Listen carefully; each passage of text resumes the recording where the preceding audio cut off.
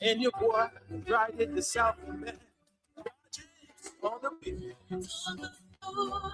To get your information. To the food to be part of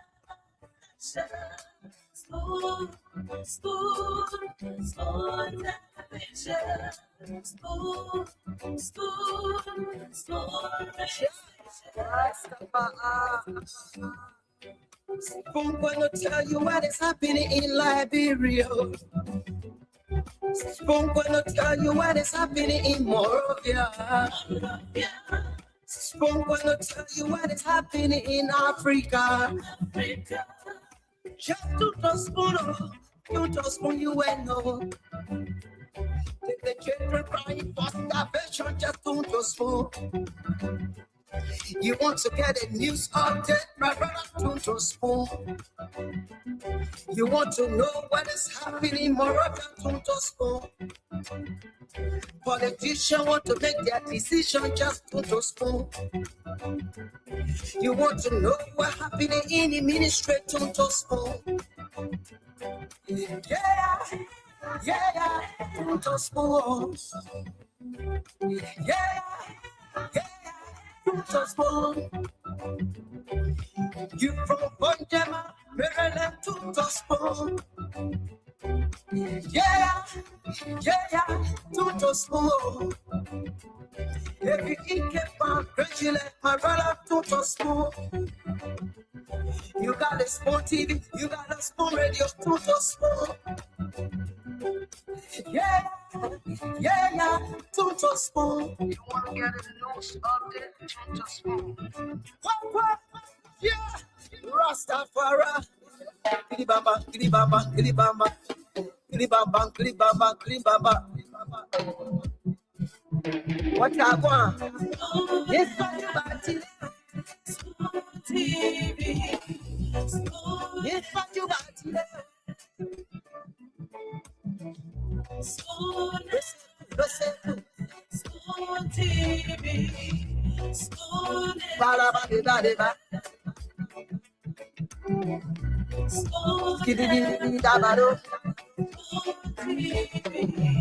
Spoon entertainment.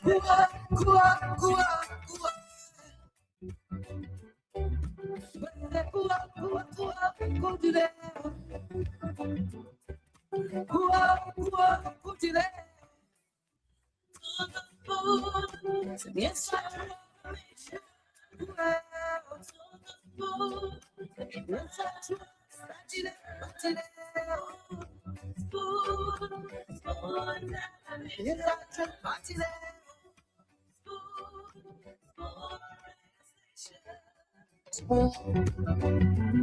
you want to know what is happening, Moroccan to the spoon. Politicians want to make their decision, just to the spoon. You want to know what happening in the ministry, to the spoon. Yeah, to the spoon. And of course, as I here, this a wonderful and beautiful Thursday evening on Spoon 107.5. We're also live on Fabric 101.1 and Super FM 95.5. Yeah. And today's the 29th. The first month in the year is AD 2026.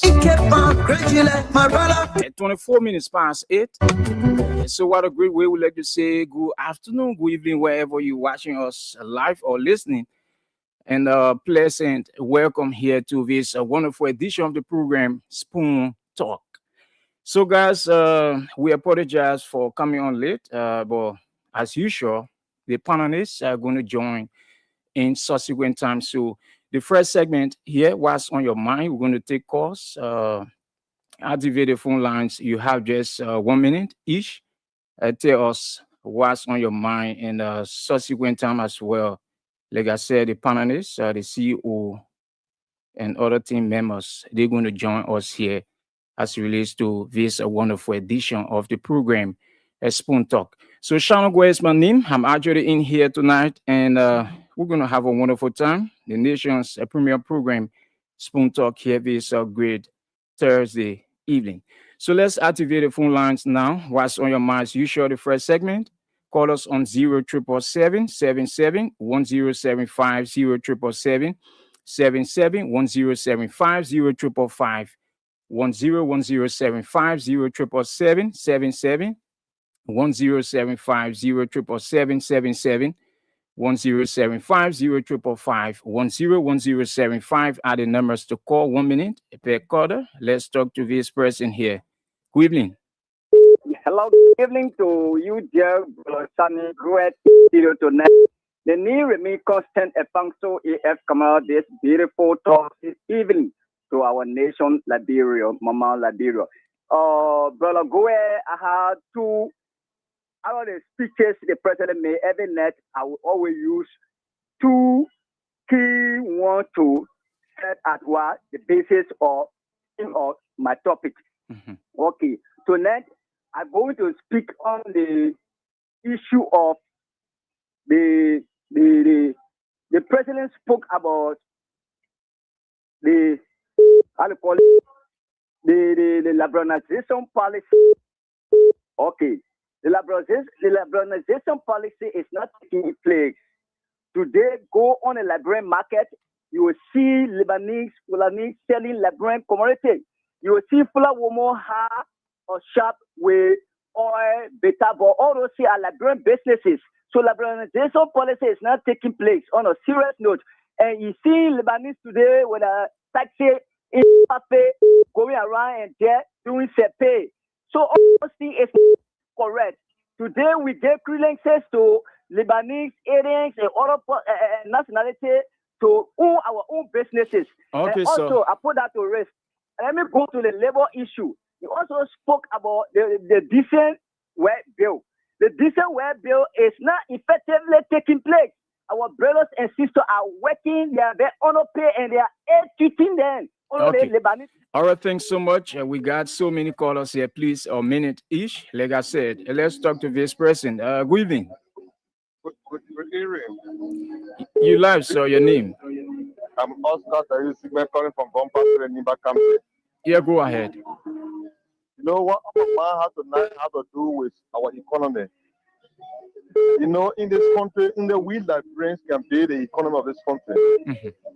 For over the years, for the past 2 years, I have seen that most of our officials of government that in power today, they are going to Indians and Pakistan, bringing these people, opening business for them. Mhm. Mostly in the city of Ganta and the surrounding of Nimba County, like Seketi, Tabata, and Kample.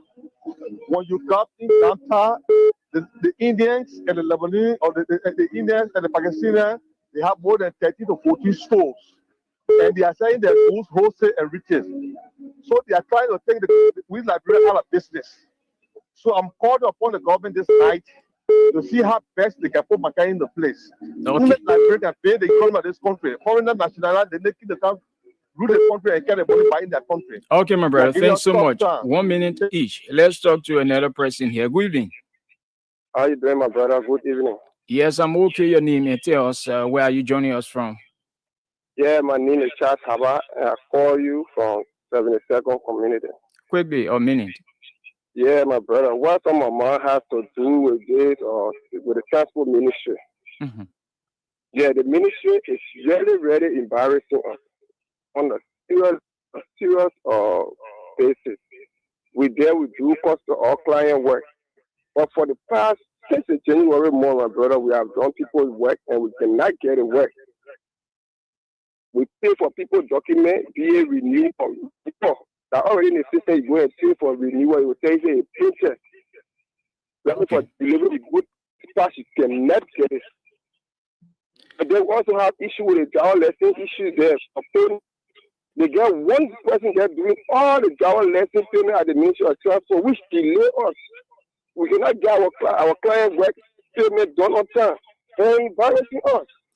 Okay, my brother. Other people. Thanks so much. Let's go there and talk to another person here. Like I said, a minute each. Good afternoon or good evening, rather. Your name? Yeah, good evening, people. Shana, my name is Emmanuel Shano Chinya, to German district. We are running Japan freeway. People, Shana, our president, the campaign down that the Liberian people take or mentor and give it to a ball. And now we are taking this major and give it to our grandfather, and our grandfather is misbehaving based on things that are causing embarrassment for us, we the Liberian people. Our president told us that a full feeding program, all the public schools are benefiting from. No school whatsoever. I get my state students who are attending the public school. There is no full feeding program that is going on there, and the president lied to us. To get the information minister the president provides jobs the drug company. So I want to ask the information minister doing job. The company now the Liberians are working there. Only in job government will get Liberians working in those companies. People are making fun of our Liberian people. We're not putting there. They can be doing something. People can get different information. More you can say those who are who push who we part of the Sunday town. People are playing fun all in the country. Thank you for the time. Okay, thanks so much as well. More calls at 0777 77 1075 0777 77 1075 0555 1075. Spoon Talk. Let's talk to this. Hello. Yeah, good evening, Shana Boy. Yes, you live, sir. Your name and where you join us from? This is Nuta from Far for the Commandant. Quickly. Peace Island. Yeah, let's hear you, Musa. Nuta. Oh, Nuta, go ahead. Yeah, while read on my mind, I had to do about the Ministry of Transport. You see, the Ministry of Transport, now Japper is down, but Mr. Shana, you realize that all the transport fare is the sea. And now Japper is less. Mm-hmm. You buy gas less, but the transportation is there. The Ministry of Transport, they say that they do anything. And my second thing on my mind is the Ministry of Commerce. When we're coming out doing any 5 second term, we just see those we start off. When the Ministry of Commerce, you see the logo from store to inspect. But now that two ministry is there. I'm telling you, me and the Ministry of Commerce. Now you go right there. Some stores, some kosher ratty thing there. You get to know Ministry of Commerce to go and do inspection. So the government have rare to call the two ministers and ask them what is going on. Okay. So very well. Thank you for the show. Okay, thanks so much. 0777 77 1075 0777 1075. Again, what's on your mind? The first segment. Spoon Talk. Today is actually Thursday, and like I said, very soon the panelists will be here to join the program. Good evening. Hello. Hello, your name, sir, and where you join us from? Yes, my name is Cyrus Emokolo, calling from P540. Okay, 1 minute. Yes, really, I'm really called to talk about the show. Oh, that's Sonny who went from the FM to help us to carry letters at the office. So yeah, so you once you drop your letter, all you need to do just do a follow-up. That's all. So yeah, let's talk to this person here. Hello. Hello. Your name, sir? Hello. Yes, I'm getting you. Your name? Yeah. Hello. Yeah. Hello. Yeah, go ahead. Your name and where you join us from? Okay, it seems to be this person mistaking the call this number. So 0777 77 1075. Hello. Yes, hello, Shannon Chikwe. Your name, sir, and where you join us from? DSNW. Let's hear you, my brother. Where you join us from? I'm Lucky Benki, CKA the Predator. Okay, I'm calling from Ghana's very grassroots community. Okay. Yeah, I can show the sedition that this government going for the next 24 years. In the sense that if GMB is 2 years, Jeremiah is 2 years. I've been predating the election in Liberia since 2005. At that time, I was 16. So how are you? How are you now? At the time, I said at the time I was 16. Yeah, I'm asking you, how are you now? Another predation. Okay, my brother. No, I finish it. So you want me to do the calculation or what? Yeah, mama, you give me my time. I finish it.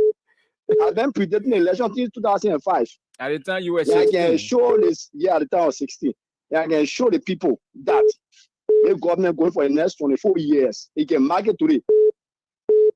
Okay. All right. Thanks so much. Let's go there. Hello. Yeah. Hello. Your name, sir? This is Duke G. here. I'm calling from Valpy Highway to be Secretary R2. Yeah, go ahead, Duke. Yeah, why is on my mind is about Samson Waterspoon. Last night he make a remark that he has said last night that they did so many things that brought the Baka to power. Some was good, some was bad. And actually what he said it is true. Because those things that Samson Waterspoon and other people did that brought the Baka to power, that is what led we Liberian people to where we are today. But you know, out of what they did, God will punish them and they will not go free. So Okay, the my problem brother. is that Thanks so much. Hello? Yeah, good evening. You live your name. Yeah, my name is Alvin Che. I'm calling from station number 4, Chia, go ahead. Yeah, my own say I'm more are you on Georgia show yesterday. More are you one of Georgia show. He carried the paper for the 7,000 job on the private side. People, private Liberian people. It's not he carried the paper on the market. He carried the paper on the CDC. So to all one that listening, if you want to know how much Liberians to where you from, do your shit, yeah, you can put more Ali. Thank you very much. I rest my case. Okay. All right. Thanks so much as well. Let's talk to this. Yeah. Keep your calls coming in 077771075. Good evening. Yeah, how are you, Nelson? Not Nelson. This is Shannon Guay. Yeah. Go ahead. Your name. Yeah, I'm calling from Brooklyn. Yeah. Go ahead. A minute. Man, you know, it's only talking John talking about here, you know, people don't know what they're talking. Because if you look at the LAC, the amount of manpower LAC get right now, who talk agriculture, who talk about education, all the teachers in the various counties, they don't even know what they're talking about. But even reducing the 70,000. A more than 70.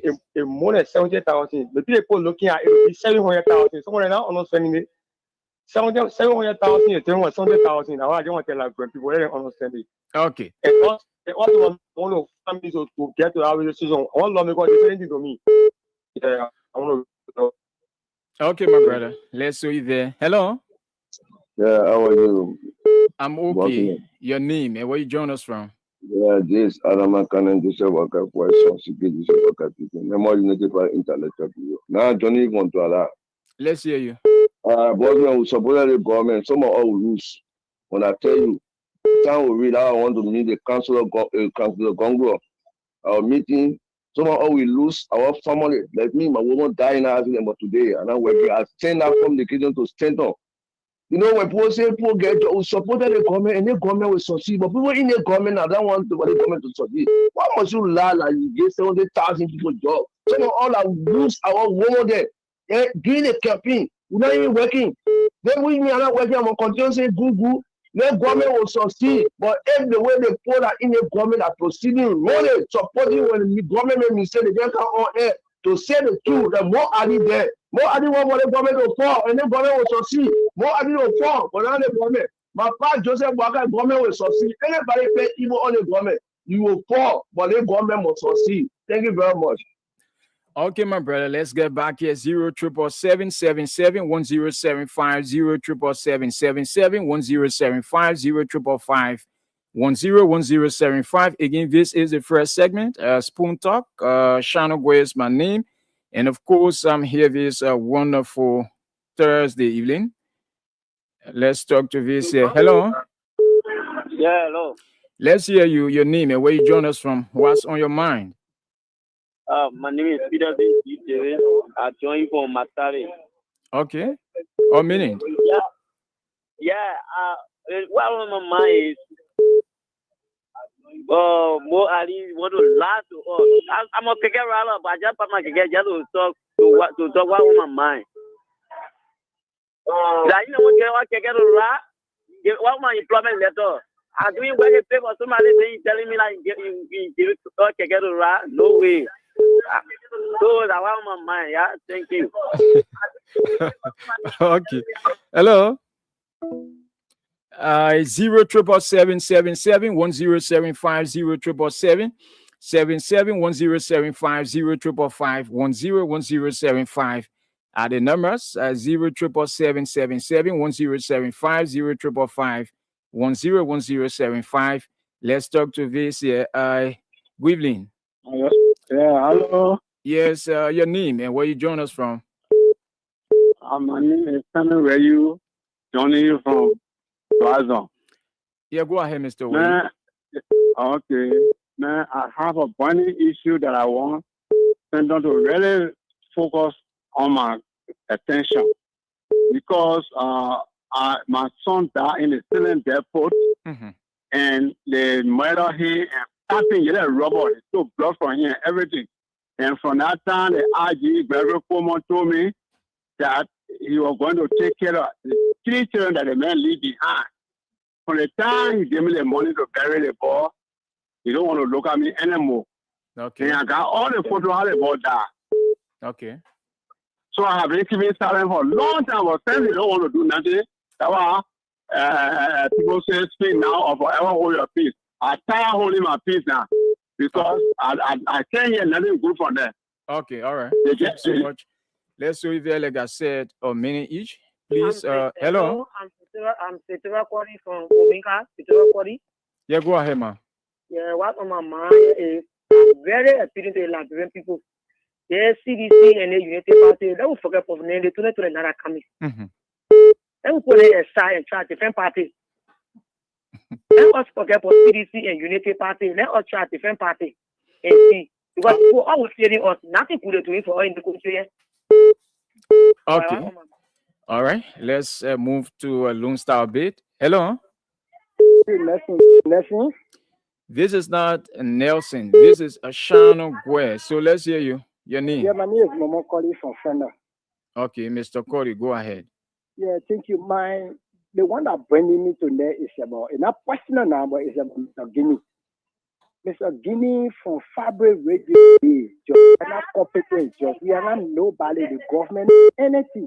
He criticize the government, he go on the road. Oh, the road, you see your peer is that he to challenge them. Yes, he now the information is here. The report he gave to the president is not the real report. So we want to tell Mr. Guinea, he must be can make say, yeah. You can know all your one. We're all from where Fabric Day, when Fabric was Fabric. That means Mr. Griffin used to be telling you, no, that not everybody got to claim the lala before you reach up. Somebody can reach up by God grace. He said, no, the man is competent. Just we can even beat this. He criticizing the on the government. He criticizing the government from politician day. He come to governor. He politician. So day to day, yeah, he there. The whole information minister of this government. He is criticizing a whole document, whole information he gave. So okay. Mr. Guinea, he might be can let me say, yeah. Okay, all right. Let's talk to this person as well. Hello. Hello, Chi. How you coming? I'm okay. Your name, sir, and where you join us from? This is Abenigo Nita from Congo Town, District 10. Yeah, go ahead. What on my mind is that let me appeal to the panelists that if they are analyzing issues, even if each of them attached to a political institution or is a supporter or disciple or worshiper or fanatic to an individual, they should take away emotion and they should discuss the issues in a way that it will not be harmful. For example, when I listen to BBC, they got a program BBC called Roundtable Issue, where they do comparison between America and China, and each of the panelists when discussing the issues, America and China, they will not see that the person is on my side or the person is not on my side. They discuss the issues in a holistic manner and fair tone. So I will adapt such issue to be associated with Spoon Network. They should do that so that automatically the library will understand the issue. Okay. But if they cannot do it, then automatically it will be sad. So I hope and pray that they will take my advice. Thank you. Okay, thanks so much as well. Let's talk to this person again. 077771075. Hello, your name. Hello. Hello, I'm getting your name and where you join us from. Yeah, my name is Provide Jesse, and I join you from the township of New Jersey from Arrest and OV community. Okay, so what's on your mind or minute?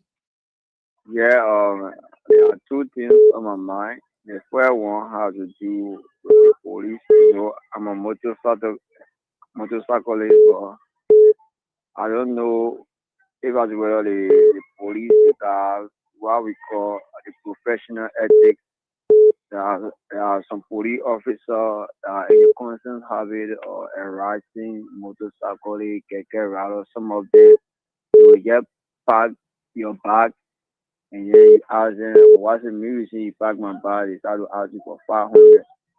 And then when you try to talk with them, they will get 10 back. And some of them will park your keke, join inside, take your keke key, take your document, everything.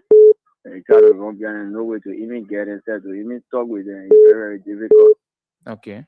And small police officers, small can be drunk. Majority of them can be drunk with liquor. You know, that kind. Okay, my brother. Let's see you there.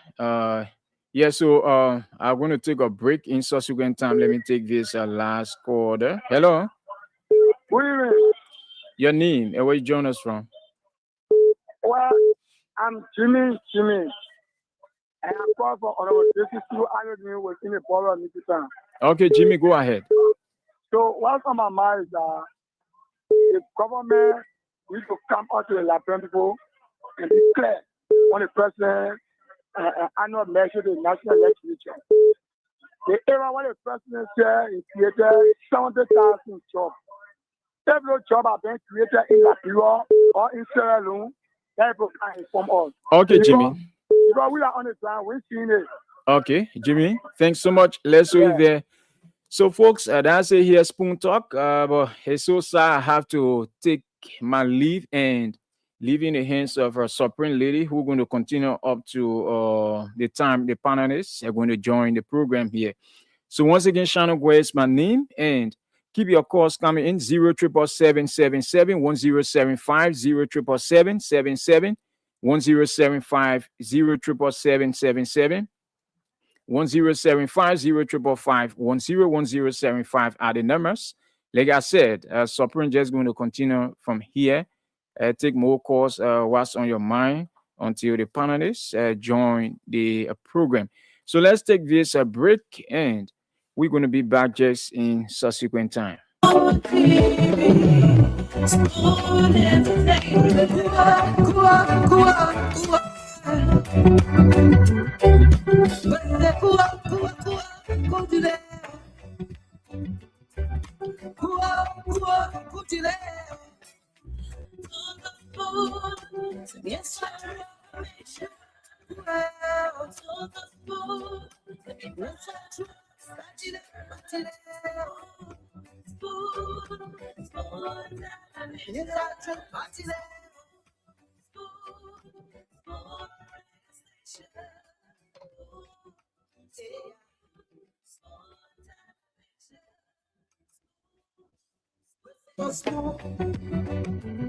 You got a small TV, you got a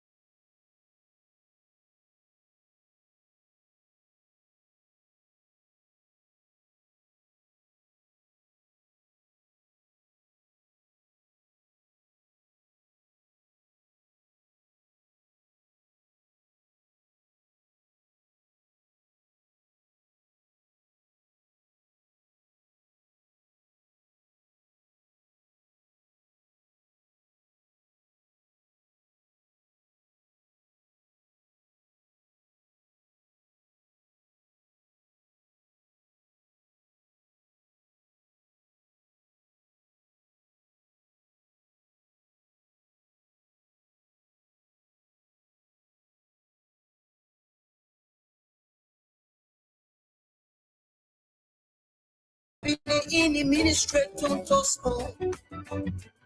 Yeah. Exactly. Anything you want to know as to what is happening in Liberia. Well, let me say something thanks to Sean as well, who has been holding it down. We welcome you to Spoon Talk, wherever you are, whatever you are doing. This is your program.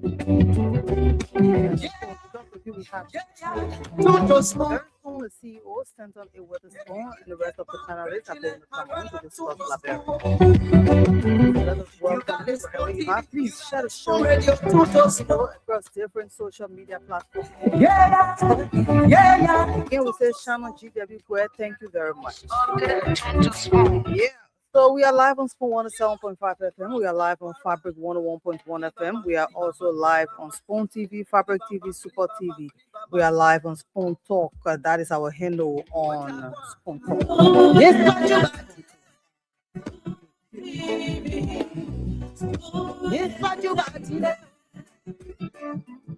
I know you still want to talk about some of those things that are on your mind. People are discussing the president's Sona. The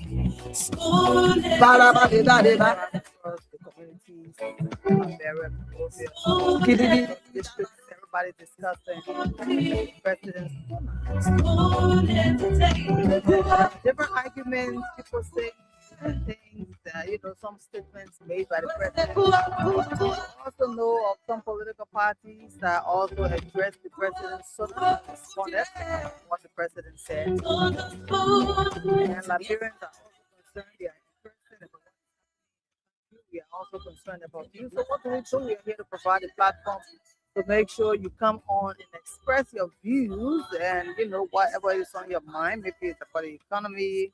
Maybe it is about agriculture. Maybe it is about social issue. Maybe it is about sports. Who knows? It could be about social issues. Recently, we had Asher Speed in Liberia. He made headlines. He was visiting Africa.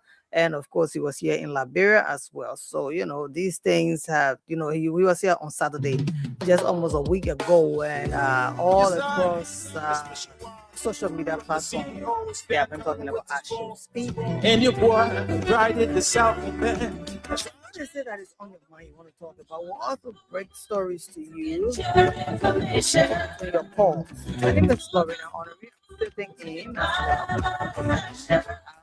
Yes, we're part of the production. It's January 29th. 2 more days and January is over. All my drivers take their time. Some people enjoying LEC, other people still waiting for LEC. Yeah.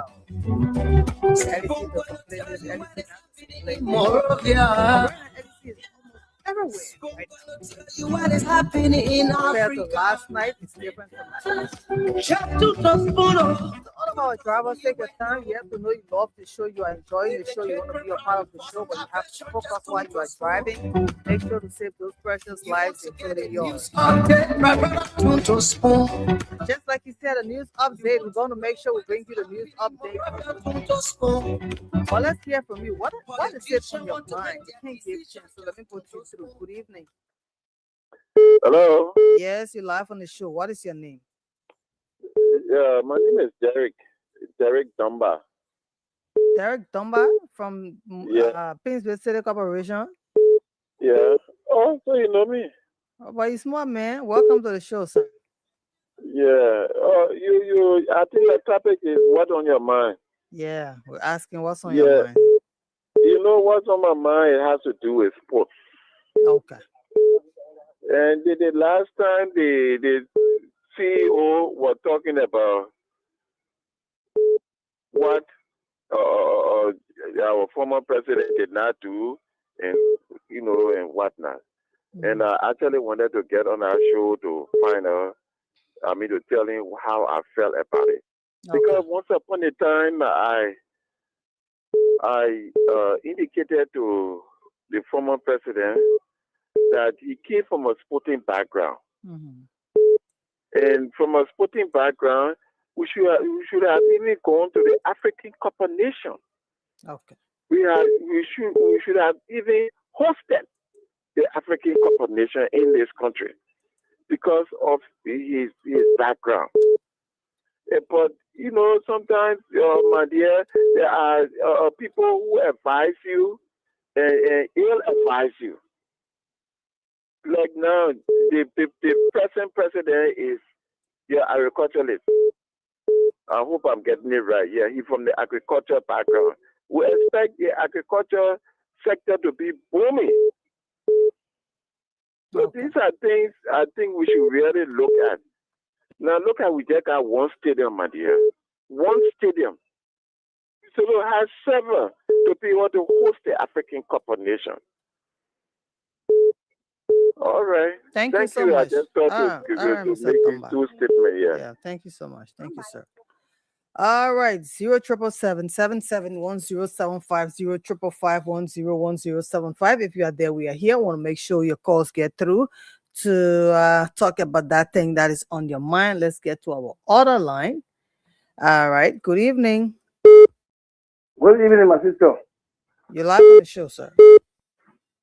Daniel Wadipi from 540, Congo Town. All right, sir. Welcome, Mo.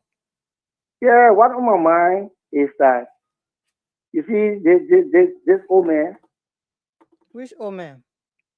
This president. This president is an old age old man. Say the president. Don't be saying this old man. Yeah, the president. He is an old man. But you see, this president, why he trying to tell the Lebanon guy, he has not come to rescue the Lebanon people. Yes, he has come to just statement or whatsoever, everything to the Lebanon people in life. You see, sometimes when he's trying to say some things then, and other people are backing them, sometimes it can get to us. Okay. Yes, about employing people, like he are giving jobs to people. How person has been giving jobs to in Bon County? Okay. So you are speaking on behalf of your people from Bon County? Yes, you are from that side. Okay. Even in most of our yes, sir. What told how many normal he got here from here, like he gave job to? In the 70,000. We should be serious, though. We should not mind these young guys to just be servicing our repetition. You see what is what done to you? They are done completely. Thank you, sir. If you are damaged completely. All right, so 077771075 055101075. If you are there, we are here. Call us and tell us what is on your mind. What is that thing you want to talk about as we bring you some unfolding events in Liberia. Yeah, that's what we are discussing here. We are discussing Liberia. 077771075 055101075. Again, 077771075 055101075. Let's hear you. If you are there, we're going to put you through. All right, let's talk to you. Good evening. Yeah, really? What is your name? Where are you calling us from? I'm Balakis Electron calling from Sando County, Dewey Road, District 2. Wow, all the way from Sando. How is Sando? Sando is fine, and my district is fine. What's your district again? District 2. What is that Bokonjire? District 2, yeah, is Dewey Road District. Okay. So what's on your mind, sir? Yeah, what on my mind? I say thanks to my representative, Sansan Kujuwia, for cleaning my community road, all the community road in district, doing the cleaning. Now, as I'm talking, is on from the main road to my community all the way to the Seco. So I say thanks to him. Okay. Thank you very much.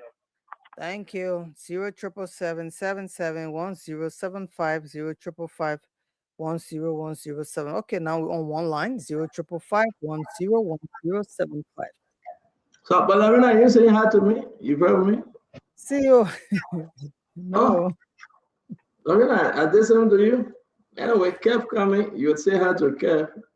Say you very me like Kev, you can say hi to. No problem. I'm fine. I've been on the show set 15 minutes. You just passing by me. Oh, hello, man. But go ahead, I'll take your call while I stay in the back. Go ahead. Yeah, you know your people won't talk to you once they hear you now. Oh, go ahead, take your call. I will meet myself, yeah? All right, sir. Okay, 077771075 05551101075. Call us. Let's hear what is on your mind. You are live. Yeah, you're live. Good evening. Oh. Thank you. Good evening to the many listeners. This is Bobby Abumeska. I do join the conversations from District State or TV. Firstly, let me applaud the government, Ambassador Joseph Nemo Boyka, for such a great initiative that he is doing. More especially, we must be proud of our country that today the President of the Republic of Liberia is good ground for ministerial for the justice ministerial company.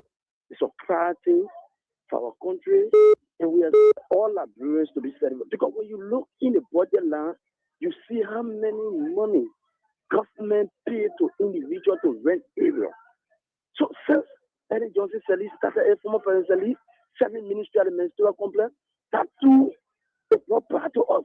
And today we will appreciate the government. We appreciate Ambassador Boyka. As by the age he needs to be see transformation in the country, that means Liberia somewhere today. We will, before 2027 reach, we'll get football element all in this country. Okay. But we have a lot of former president. We still in this aspect. So, powerful to the president and powerful to the leadership. Thank you. You are welcome. 077771075 0551075. If you are there, we are here. Call us and let's talk about it. What is that thing that is on your mind that you want to talk about? All right. Call us and let's talk to you. See you ready to be on. So you see, Kev, now you're quiet. You act like you ready to wake up. I was there, all this stuff. That's okay. That's all right. But Kev, how you doing? Yvonne, how are you? Yvonne, how you doing? I'm doing great. There's still the call is so I don't know, so terrible. I remember you take yourself from the microphone, we can't hear you. No, the call is terrible. Your setting is twisted, Kev. You gotta reset that thing. So you can hear me? You are now. If you get closer to that, you're very clear. Okay. Yeah, you're very clear. But again, Lorena has Liberia. I heard that President Braga going to Ghana. Liberia Oro, the president is the most popular figure right now. So anything. The president popular than the former president? No, but the former president is the most popular human being. No. I'm a question. President popular than Cummings? No, I mean, I like to, listen. The president popular than the guy that was naked in the club drinking. How you call him, Samuel Nangwe? President popular than him. But again, I'm not here to listen. Where I am today, I just relaxed because it's pretty cold overnight. It's very cold. My ear was hurting overnight. It's very, very cold. No, I was trying to do something downstairs, and but I have to have a show. President Baga is out of the country. Jeremiah Kuhn, somewhere else. Who else again? They did a groundbreaking ceremony this morning. Where the 20 million coming from? We say actually a little over 20 million. Edwin Snow said I'm gonna call the labor minister to tell us how we got the 70,000 job. Jeremiah Kuhn said no. Prince Moise said no, so they trash it. Nathaniel Fallow McGill is beating on, the people where they getting the 20 million from. All this thing about 10 million for your project, 20 million, all this small thing, I don't know, But the other people talking, and what we else we got on the plate today, though. So there are so many projects.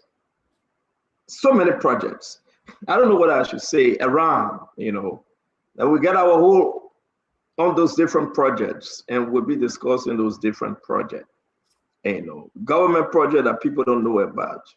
It's about time to talk about it, right? And but let us welcome Liberia Redemption. It's good to have you, Liberia Redemption. We're going to bring in Say Guanu. Say Guanu is from Nimba County. Alex Smith is here. Faith Kotu Walker. Gus Williams. I don't know if that's the same Gus Williams from Williamboro, but Gus, it's good to see you. On Eric Bewett. Francis Wompema. Womapa.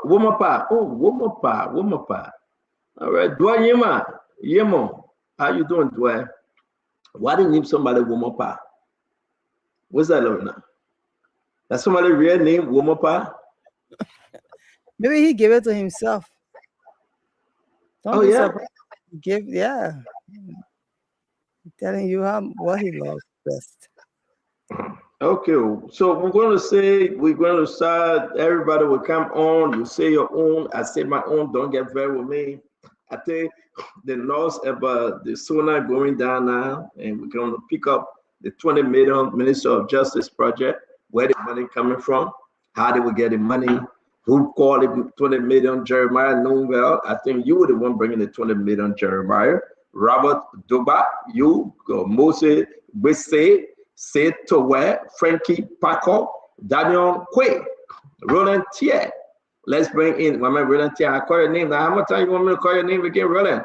Janetta Swai is here. Tommy Doe is here. We'll bring in everybody that joining us today. Just go on Facebook, go on YouTube, and share the show on Spoon FM, Super FM, Fabric FM, Voice of Liberia all over. Peter Tuba, go share the show. Tell somebody that we on.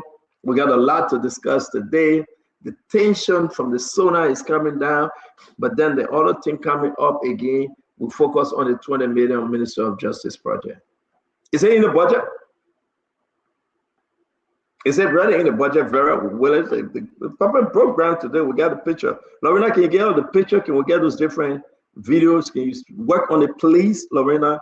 Lady Supreme Honorary. You say your father 15 minutes away from me. I said, tell the public to come see me. You won't do it. I'm complaining about it. Oh, ain't in that phone. There you go, sir. Kefiko had Jawea. I got some information on Jawea today. I like to tell the nation. Hey, you know, but how Jawea doing, Kev? How's your political leader, Dr. George Manawea doing? The president is doing very, very well. Very, very well. The flip side to it that we're not recognizing the country anymore, the direction the country is going. But the president is doing very, very well. The president is doing well. I don't know whether it's true though. I heard something, and maybe I want to discuss it tonight. Hey man, concerning the former president George Weah. I'm serious. I don't know whether I should go there tonight. Which side I should go on tonight? You tell me which side you want me to be on tonight. I got a lot of stuff from all sides. Solo Donso, which side you want me to be on tonight, Solo? And Emmanuel Bolan, Masha Gonkwe, Jared Thomas. Which side you want me to be on? Because something just came up concerning former president. Yeah, and I heard what I heard. I don't know what I should go through it. My sister Pierre Campbell, Kev, you off camera though. You know that, right?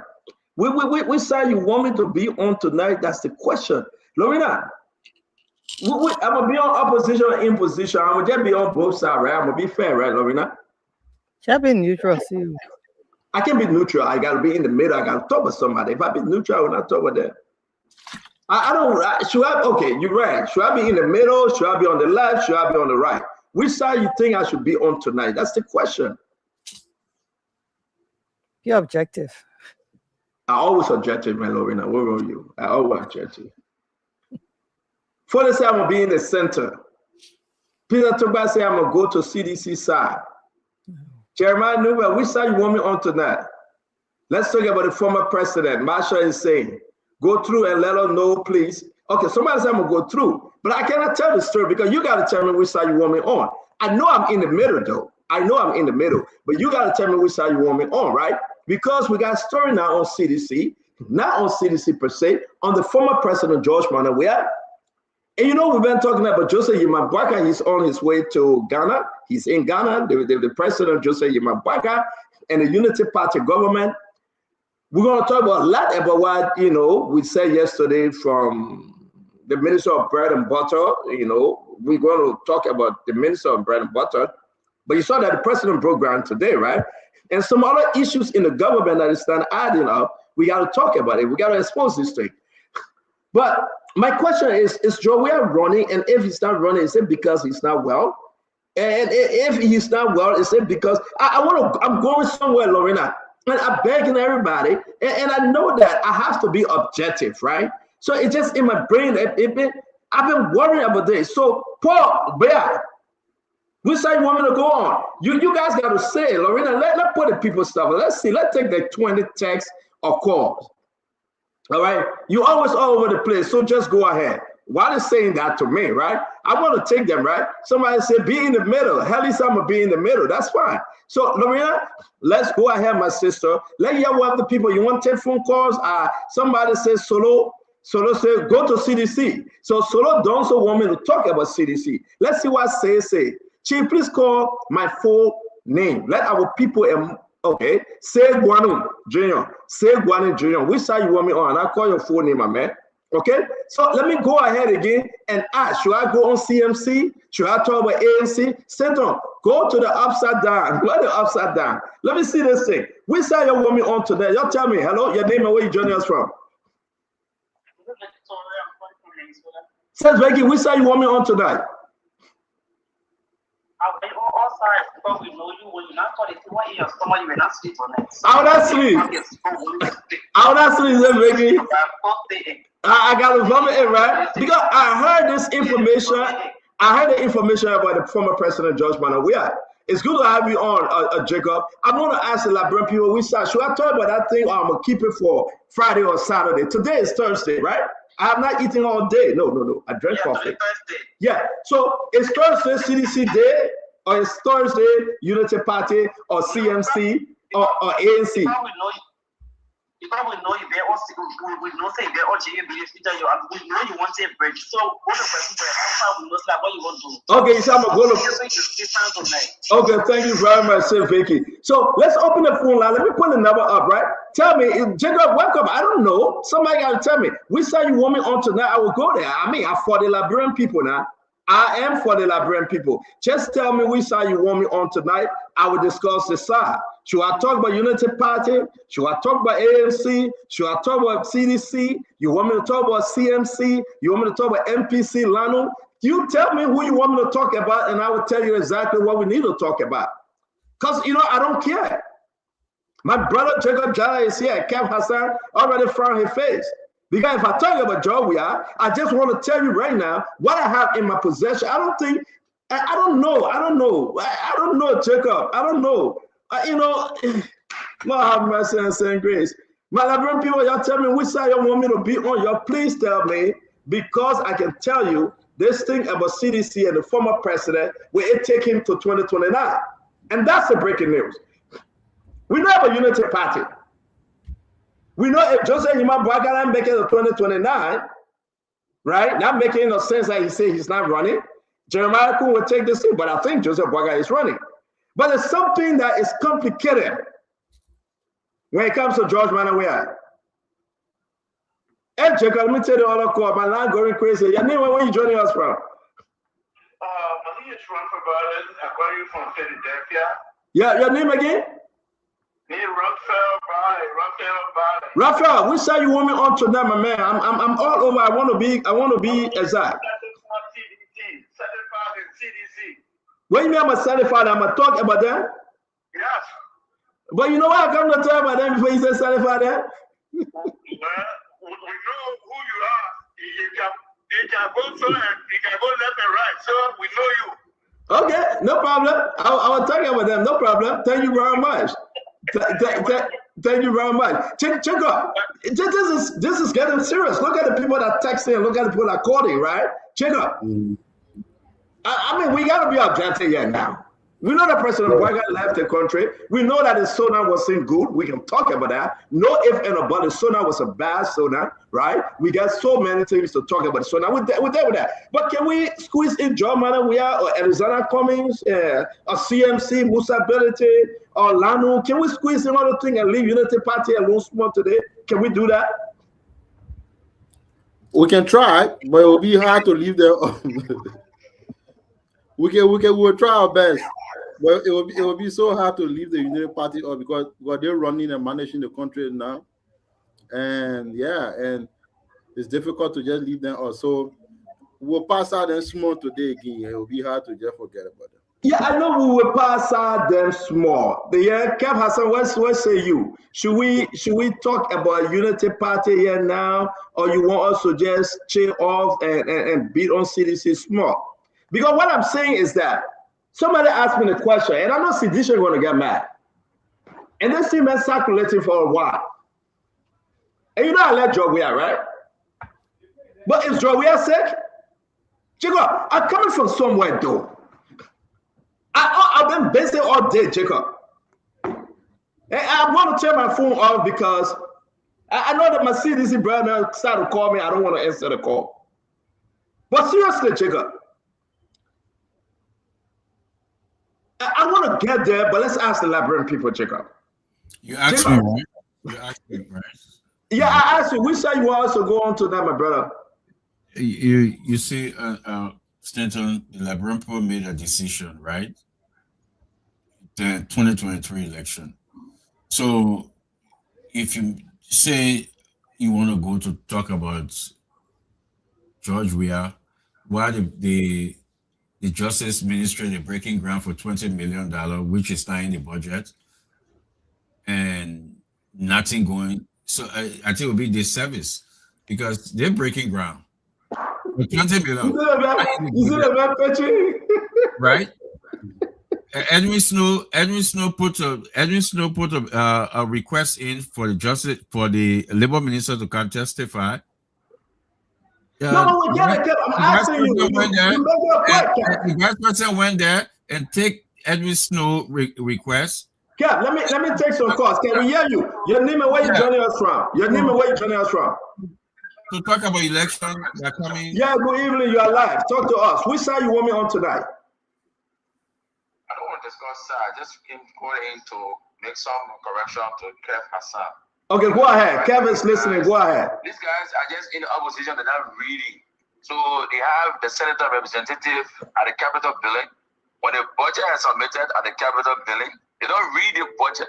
Kev should go on the PSRP budget line and you'll see the funds that are available for the construction of the new Ministry of Justice and all of the ministry agencies that should be implemented on the PSRP project. So Kev, they have to understand this. These guys have to read.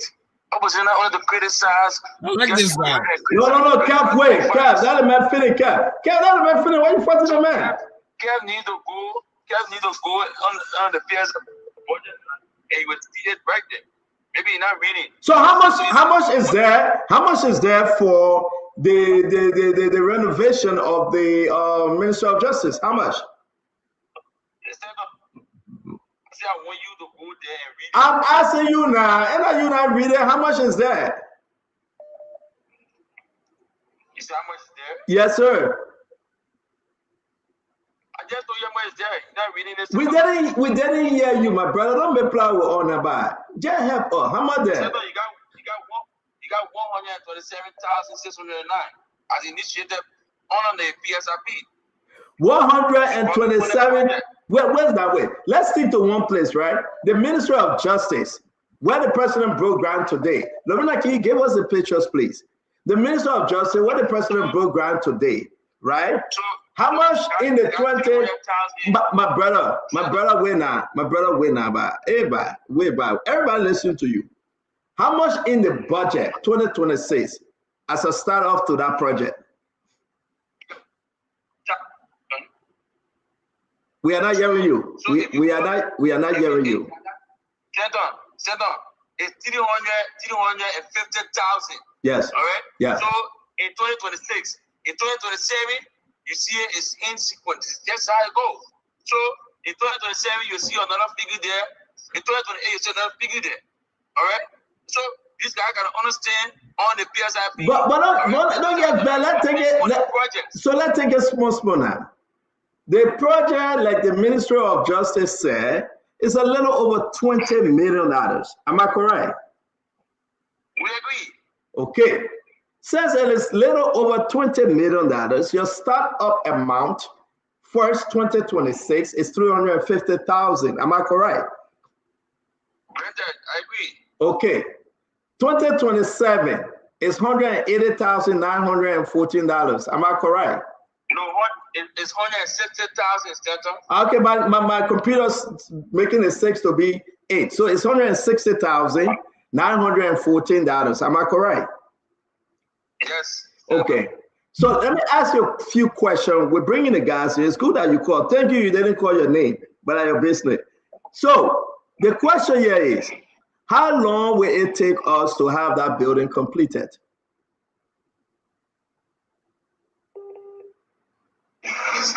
Hello? We are here, my friend. We are here. Yes.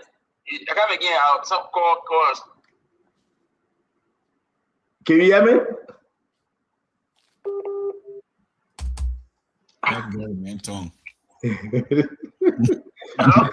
Baba, you hear me? I don't waste our time. Turn that money on the show. I'm hearing you. I'm hearing you. And I call come in, you know, the WhatsApp line that local call come in and interrupt the call. I'm hearing you. Okay, Fiberglass. George Marshall. Oh, sorry, I call your name, my friend. I'm sorry. George Marshall. I'm sorry, I call your name. George Marshall from the Executive Marshal, Assistant Minister for Logistics, something I think I your position. No. I'm Assistant Minister of State for Presidential Services. Assistant Minister of State for Presidential Services. Thank you very much, Your Honor. May it please, Your Honor. Yes. So let's go back. Yeah, thank you very much, Your Honor. Fiberglass from Minnesota. Thank you. So I'm not calling your home address. I beg you, I won't do that. Information, I'm not from Minnesota. I was born in Labrador, live in Labrador, all my life in Labrador. Man, leave that one now, man. Leave that one. Let's go ahead, man. Answer how many years? How many years it will take you? Answer that. So is the government going to borrow money, single source this contract up for it to be built? Or if we follow the trend, let me finish. If we follow the trend, we're saying that 350, 160, 2028, 2029 means that the government will not complete the project. Am I correct? That this term is over? No, that's why you're assuming. I'm asking you, brother.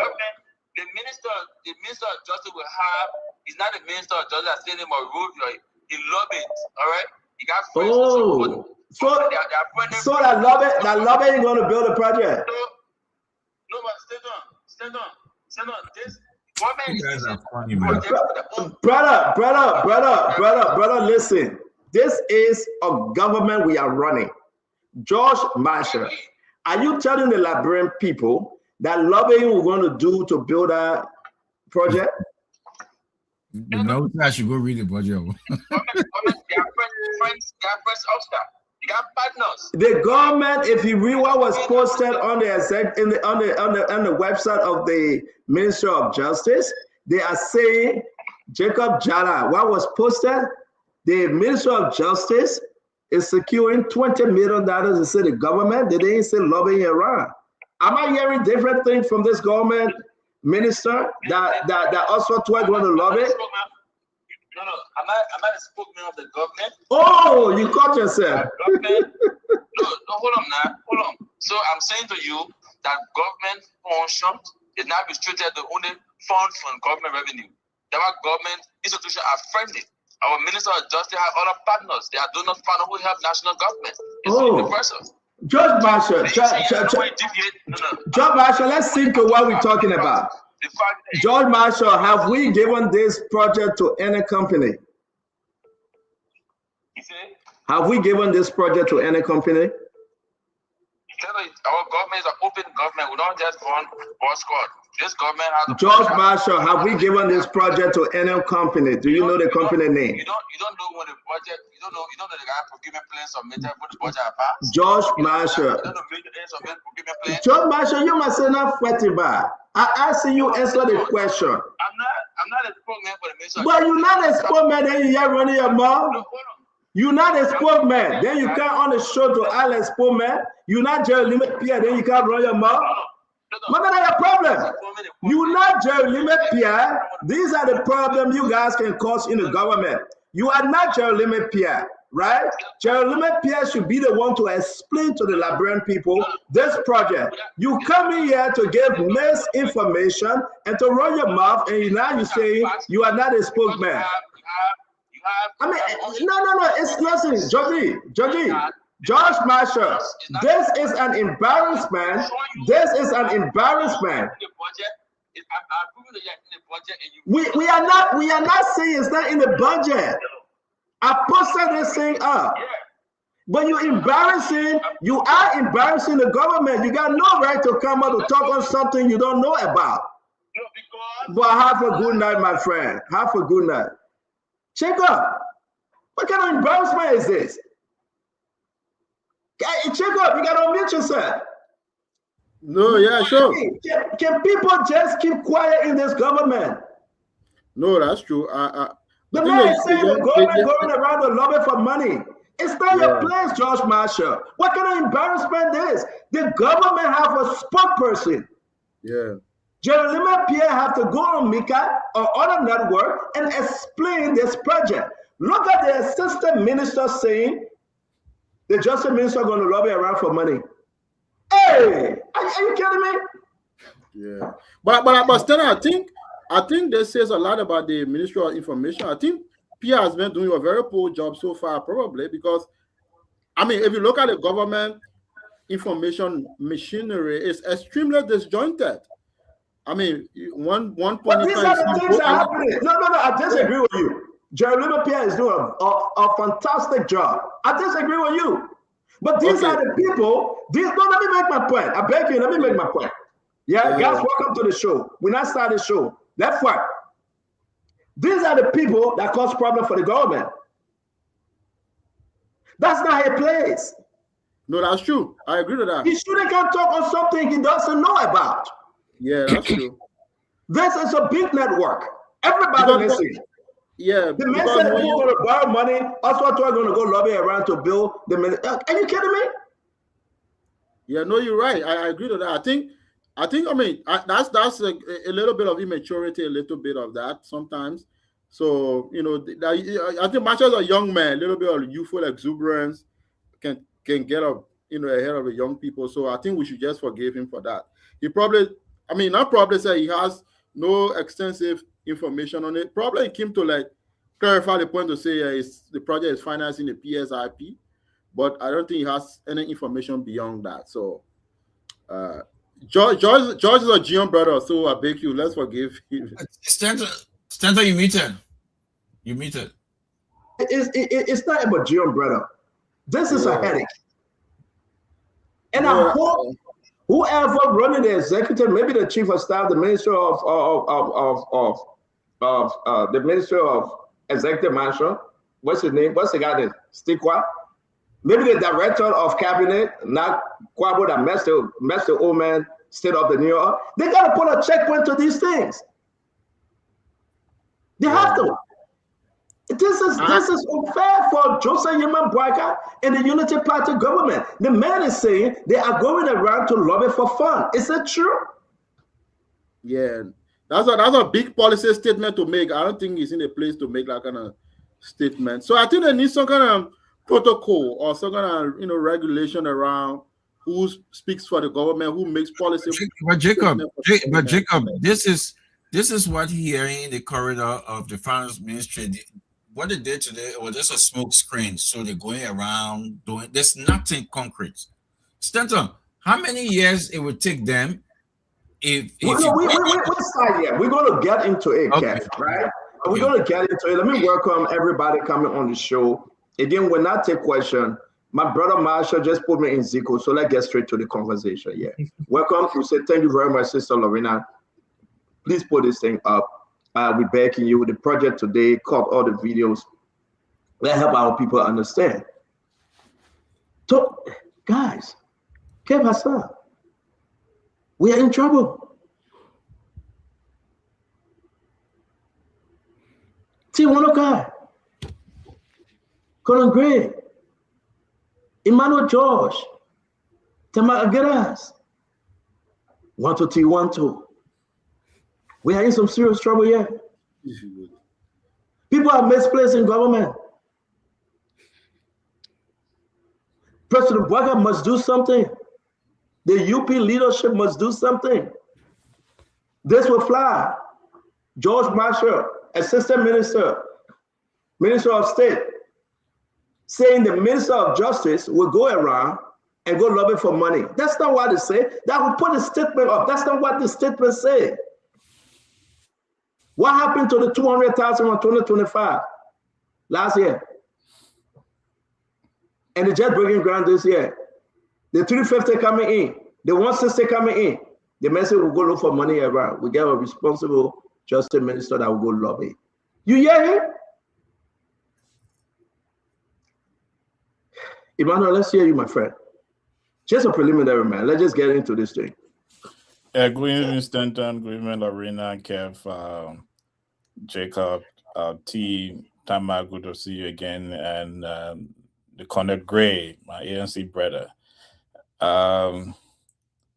It's good to be on the show this evening. Thank our viewers for listening to us and joining us for this conversation we're going to have.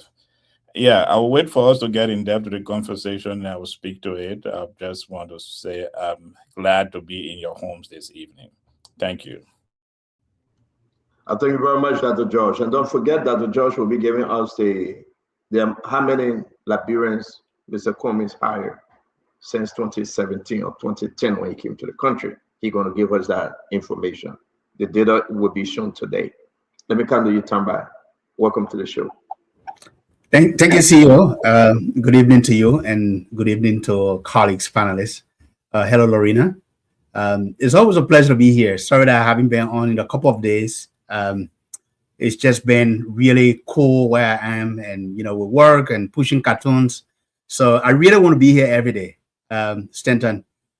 But again, we can only do so much based on our availability as we look forward to building Liberia, to moving Liberia forward. Despite the challenges that we are facing, despite the criticism that the government is, experiencing this week and in coming weeks, but the government owes it to the people to step up to these challenges when it comes to the bread and butter issues. And Stanton, by the way, I did recommend you for that bread and butter ministry today on your post. So I hope that when GMB consider creating such a ministry, he can consider you. But it's always about Liberia and should always be about Liberia. Emmanuel, it's a pleasure, man, to see you, brother. It's always a pleasure. And I have that clip on Cummings. I'm going to cut it and put it on my page so people can see my position on Cummings. But it's good to see Cummings making some inroads. Thank you. Speaking up. It's good to see Cummings taking the criticism and using it to his advantage. Thank you, CEO. It's a pleasure to be here. Thank you. UP, let's hear you. UPT Wanaka, let's hear you. Yes, Stan, thank you. It's good to be on with everybody. Dr. Josh, Jacob Jala, 1, 2, and everybody. It's good to be on with you guys. What the gentleman Marsha did, we'll talk about it later on in the show.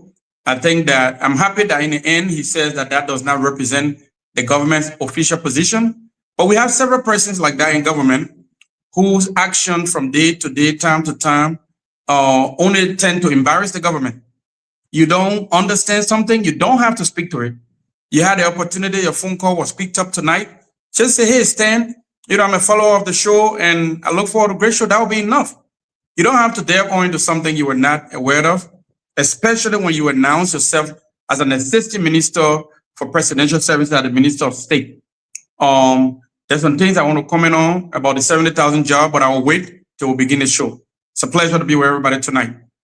Oh, it's a pleasure meeting you, my friend. And again, a lot of stuff happening. I am so, listen, guys, just forgive me. I will say this to you because this is the worst embarrassment, but we'll say that. Let me bring in our brother and friend, Colonel Everett Gray. Colonel Gray, we need to speak truth to power, my brother. Something is happening here. Welcome to the show. Yes, thank you.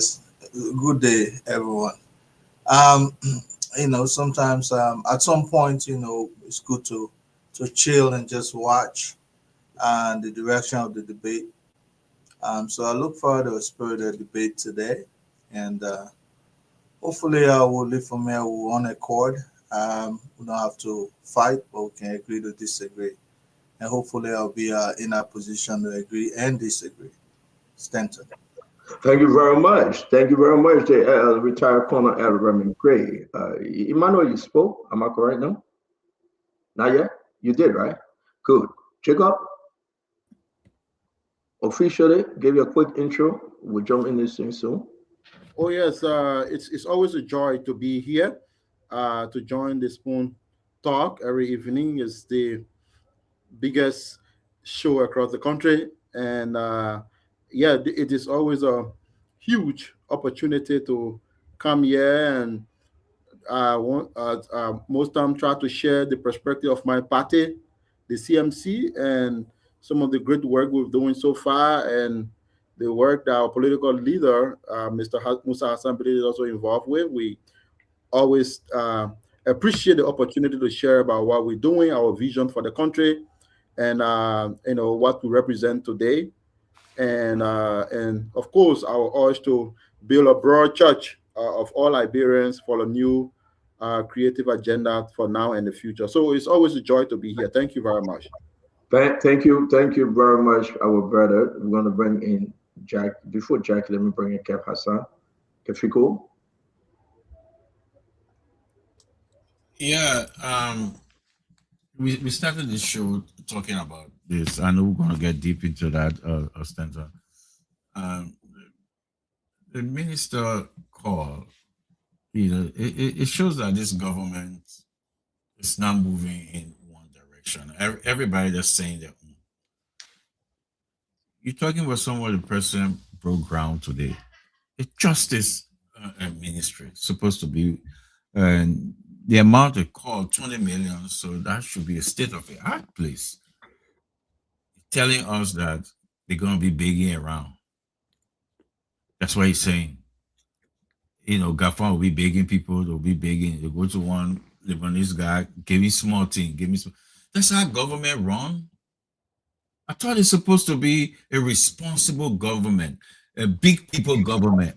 Thank you, Kev. We'll get into it. Let's allow the others to introduce themselves, and it's good to see you, Kev. We'll get into it. Jackie, welcome to the show, man.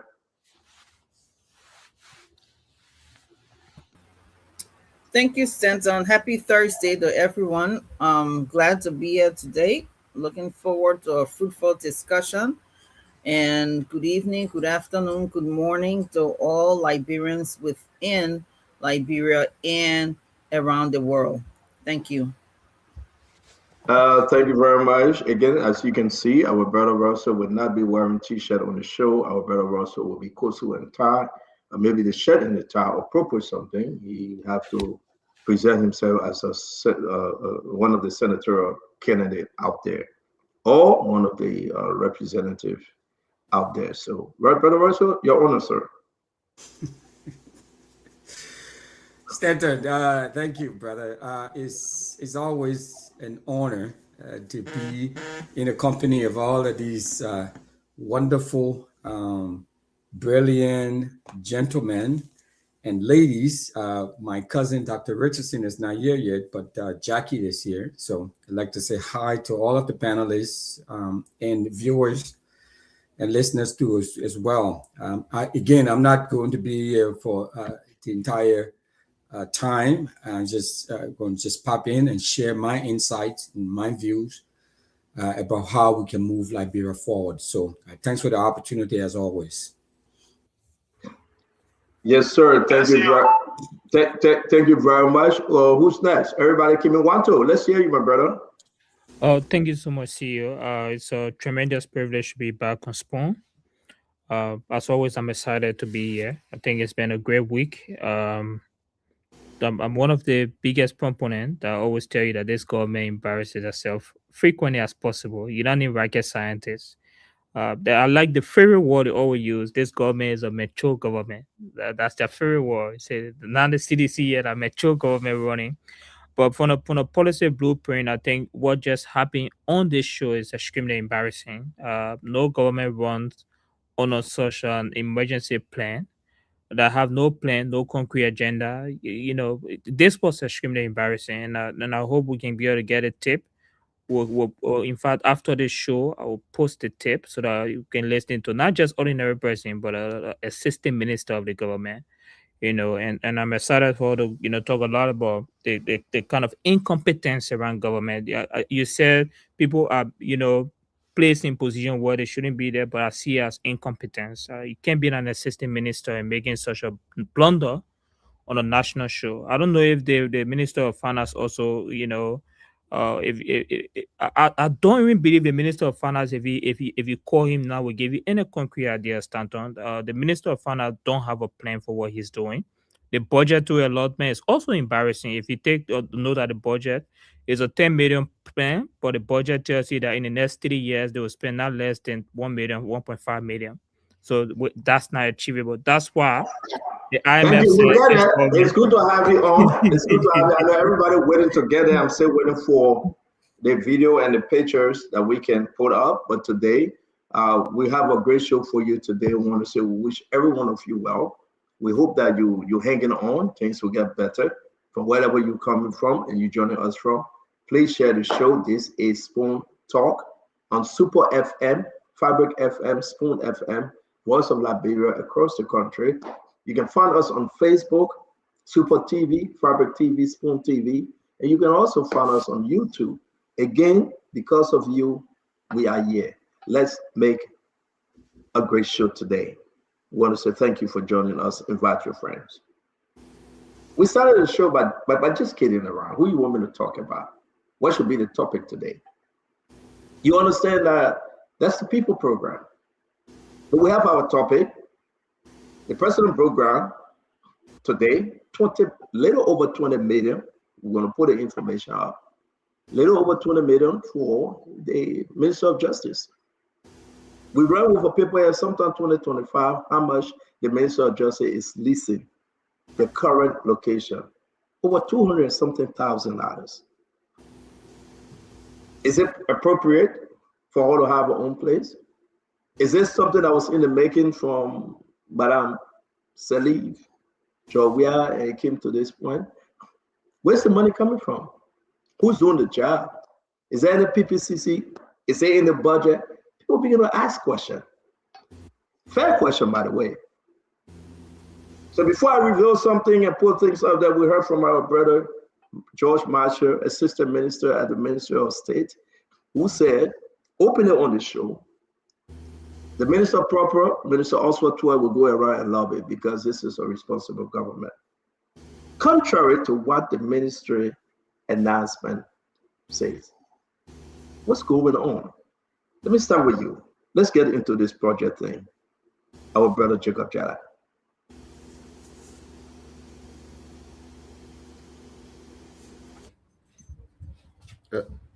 Brother Jacob. Yeah. No, so yeah, I was hearing that you're going to play a video. That's what I'm trying to wait for. But no, go ahead. Go ahead, sir. Okay. So still talking about the Ministry of Justice headquarters, right? And then $20 million, and then looking at the PSRP, George Marshall just brought up the mismatch in terms of the funding. So, but for about me, basically, the main issue is I follow today, you know.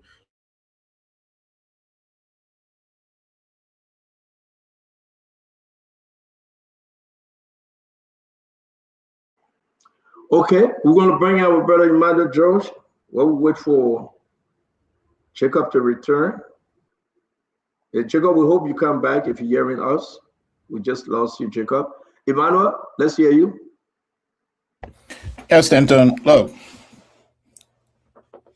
this week we have been fortunate to be seen at the front row of a government that continues to have disaster after disaster after disaster. On Monday, they gave us a scam State of the Republic address. On Wednesday, they tried to walk it back to show that the figures. On Tuesday, they were on OK FM trying to find a number that we don't know where the number exists. They were all confused. Two numbers from two officials of the government. They still couldn't reach 70,000. And today, we witnessed another level of a project. Again, let me first of all say it's important in our own ministries. Thanks to President Samuel Kayando, who realized that in the 1980s and began the process of removing our government institution from the private homes of individuals who serve who serve our country, build their homes and rented their homes to our government. So thank to President Samuel Kayando for that vision that started from the 1980s, carried on by Madam Ellen Johnson Sirleaf, President George Weah, and now President Boyka is following the same trend. So it's great thing for us to remove our government institution from the homes of private owners into its own place. But we have processes that we have to follow for these things to work. We have budget. Is this $20 million in the 2026 budget? Is this, have they gone through the procurement process? Have they awarded this contract? Who is the contractor? As the president was breaking the ground, who designed this building, this project? How did this person get a contract to design this $20 million project? That's a question that is in our mind. We look forward to this conversation. Look, we have to be serious with the project called Liberia. We have to be serious with a political entity called Liberia. Those things when we were young, students used to come from Ghana, from Nigeria, from South Africa, from Ethiopia, come to Liberia to learn. We went back home to become leaders. I can remember Chief M.O.S. Benson, who studied at the University of Liberia, became the first information minister of Nigeria. Married our daughter, who became the most fashionable woman in Lagos, Nigeria. But we are at the stage that all these countries have passed us because we continue to have people in government who have refused to do the right thing. A minister coming on the show or speaking out saying that, okay, the $20 million will be going around to beg for it. How did we think about it first before he come on the show? He doesn't know coming from. So I hope Jackie will go back and talk to her people. This week have been very terrible for the Unity Party government. Very, very terrible. I hope they will have a good weekend, relax, and will lead our country, because where they're going right now, they are confusing us as to whether they know about leadership. And this is a government that is being led by a president that have 42 years experience in government. 42 years, because when we're talking about this thing, Jackie Degan can say, what your experience in government? That 42 years in government, the whole week we have been having disaster over disaster, train right. Jackie came on Monday laughing, happy to be on this program. But see her on Thursday night, it's like she have added two or three or five to her age and wondering what will happen next, because we have not reached Friday yet. Thank you. Again, that's welcome. Thank you very much for your comment on this issue. This is very, very concerning. We just got all of the conversation. I don't know whether I can say that one reversal. About the $10 million project in 4 years, the government brought it down to 6.1. And yet we are talking mysteriously now, 20 million project to build the Ministry of Justice, who's also LDA, a good idea. Where the money coming from? If you add the 350 and you add everything they're going to allocate in the budget, we are talking about over 50-something years before we can get that 20 million. Are they going to borrow money like they did the yellow machine? And what's the problem? Why would the government, when I was speaking to folks today, why the government just can't be straight up with the Liberian people? Brother Russell, they took the old man. They know very well that they will go ahead. People will question.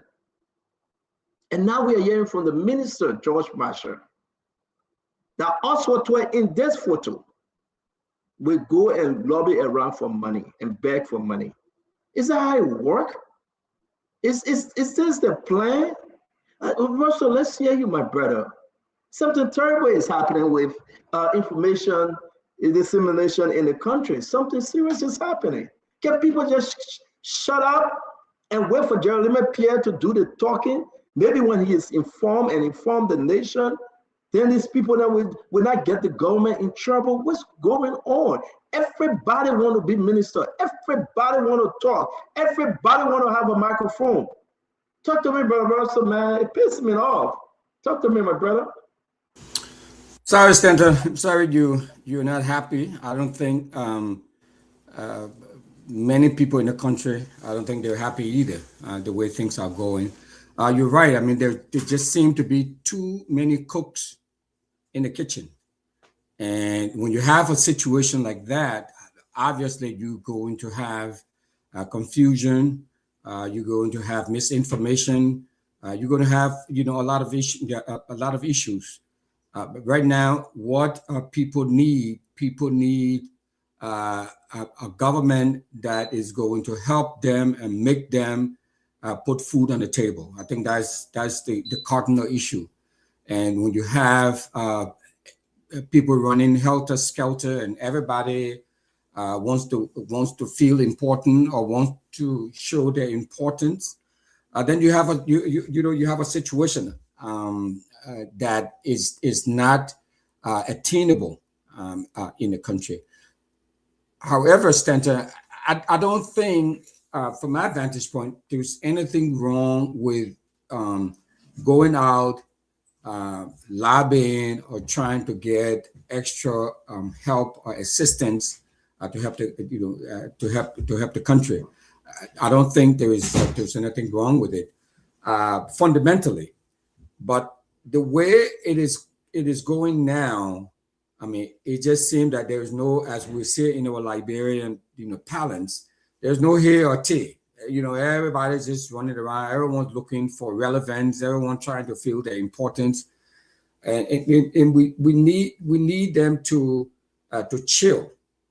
Take a chill pill, organize things properly, and go forward. I think one of the problems that I see in this government is that many of the folks who are at the helm of power don't seem to have the connection outside of the country to be able to bring the resources, to marshal resources, and mobilize goodwill to the country. So you see, everybody is trying. It's just chaotic, and it shouldn't be that way. And that's why when you have when you have a situation where there seems to be no order, everything would just run helter skelter, and that's part of what I'm saying there, Stanton, is that the disorganization, the disunity. Like you said, everybody wants to be the spokesperson. Everybody wants to get a microphone because everybody looking for attention. Everybody wants to justify their paycheck, and it's just a madhouse. Thank you very much, Brother Rothschild. We'll bring in Kev Hassan, we'll go to Jackie and the rest of the team. But before we do that, Jacob, you're back. They give you the chance to finish up, sir. So I don't know whether you are absent. The topic moved. The same topic. No, the same topic. Oh, okay, the same topic. I just follow Wilfred Russell, so I know I just follow the same topic or issue on government. People speaking on behalf of the government. I think I made my point on that earlier on, that I think there has to be some kind of centralized structure, a more organized way to get government communication out, particularly on specific issues that require specific details. If it was just maybe a general policy thing and people want to make contribution, I can understand. But talking about, getting Ministry of Justice or a group of security agencies headquarters, how much the project is going to cost, who are those contributing to that project, is it government funding, donor funding, partners contributing to aid through co-financing. Those are technical details that may not be readily available in the public unless you speak to people who are specifically working on such a project. So in that sense, it's too specific, for everyone to just kind of contribute to. So I think it's part of the maturity also in public life. The more you hang around in administration, in management, in working for organizations, you try to understand these kind of fine lines and know how to thread them. So some of the younger guys who may be slightly more exuberant and want to a little bit show off, they tend to miss that kind of line and step all over the place. So we have to understand that. So that way, the executive mansion has to come very clear. The Ministry of Information has to be very clear in terms of who speak and at what time and on what particular issue. Because if you don't do that, then you have absolute chaos, and then the public is very confused, and then you have an official who is put to test, and then he fumbles and fail on providing the required information. So it is very important in our life. Now, on the question of the $20 million, whatever the amount is, I think the government needs to provide more information and more detail so that we don't have the repetition of what we see in FOIA, because now we are experiencing some kind of PTSD here when it comes to the FOIA situation. You know, a lot of no clarity. The president says one thing, you know, it's been a PR disaster. The Ministry of Information says something, and then, you know, we're extremely confused along that line. So when we see another $20 million, you know, government project coming up, you know, yes, our headlight comes on, and we start to ask more questions. I demand more clarity. I think on the PR level, standing to be clear, the last few months, last year, coming to this year, has been absolutely horrendous, to put it clearly, because information doesn't seem to come very clearly, you know. Yeah, even on the job number thing, $70,000, Mo Ali went, brought some number, Ministry of Information brought another number less than 70,000. You know, the finance minister says, you know, he will not, there's no system to track job numbers. 70,000 is over 2 years. The president says just 1 year. So I think it's a huge confusion here and there on the PR level. And the more the government progress to 2029, they seem to be getting more and more confused. So I think the president has to restore the balance of power in the government and try to restore some sanity here. There's so much confusion going on. To be honest. Thank you very much, Jacob. Thank you. We have the Minister of Justice Facebook post. We have the video likewise when the president went to the place over there. And this thing about also talk on the lobby, it's not in it. So after this round, we'll put all those different forward. And now, who raised this issue when Nathaniel Fallow McGill? We'll also call him, and then he will speak to us by way of the phone. Kev Hassan, let's hear you. You know, when we look at it from this direction and say the president need to fix the PR, they need to come. You cannot fix something that is not there. It's not there. What they did today is because of what happened. They was trying to switch the narrative.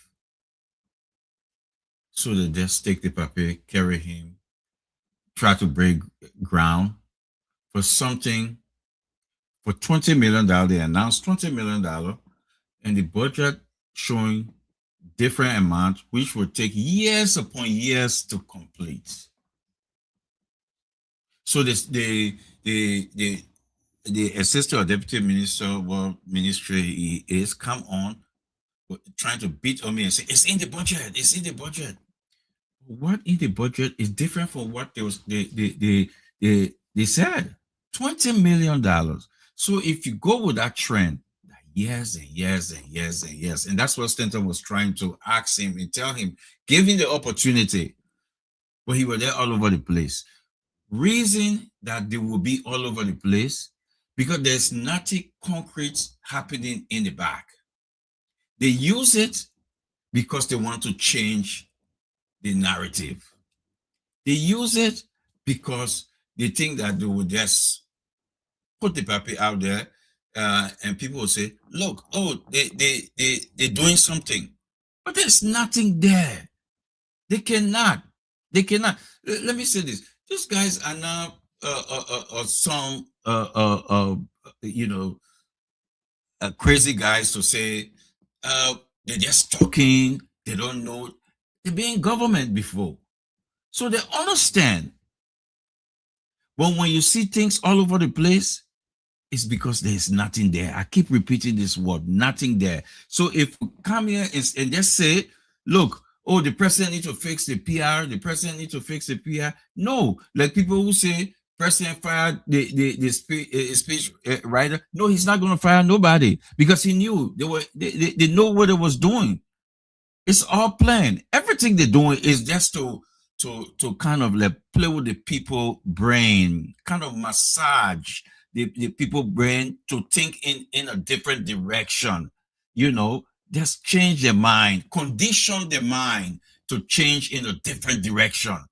in order for them to look good. But behind the scene, nothing there. They just went and talking. Imagine the papi asking the protocol beside him, can I ask them to sit down to show that nothing planned?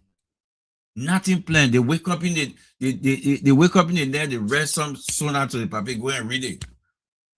The country is moving in some kind of autopilot thing. Everybody just doing what they got to do and just move.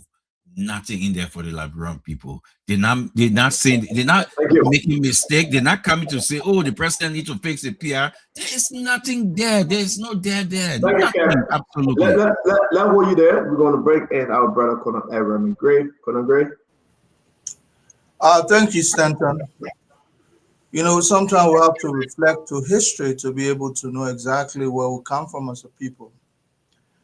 When some of these projects started under the President Doe, accountability was not this high. How many of us were conscious enough to say, well, where is the money coming from to build such a project? Budget allotment by then was not the primary concern. We are not, as a people, we are not graduated to that level to question the source of government's project financing. Fast forward to Madam Sirleaf, there's some level of accountability because under HIPIC, donors that were giving us money set some benchmarks and how we accomplish those benchmarks.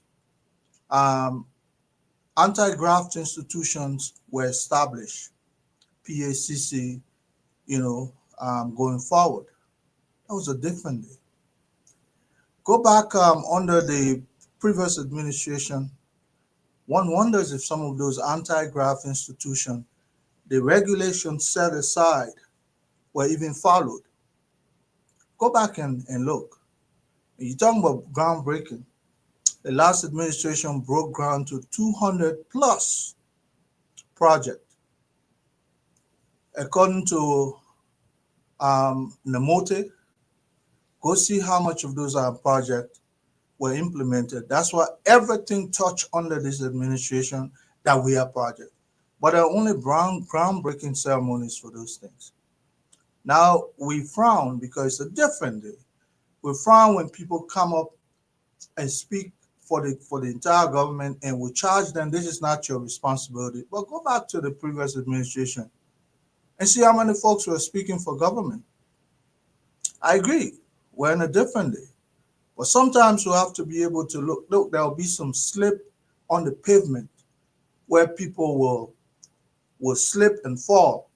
But this administration largely is extremely responsible when it comes to dissemination of information. Compared to the last one, today is a different day. And this is a day of accountability. Now, before I end, let me say this. This government has budgeted for this. There's no set rule in budgeting for a project that will have 2 to 3 year, delivery. Government has earmarked $550,000 for fencing, for and so on and so on. They start. Thank you. Let me bring you one too. And I can tell you, Stanton, next year when the project increase, definitely they'll budget. There's no set rule. They'll budget something. Thank you very much. Let me bring in one too. Let's hear you. CEO, thank you. I think there is a lot of things here. The first thing is gross incompetence. The second thing is a government that has no proactive plans. The third thing is an exceptional embarrassment. If you're patriotic about this country, you know that it's very embarrassing. It's very, very unfortunate that you have an assistant minister that his only defense for the project analysis is to say that responsible government, but then justify the responsibility. We're in a modern world. You ask a very, very rational question. Where are you getting the money from? The government projected the entire plan to be around $10 million. Yes, it that the budget to allotment. The government said 20, not 10. 20 million. So if I were even helping them. So stand on $20 million. What is indicated in the budget in the next 3 years will not even be 2 million. So where is the government getting the money from? This is the unfortunate situation. So the budget has no justification where the government getting the money from. So now the government is breaking ground without understanding the allocation of the direct funding. So you see what we talk about symbolic politics? These people are no different in any way possible. And this is what we always say as possible. Let's forget about all the political rhetoric, the partisan stuff, and the way we beat on President Weah. How can we justify the Unity Party as a comprehensive political party that served 12 years before, that serving another 6 years, and still making rookie mistake, still campaigning at this stage? It's very unfortunate. Whether you support this government or not, this is unfortunate because the government is running on a symbolic or public relation mechanism. Even the very public relations, they can't even do it perfectly. It's worrisome. So here's the justification that is hilarious. The government greatest plan that is highlighted or stands in that plan is saying that we'll be able to lobby the international partner. The very IMF look at the Unity Party plan and say it's fiscally not sustainable. You know, that plan in itself, because the Unity Party projection in that plan is demanding almost more than what they can be able to produce in that very financing plan. So the IMF said that they think you'll not do anything, but it says it's worse. So where they're going for money? They're going to President Trump. President Trump is running on a transactional diplomacy. In fact, what he's giving to Liberia is public. The grant he's giving to Liberia, we know about the grants that he's giving to Liberia. Are they preparing for the Millennium Compact? The Millennium Compact has a clear compact objective, which is electricity. So you can take funding from the transfer in nowhere. So what we're seeing here again today is the government making a big blunder, and it's quite unfortunate. We're heading nowhere, and we are making rookie mistake, and we are still building ourselves to think that Liberia is going to be nowhere. This political party, Unity Party, and the government in itself conclusively has no plan for Liberia, and that's where I want to stand. Tama, let's hear you. Thank you very much, Wanto. Tama. Yes, CEO. Thank you so much for the opportunity. First of all, when it comes to budgeting, let me just say that I come with 20 years of international development experience. There is no rule that says you cannot do a multi-year budgeting in a fiscal year for a program or project that you're going to undertake over a multi-year period. However, when you are doing that, there has to be clear documentation and justification and cost analysis as to how much this project is going to cost and how long it's going to take to implement the project. So that's my view on that. But I think the issue for me that's coming up here is about leadership. The $20 million project expected to build a justice system or justice center is good for Liberia. It's good news for Liberia because Liberia, we are behind when it comes to development. But the primary trademark of a leader is what? Is your integrity, is your vision that you lead your people with. And in this case, JMB has exhibited and have shown himself to be a visionary leader. And he's setting the pace for development for the next couple of years or couple of generations to come. However, what I've also seen in this current government, people who are within the JMB government are eager to come out to give information that they have no authority to give information about. Whether it is unprofessionalism, whether it is eagerness to show that they are leading, or whether it is just trying to show the opposition that they are in control. It is unprofessional. And I think this is where they are giving JMB a hard time. And this is where I can say God has patience. As a leader, once you have established yourself, the spillover effect of incompetence people or people who are not doing the job they are meant to be doing drags your entire government down. This is not a public relation that needs to be fixed. This is people understanding what their roles are within this government and want to speak when they are called to speak and want to shut up when they have nothing to say. And I think that's the reality here. That's what's happening in this government. People who have nothing to contribute, they have found themselves, and Russell will say, square pegs in round holes. And that's what's happening. But development is always something that we should welcome. Whether it's JMB breaking ground today to build a justice center, whether this was a vision of former president, the late Samuel Kayando, it should be applauded. How are we going to fund this? Where are we going to source the funding from? the government of the day owes it to the people that it is leading to be transparent and to be honest and to communicate when it needs to communicate to its people. And that's my position. Thank you, Stanton. Jackie, please, can you go ahead, Jackie, please?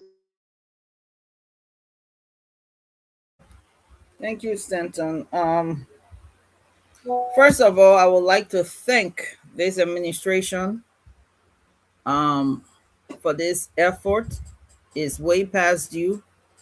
Even under the last two administrations, I know they knew, and there were discussions about building a justice system ministry with all its sub entities. So today was a good day in the sense that we keep complaining that the Ministry of Justice needs this, needs that. So now all of a sudden we have groundbreaking on a justice system that is going to be modern, up-to-date, state-of-the-art, and have the requisite things needed in order for our justice system to work effectively, to deal with drugs, to deal with crimes, to deal with all the things, and to help keep our country safe. But yet still, we have our wonderful opposition people complaining. But it's okay. When you look at what was said by the Justice Ministry, and if you go on that page, it's 5 entities that's going to be in that compound. It's a complex with 5 entities. The average is about maybe 4 million per building. So if people complaining 20 million, oh my God, it's not 20 million on one building. It's a complex. It has the LDA. It has the immigration. You got a Ministry of Justice, and then you have 2 other ministries that are going to be in that complex. So do the math, about 3 to 4 million, and that includes everything that is needed for the justice system. So is it a lot? No, it's not a lot when you take things into context. So I would like to congratulate the government for yielding to the cry of the Liberian people, calling for a justice system that is going to be more effective and run more efficiently with the state-of-the-art modern system that will help to improve the process overall for our country, so that our Liberian people enjoy in the future a more efficient and effective justice system, because that's what our 5 million people have been asking for. So I congratulate the Liberian government today for taking this bold step towards this very important task that was needed since decades ago. And it's about time, because our government, as somebody said, over time has been renting, and that money is just going to drain. So when you own your own, your building appreciates, your real estate appreciates. That makes the government books, the balance sheet looks more looks better for investors, for partners, when they look at what the government has, and it puts Liberia in a better position to negotiate, because it increases overall the value, the equity of what the government owns overall. So it's a good move. Thank you very much. Thank you very much, Jackie. I think we have a problem. Since everyone has spoken, let me say my piece.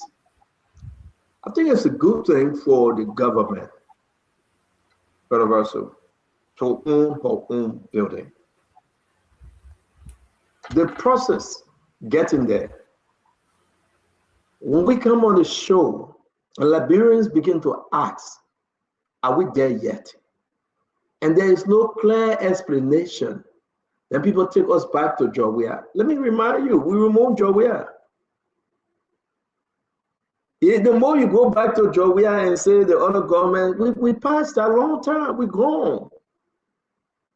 Let's talk about this government. But everything we will say, they say, but CDC did it too. That CDC did it too, that's what we're here for? Come on, guys. When you have an assistant minister come on and say, we're going to borrow money for UNDP, we're going to hustle around for money, and the president is saying different things, then you only answer that CDC did it too, and how many buildings Joe Weah built? I care less. Joe Weah is not the president. People are asking questions. We sat on here, $10 million project went to Lofa. After over a year, they came by and said at 6.1 million. Emmanuel Joe, where were you? The government gave a different 6, 7 different stories on that project for Lofa. Finally, the paper said that MRU, he changed to the government project, the state of the nation, he said government will pay. No hey, no tay. That is the situation we're walking into again. Ain't even made day one yet. Day one. The Justice Minister said, we put it up. Just read it yourself. I don't need to read it. They had this plan, Multi-Ministerial Justice Complex, near the Executive Mansion capital in Monrovia, Liberia. Let me put the next one up. And just see for yourself. You understand that when the project comes into effect, it's on the Facebook page. Go and read it. This is not a joke. People say, well, where the 20 million coming from? Then now we begin to downsize it. We'll put 2 million on this small building for fire service. We'll put 1 million on the building for my Muslim shop. Guys, listen. If you're not Jeremy Pierre, let me advise Unity Party people. Don't talk.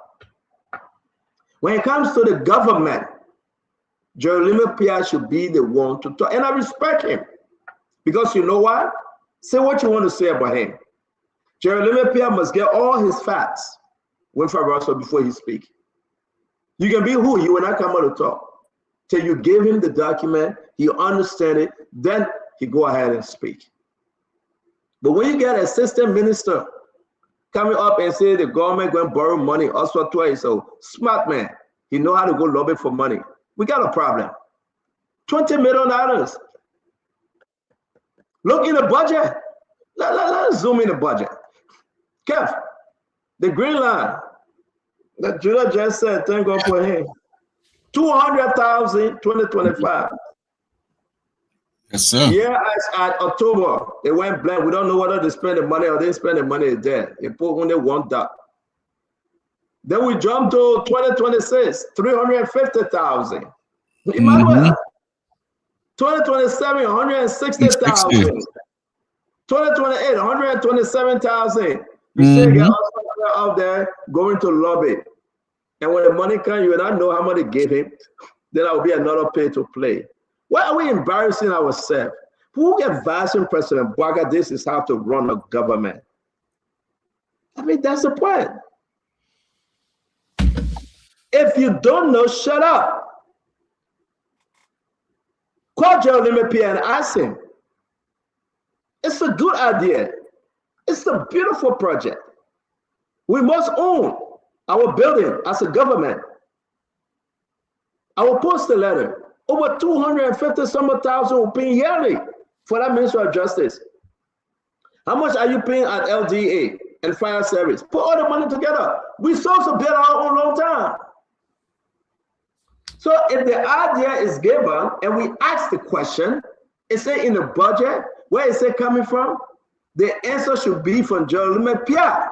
Guys, Unity Partisan, stop saying things that you don't know, trying to make yourself like you're the spokesperson for the government. And that's why I'm mad at. Listen, I know George Marshall. I know him very well.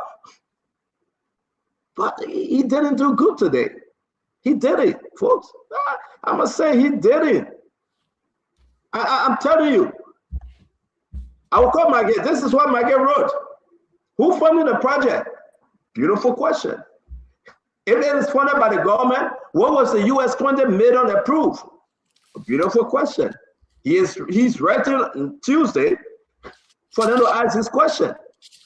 And has the contractor been approved? We are hearing yet they already get contractors. So guess what happened? Tamba, how the process went through PPCC, how was it approved? What kind of jolly thing here? Give the people the information, let the Liberian people trust the government. Where is the design? Or is the groundbreaking being conducted before the approval of the building budget and design? Is the project being implemented with 100% grant or donor funding that does not require legislative approval? My concern is derived from the controversial, guess what? $10 billion. And when the 285 yellow machine came out, it was 84 million. Emmanuel George. So where they want coming from? So my fellow Liberians, let's say as we see it. If people in the government, they're in the era to talk, they must shut up. Because they are when they open their mouth, they're destroying the government. This thing can be answered by Jeremy Pia. But the Minister of Information, maybe Daniel Sando, you know I can beat on Daniel Sando.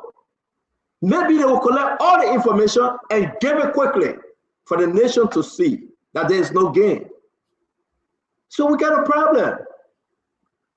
Jose Imam Bwaga decision is unique. Make no mistake. We applaud the president's decision. We did it, Jackie. We did it. 20 million, 25 million, 50 million. We just want to know where it's coming from. But nobody else should speak. And that's why we're calling names. Do your job and be quiet. If you know more other information, call Jeremy Pia. And that's my advice. Call Jeremy Pia. If we have to beat on somebody, let's beat on Jeremy Pia. We're not beat on Peter from Ministry of Transport, John from Ministry of Excellence, David from Ministry of Genesis, Teresa from Ministry of Luke. No, we have to beat on one person, the Ministry of Information. Let's get the government straight. So we're going to close on this thing because we got other topic to bring. Let's hear your closing on this, Emmanuel George. I'm going to play the video, but I think if we do the right thing will be done, and the Liberian people will understand the function of the government. Stay on your lane. Know your lane. Do not cross carpet. We have somebody that represents the government when it's speaking on this issue. That person is Jeremy Pia. Nobody will go on social media and go talk Tabata. You cannot be doing water business, then you go talk to defend government. If you fumble, then you say, oh, that's why I say. I'm talking about Mo Ali, my friend. You cannot be doing the port business, then you running around when talk. That's not your lane. Stay on your lane.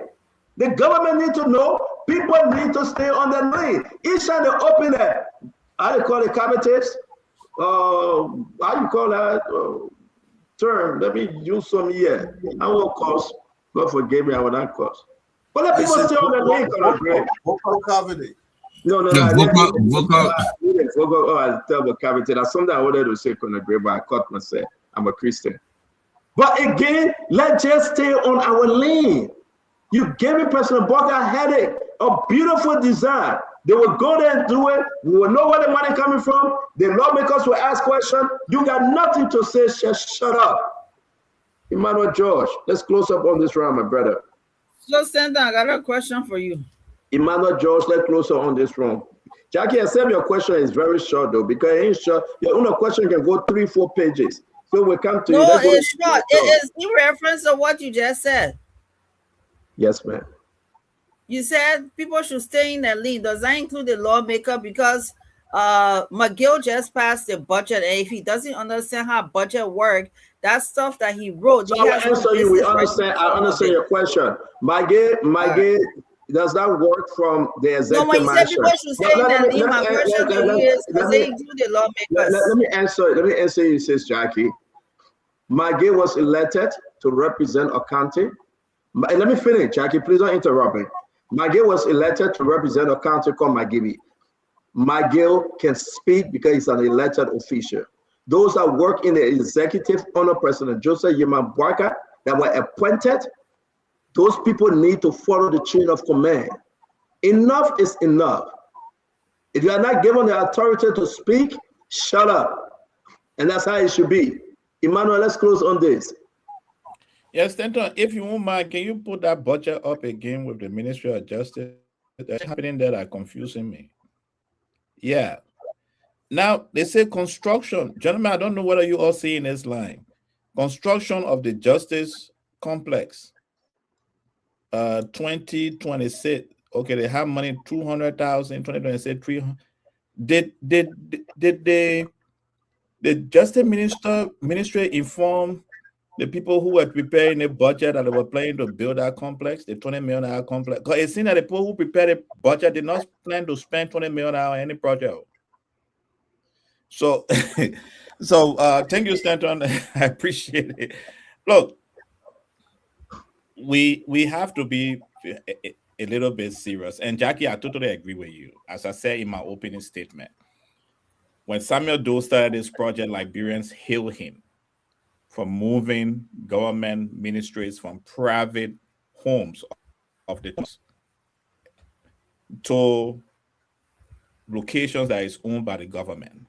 That is very important. And many ministries have moved. Ministry of Agriculture, Ministry of Education, several other ministries have moved from private property into buildings that are owned by the government. That's great.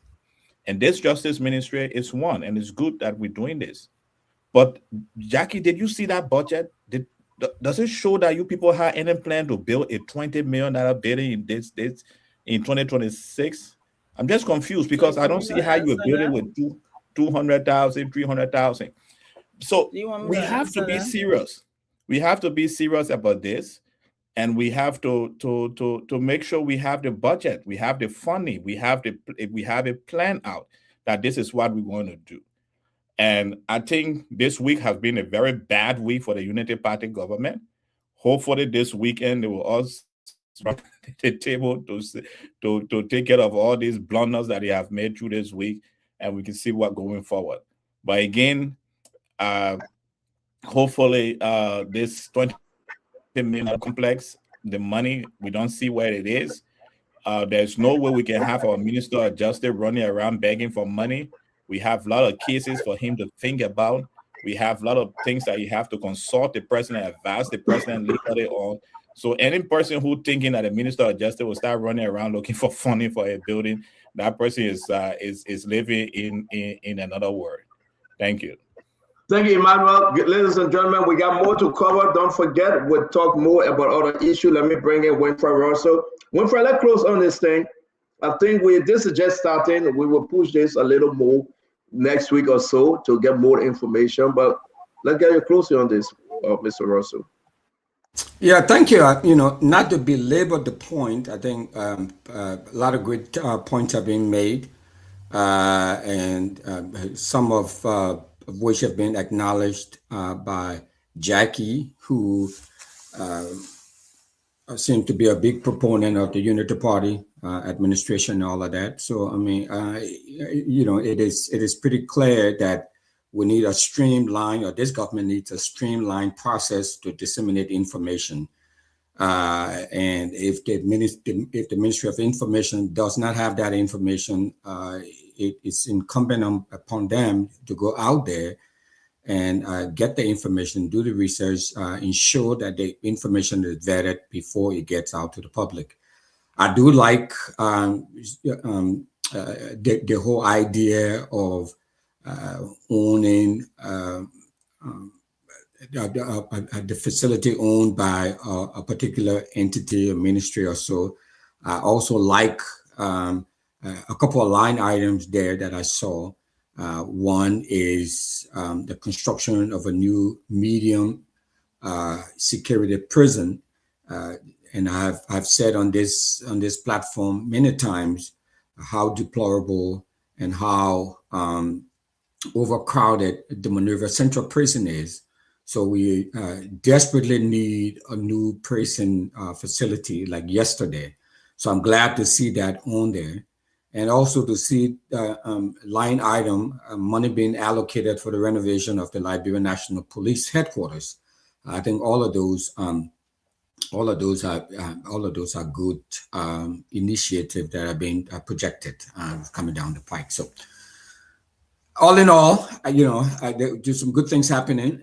But Jackie and Tamba, who fervently support this government, it seems like they can't do anything wrong. I hope you all will take the message back that they need to streamline the information that is getting out there. Not every Tom, Dick, and Harry should be speaking on behalf of the government.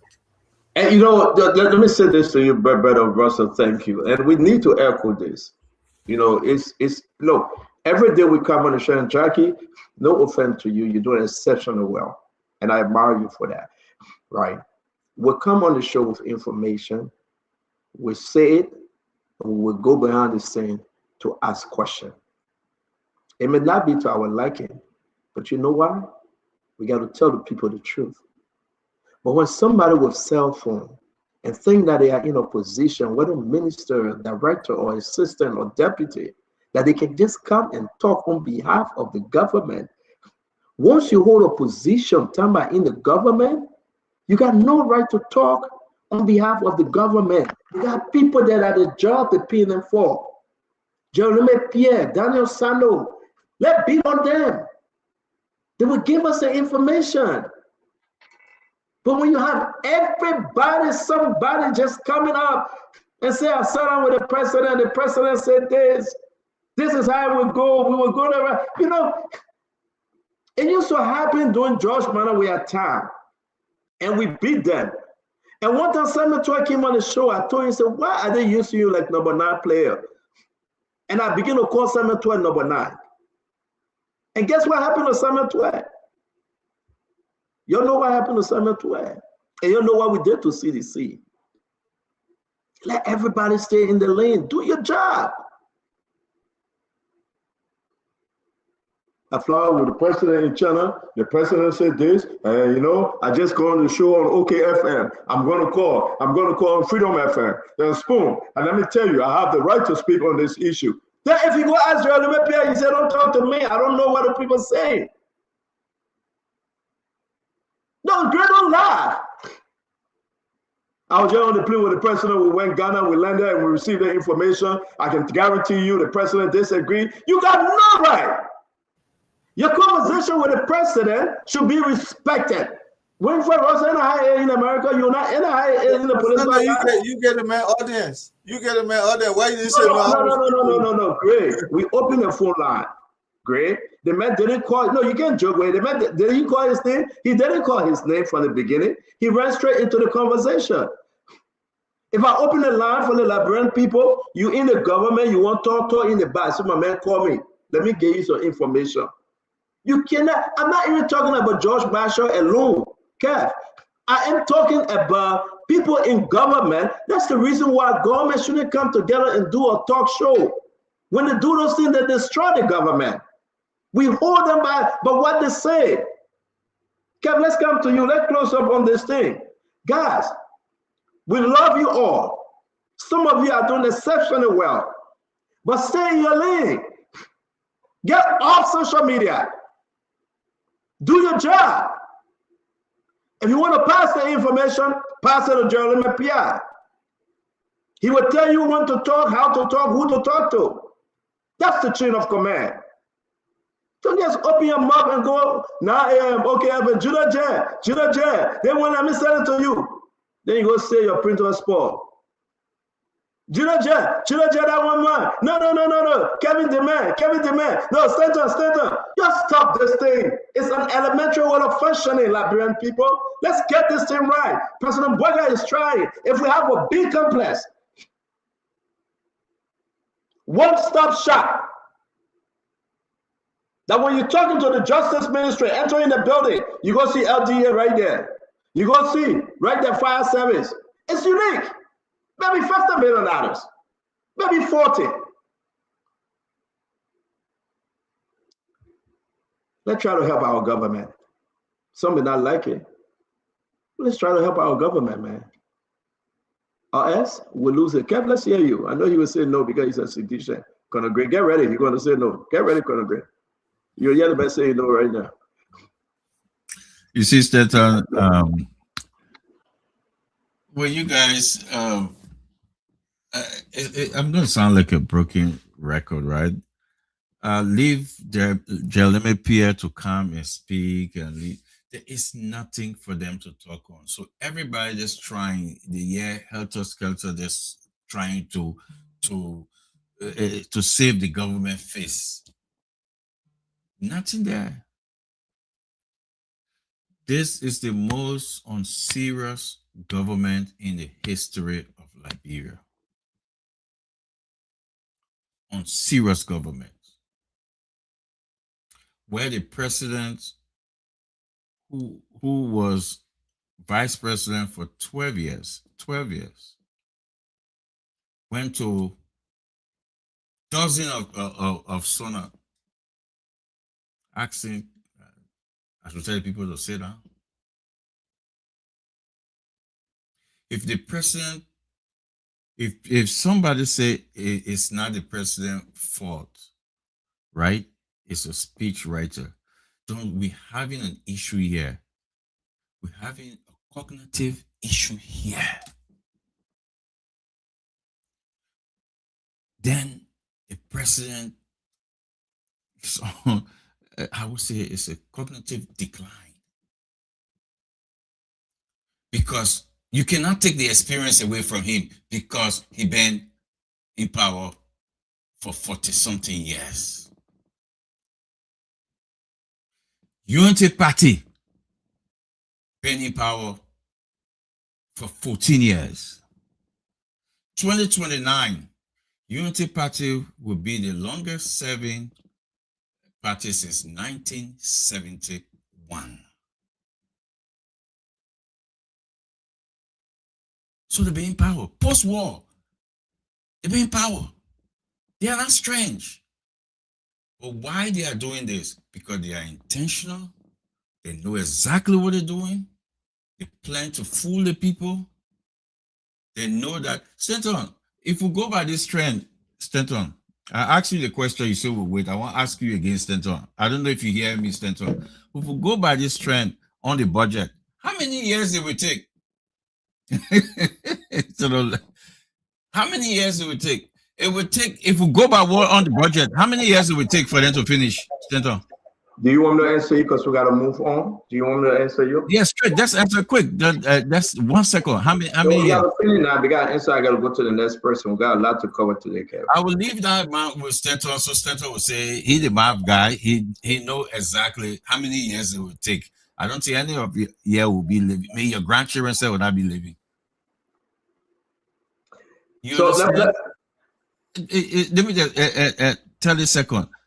You cannot take this away from the president and blame other people around the president. He's an experienced man. That's him.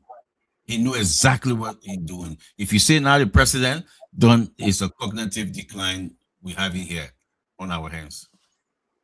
So you see, Kev said it's a cognitive decline, right? So we're going medical now, right?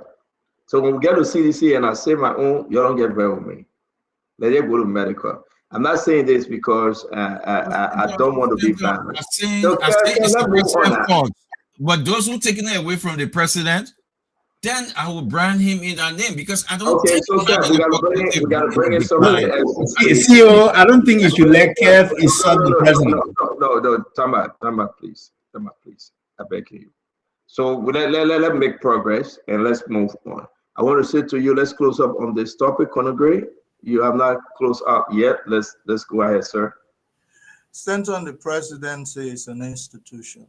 Everybody has a function. It doesn't mean because I'm the commander of a military unit, I can take or ask for instruction. That's what I call coordination. But for some people, that talking point. Well, let's go ahead with this issue. This issue about public institution or the public good. That's all I see behind this issue. Every time we talk about building, whether or not we question the source or sources of funding, we're talking about a government-owned institution, whether it's the FOIA project, whether it's the now complex that probably will have at long last a forensic unit. We're not talking about Maggie shooting up one day in government and he has $200,000 home. Right away when they ask him, he say, "Oh, I took loan." We're not talking about a president shooting up with 47 condominium somewhere, a private jet that costs 35+ million. Everything, the public good here, we're talking about this. This government is building public institution. Tomorrow, if nobody can come and say, "I own the FOIA project," we'll say, "Wait a minute, it's public housing." Nobody can come and say, "This complex, I own it." It's not like the 47 condominium. So, we can belabor this issue as much as we want, Stanton. The public good that comes out of this is that government is catering towards putting institutions that are owned by the general public, the state, the Republic of Liberia. People can talk as much as they want. Margaret is questioning, he still has not answered where he got $200,000 from to put a mansion down somewhere. You understand? These are the kind. That's why I said today is a different day. Today, when we question where government got money from to build public institution. We're not asking, for private, ownership of certain buildings out there. We're asking government where you got money from. By the end of the day, those buildings will become Liberia-owned public infrastructure. I don't care how you want it. Some people, they're not feeling okay, but when they had the opportunity, they build all kinds of mansions around. Some twisted, some standing halfway, but they got them there. They're not public institutions.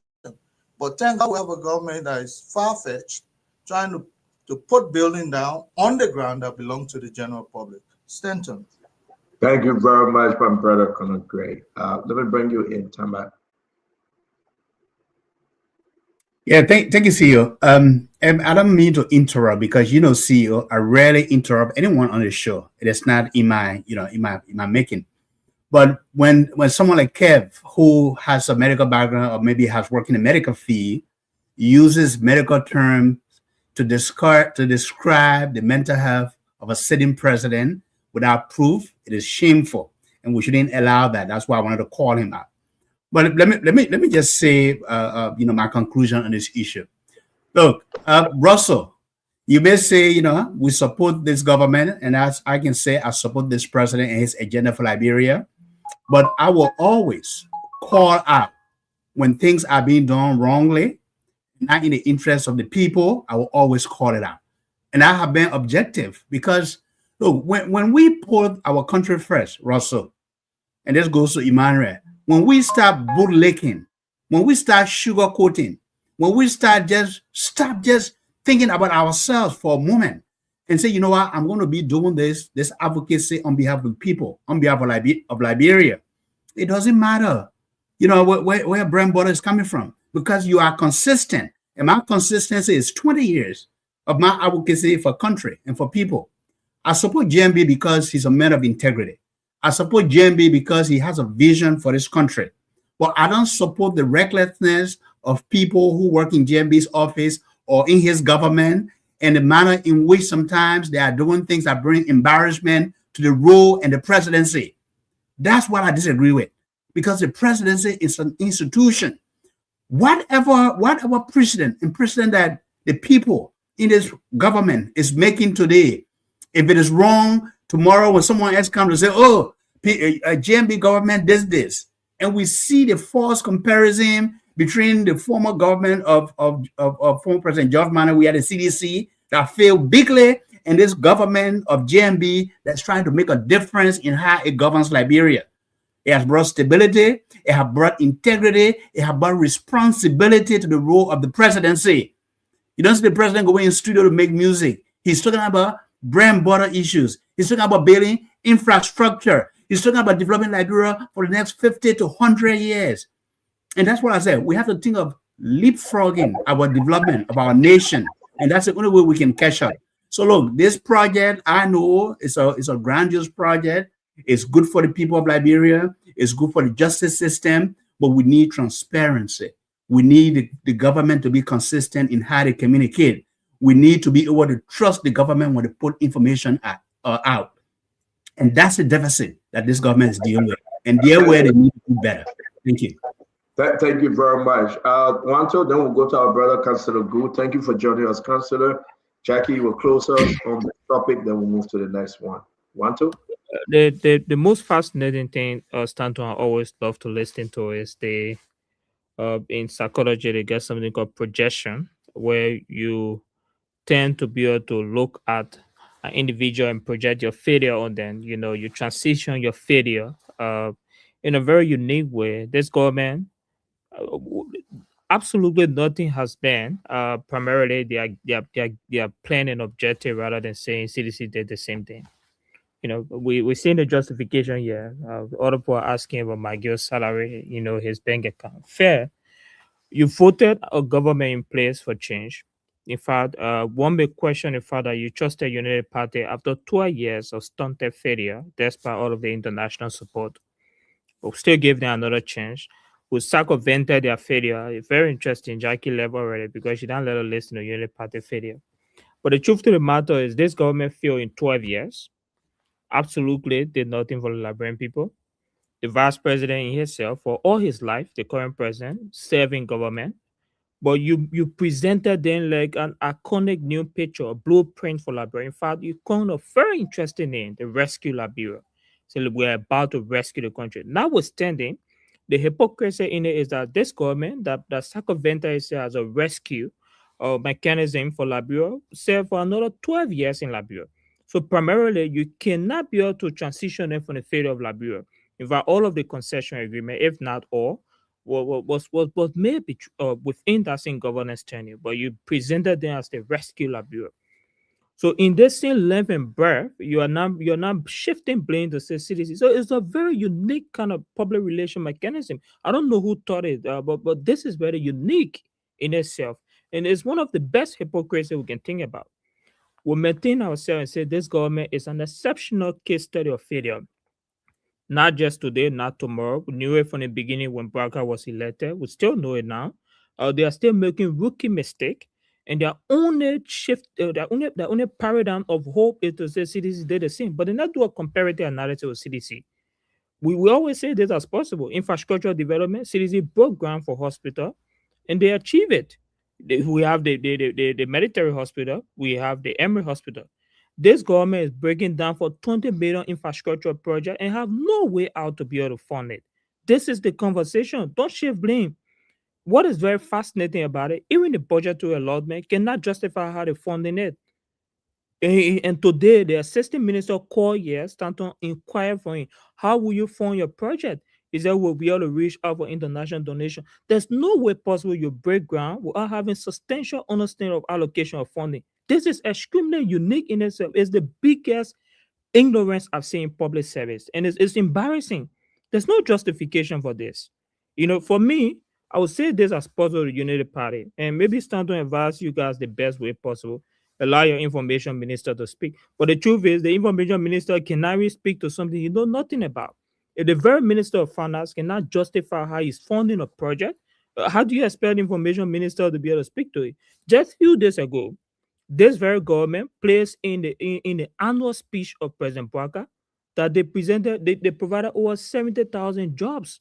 Today, unemployment is skyrocketing in Liberia. We have no solution for unemployment. In fact, the government came back and said there was data error. So let's be honest with the situation. This government is a specialist in failure. They have no plan for Liberia. They're making rookie mistakes because they have absolutely no plan. The very plan that they boasted on and hire international experts, the IMF say this plan is inconsistent, is financially unsustainable, and in fact, you should return back to the drawing board and plan again. I'm not being hard on this government. I'm being as honest as possible. So the truth here is this, Stanton. We again will have this conversation over and over. This government is a specialist in failure, and the government has no plan for Liberia, and that's the truth about it. And I'll stop there. Thank you, Wanto. Councillor, welcome to the show, sir. Thank you, Stanton. And let me say good evening to all. Well, as I follow the discussion, I think, you know, Stanton, during the WIA regime, Senator Koga, then representative, described the government as a catfish government. meaning every body in the government has beer. Everybody can talk. Because everybody was just talking all around the place.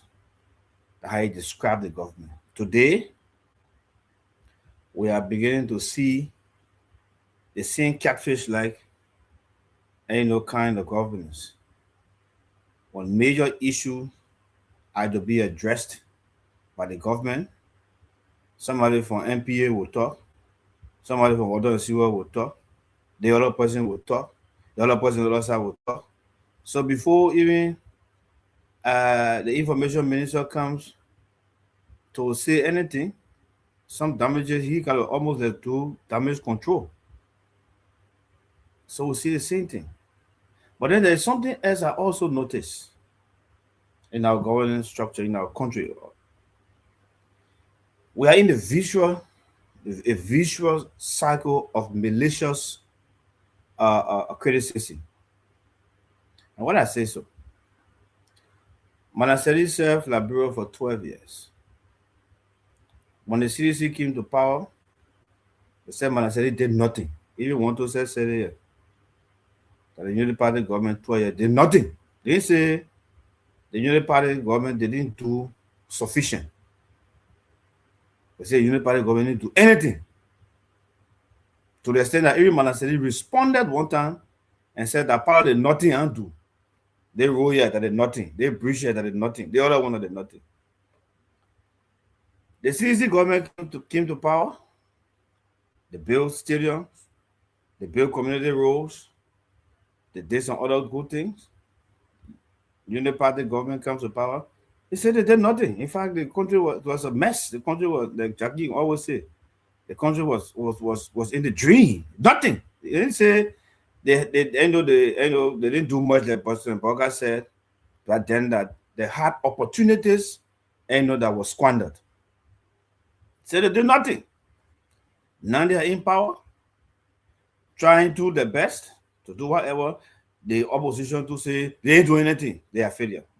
So there is a visual cycle, like I say a visual cycle of malicious of criticism that we find ourselves. And we don't be sincere. We see good, we close our eye to it and talk the ugly.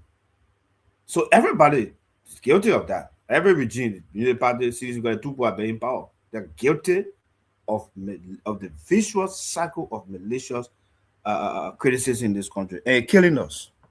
And these are some of the things that bring the division, because we don't see anything the other person that's in power doing. We don't see anything good because we want to come to power.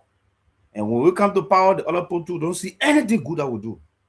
And just like that, turn it around. And that's wrong. So for me, whatever billing that I know that billing should have been, it was something earmarked long time under the Manaseri regime, but then there was a controversy on the land, and so they didn't complete it. Now that at least maybe they have resolved on it, because even the last regime, there's a guy that positioned right near the fence where they had the SGBV. I've forgotten his name. He claiming ownership to that land. And so that's how this going back and forth, that will delay the process. So now that the government has seen the need to build it, we just hope that they will get the money, as they're supposed to get it. And so the right thing will be done. But like I said, everybody will try to defend their own. And so you're catfish. Everybody talking. So that's it. But we got to stop this malicious criticism. We got to stop it. I don't think we love Liberia. I think it's about some people won't get put in their pocket. They want opportunities, so they don't care. They close their eyes for some of the good things that somebody in power will do. And just talk the negative. Let me ask the Councillor Go before we go to Jack. Let me ask you a question. Do you think we have that system now or later on within this government period that we can respect the Ministry of Information and channel government issues to be given to the Liberian people just through the Ministry of Information? The issue that everybody has smartphone, like you are saying, I'm not talking about the opposition. There will be opposition, you know that. But the imposition that everybody's speaking like the catfish analogy you just gave. Let me frank. I think it's beginning to be a problem, not only for this government, but every government, that somebody want to tell the king, the president, I'm talking on behalf of you. Did you listen to me yesterday? I was fighting for you. And those information go a long way. Common question, how are we getting the money? When will the project, end? People, the assistant minister said we'll go lobby around. Also to other intelligent men, you know how to go lobby for money. Contrary to what was posted though. So let me hear you, my brother, before we bring in Jackie. So look, some actions have to be taken, right? It has to be taken by the big man to put people in check. Because you cannot be contradicting yourself. Let's be frank. One assistant minister sitting somewhere will talk. There will be something else on the website that speak different thing.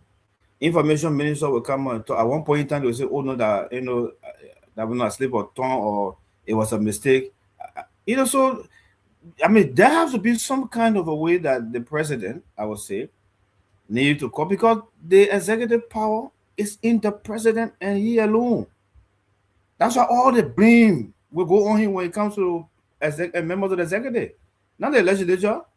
That's 73 members of the House, 30 members of the Senate. So you're not going to shave all the blame on the pro tem or the speaker. It's a collective thing. But it's the president. And so when embarrassment is coming on, he needs to stand up and take action. People, look, Charles Taylor said one time that he had Brazilian team. The government was the Brazil. You take up Ronaldo, you bring in Kaká. Yeah, you take up Kaká, you bring Ronaldinho. So he tells you that there are people there waiting. There are people there.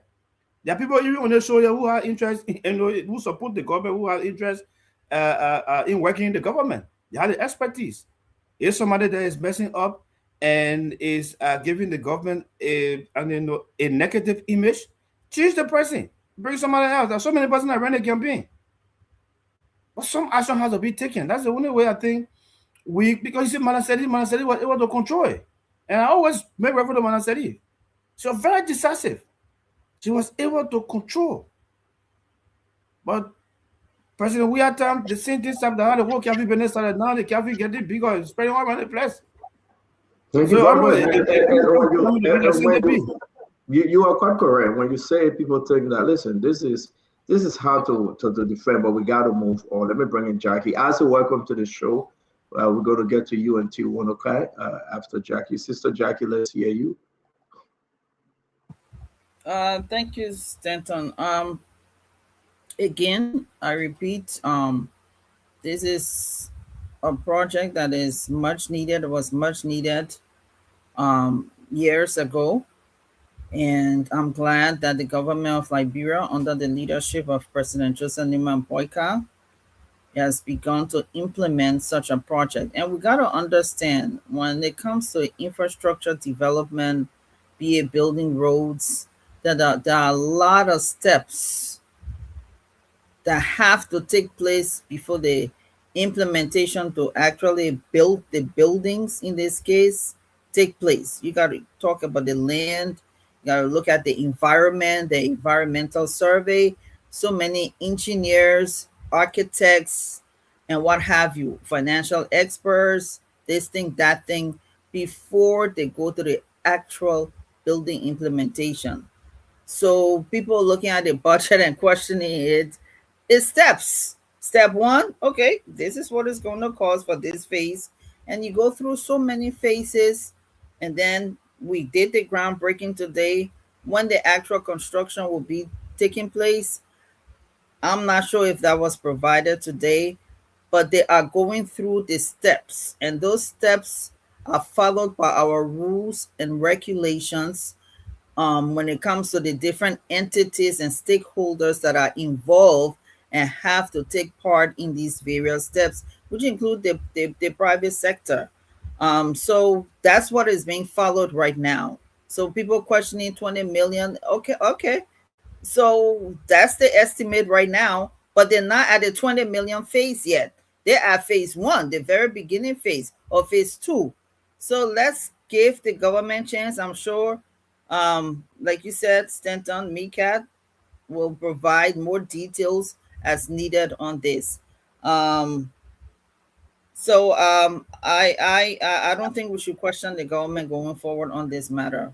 Assistant Minister, I'm sure he meant well. Marshall, he's a good guy. I'm sure he meant well, but we do understand the point here that was driven tonight. But once again, thank you so much to President Boyka for implementing this and starting this under his administration. And it's going to take some time for them to reach to where they have to reach, because you have, again, 5 entities under the Ministry of Justice that will be on that complex, which include the Ministry of Justice itself, the building, the Central Administrative Building, the Liberian Drugs Enforcement Agency, the Liberia National Fire Service, the Liberian Immigration Service, and the Witness Protection Agency. 5 buildings will be in that complex. Thank you. Thank you, Jackie. Before we bring in T, let me put this up real quick. And I said, Joe, let me put this up. Folks, just read the first paragraph. Councilor 12 further disclosed that an initial allocation of 20 million United States dollars has already been approved in the national budget to kickstart the construction of the facility. Can anybody show us which one of the budget, 2024, 2025, 2026? Do we have that money in the budget? When was it approved? Listen, these are questions that can we mute? We get to the bad feedback, please. These are questions that that folks are asking, right? So Councilor Twe, the Justice Minister, saying it was already approved. So we gave ourselves a summit tonight, and I'm going to ask Jeremy Pierre, right, to help us understand better. Further disclose that an initial allocation of 20 million United States dollars has already been approved in the national budget. Now listen, to kickstart the construction of the facility, so the total amount is not $20 million to build a facility, just to kickstart, they approved 20 million. So a lot of questions. The groundbreaking ceremony attracted several high-ranking government officials, including blah, blah, blah. So I said, let me come to you, then we'll go to our brother T. I said, hey, help us now. Welcome to the show. We are getting deeper, and our brother want to be fair to the government. That's a good idea, a great idea, but let's just get deeper and ask some hard questions. Can anybody go through the budget 2024 under President Joseph Boyka, 2025 under President Joseph Boyka, and this 2026 budget? I'm looking, I'm not seeing it. If you have seen it, if you can find it, please share with us. They say it has been approved, the 20 million for the jump start. Isaac, welcome, my friend. Well, Senator, just before you go to Isaac, I beg you, is that a press release from the Ministry of Justice you are reading? Yes. Or somebody? Yes. No, Minister of Justice press. It's on the Facebook page. Thank you. Good question. Thank you, Councilor Gu. Go ahead, Isaac. So, Stanton, thank you. We are discussing another capital project from the government yet again. I want us to agree that all of us support a certain political party, but I want us to also look at Liberia as the single common reason why all of us support different political parties. And I want to believe everyone on this show, plus those listening to us, wants to see Liberia better. How do we reach there to make Liberia better? We had a discussion about Yellow Machine, millions of dollars. We came back to this same discussion. And let me state for the record, building a Ministry justice complex is a good thing. It's not a bad thing. Not at all. But friends, this is not the way we run a country. At least for those who claim to be so much educated, will have some level of embarrassment. This is not the way you use public resources.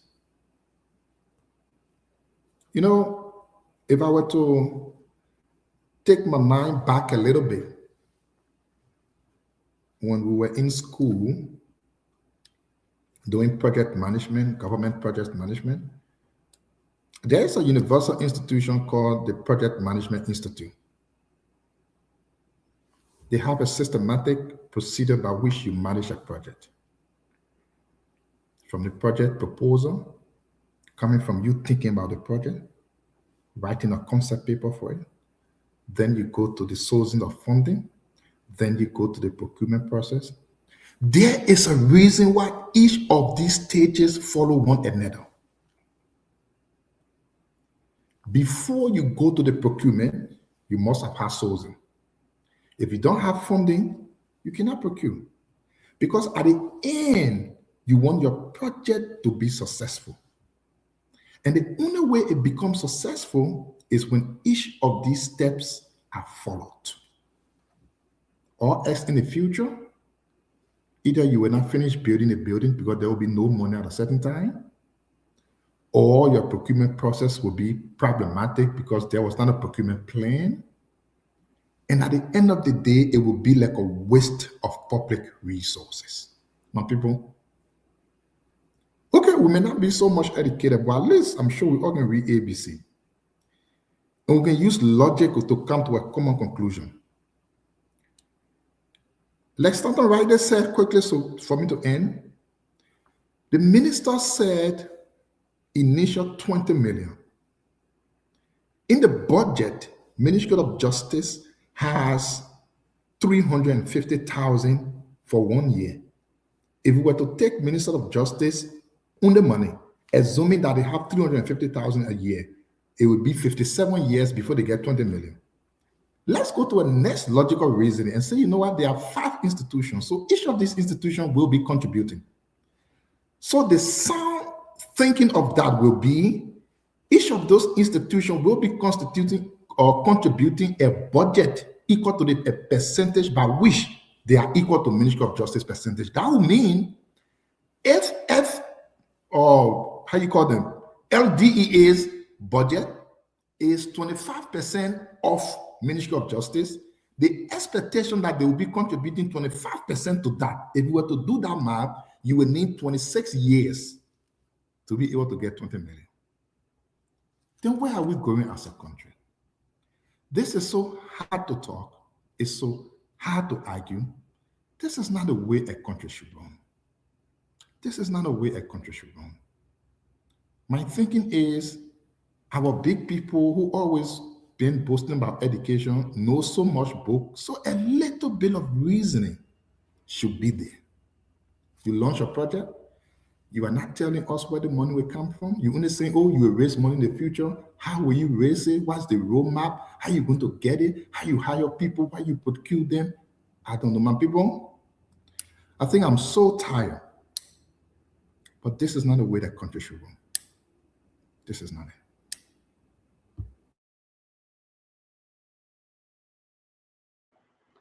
So, I found a video and we'll play the video after T. Winokai. Definitely we'll have to move. T, let's hear you. Again, we'll leave some space out to all of you joining us, continue to share the show. It's only fair that we be fair on the show on both sides. We will tell you exactly what did Oswald Tuwet, the Justice Minister, say in his own word. We'll play that video. And then we'll ask the question, is the money under national security? Is the money under one of the security budget line? The invisible budget line, and maybe Conagray will agree with this one because it's the Ministry of Justice, right? But it's not in the 2024, it's not in the 2025 It's not in the 2026. So we're going to run it through and see whether it is one of the invisible line on the national security that a 20 million is under. But let's hear from our brother T. Wanokai. Okay, thank you, Stan. To start, I want to acknowledge that you and the counselor, the very experienced counselor Gu here tonight, are the most maybe neutral individuals. So when you speak, you Stanton, when you speak, and when the counselor speak, I think it gives a perspective to the listener, to the Liberian people, that come from a place of fairness. This government, when you talk about the MOJ project, I think that it is a good idea. You gave us an assignment. You said we'll go back and look over the last 2 years and see, and even now to see whether the $20 million has already been approved. And earlier in the show, when I was having an internet problem, you talk about, the procurement process. Where's the bidding? Where's the technician? Where's the this? Where's the that? And that reflects the problems that this government has. In my mind, has achieved so many things. And they are on the right trajectory to achieve so many more good things. But they have a fundamental problem that is similar to some of the governments in the past, especially the CDC. This government could talk about national security. They could talk about electricity. They could talk about roads. They could talk about foreign relations. They could talk about all of the areas where they have succeeded. And then areas where they have not been very successful, in my mind, like areas of employment, areas of healthcare. Every time I drive past JFK, I don't like what I see. Areas like, I think 2 weeks ago, we talked about the judiciary. Why is it that every case that comes to the court is being postponed or delayed? These areas where the government has not been very successful, they could be honest with the Liberian people and be different from the CDC to talk about areas where they have succeeded and then explain to the Liberian people why they have shortcomings.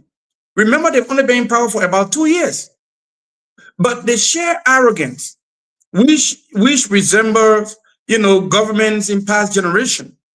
The ability to think that when power has been given to you, then you are untouchable. You can do whatever you want to do. You can speak however you want. Some assistant minister can just come and speak, stand always say tapata on the show. All these kind of things, you have to be different.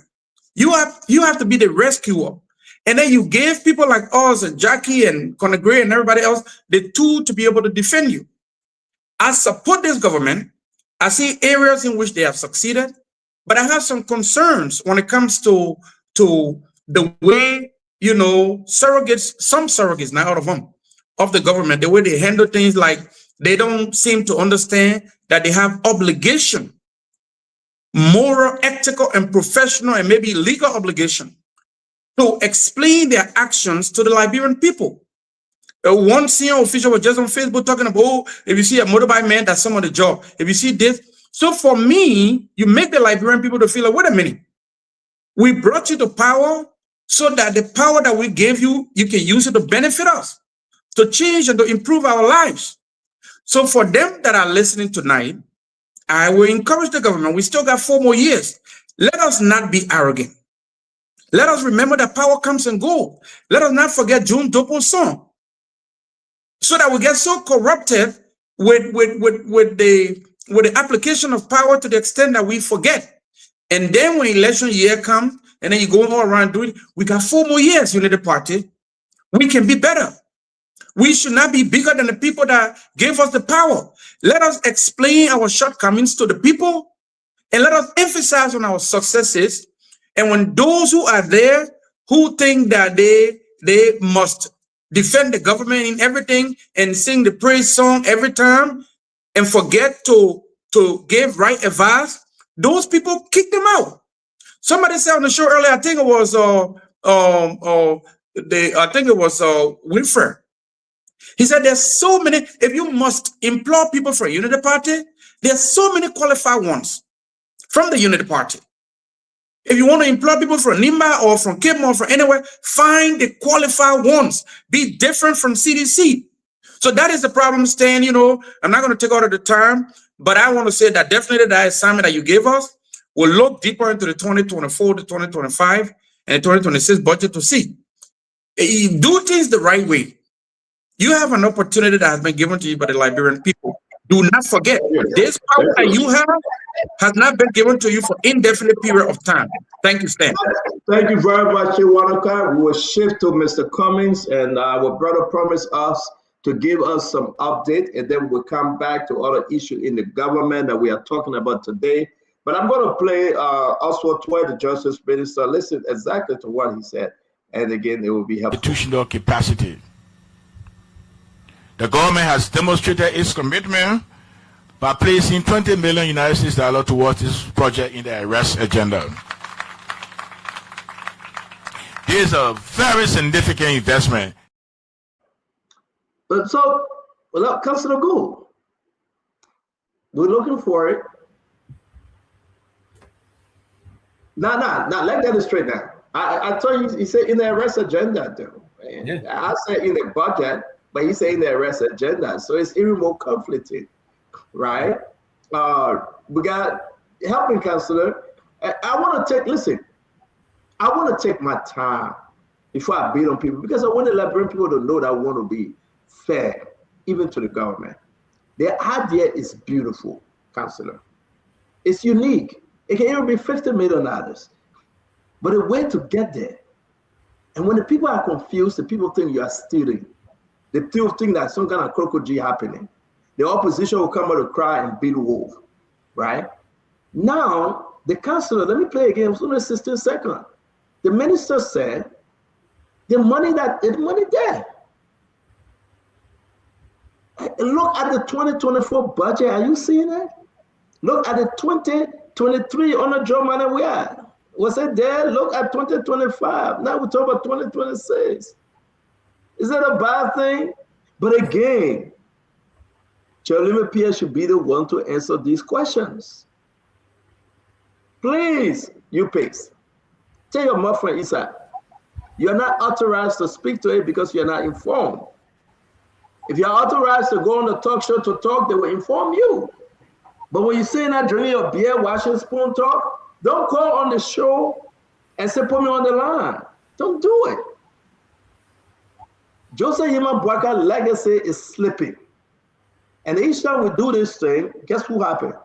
We are empowering the opposition to bring them back. I'm in the middle. I got a talk show. I do not work in government. I have to be fair and balanced on both sides, 1, 2, 3, 1, 2. I got to beat on everybody. You are not. You are a minister. You are an ambassador. You're a director. We are not on the same level. You making 15,000, 100,000. I'm doing a pro bono for the sake of the Liberian people. So understand, do not do the job of Jeremy Pierre. Do not do the job of Daniel Sando. Leave them alone. Let them do the job. If we have to replace them, we will replace them, but stay on your lane. So to all of you, we'll pause on this one. We'll come back again. We'll get more information. I got more information, but I want to get Jeremy Pierre the chance. We came on the show a few months back. I show you how much the Minister of Justice was paying as lease to that property. I know who they get a contract to. I know what is going on in this deal. But I want to be fair to Unity Party. Let's give Jeremy Pierre the chance. When President Boakai go do these things, let's give them the chance to explain. And I trust Jeremy Pierre. You know, I will beat on him, but I think he have learned. If he doesn't know, he will say, let me get back to you. He will not be talking and just talking and just talking. I know opposition, you don't want to listen to this. But it's Jeremy Pierre sent this 2020 say he has transformed. Call him. Call Jeremy Pierre. I don't know if you had asked him. I have a question. Let me get back to you. Yes, sir. And we got to move on to Mr. Cummings. Yes, sir. Yes. Do you think it's everything in government, especially when it comes to classified information, that the Minister of Information would know? Okay. When it comes to classified information, Colonel Gray, you just said it. When it's classified, it will not be out yet. No. When it classify, it classify. Conor That's Gray. why it's not coming out. No, Conor Gray. Conor Gray, let's just move for you myself. Remember the Koya project? We took Conor Gray wasn't classified. Everything will not come out. Conor Gray, Conor Gray, you already asked a question. Let me move. I don't want to waste my time on you. For your project wasn't classified. For your project, we discussed it here and people try to hide it. Jeremy Pierre never told you that it was classified. When the time came, he said it because they were out there. We shouldn't go back there, please. But again, let me come to my brother Emmanuel George. Can I ask you something? 1 second. No, 1 second. So, stand on. To just show the budget and say 20 million is in this budget line for building, that it classify, for us to see the budget in the budget line, that the budget line classify, which I don't want to go there. No, but it says in the agenda. It says in the arrest agenda. That's not how it works, Isaac, and you know that. Yeah, but Isaac, your question is so unique, and it's not classified because the minister just said it's in the arrest agenda. The arrest agenda is not classified. So I don't want to waste our time. to say the minister was educated. The agenda runs up to 2029. Yeah, the agenda is not the budget. I don't want to waste our time here with all these things. But let me bring in our brother Emmanuel George. We are so interested, ladies and gentlemen. We are shifting gear. Yesterday we left out where Emmanuel George also tell us how many individuals Mr. Cummings hired. And by the way, listen, let me tell you guys, it's our time that we know these things. It will help Mr. Cummings. If people think it will destroy him, it's up to Mr. Cummings and his team member. I'm not going to be on any politician. I'm a changed man, right? If my cope go and I'm coughing no more, maybe I will come back. But right now I'm a changed man. The last time I beat on anybody was Lafayette Gu on the 3-way call, and you end up hanging up on me because I give it to him hot. I'm not going to beat on anybody. Emmanuel GK Josh, do you have to double like you promised? Do you have to respond like you promised? Jackie really need to know before we bring you in, Jackie, where we left up. Jackie, bring us up to speed yesterday on Mr. Cummings and ANC, not on Unity Party, and then Emmanuel will answer your question. We want to be fair. We said we're going to do it today. Great debate yesterday, Emmanuel. I believe from my memory that there were two things that were on the table before we closed yesterday. One was how many jobs that was asked. The question I was asked was how many jobs has Cummings created since he relocated to Liberia back in, I think, 2016, 2017. And two, what are his investment in Liberia? What are those companies, those institutions? What are his investments, his different businesses? Can that information be disclosed? Because the last time Cummings said it was a secret and he didn't need to disclose that. So those were the two things that were on the table. Emmanuel. So hopefully you have answers. Thank you. Thank you, Jackie. It's a very wonderful question you have asked. We will try to answer it. The first question, I would like to, which working definition with Nielsen? Are we using a working definition of job as is defined by Mo Ali? If we are using Mo Ali definition of we ball, the social center, the how they call it, everything he put together, Mr. Cummings had provided job for over 50,000 people. It would new Mo Ali definition. That be clear, right?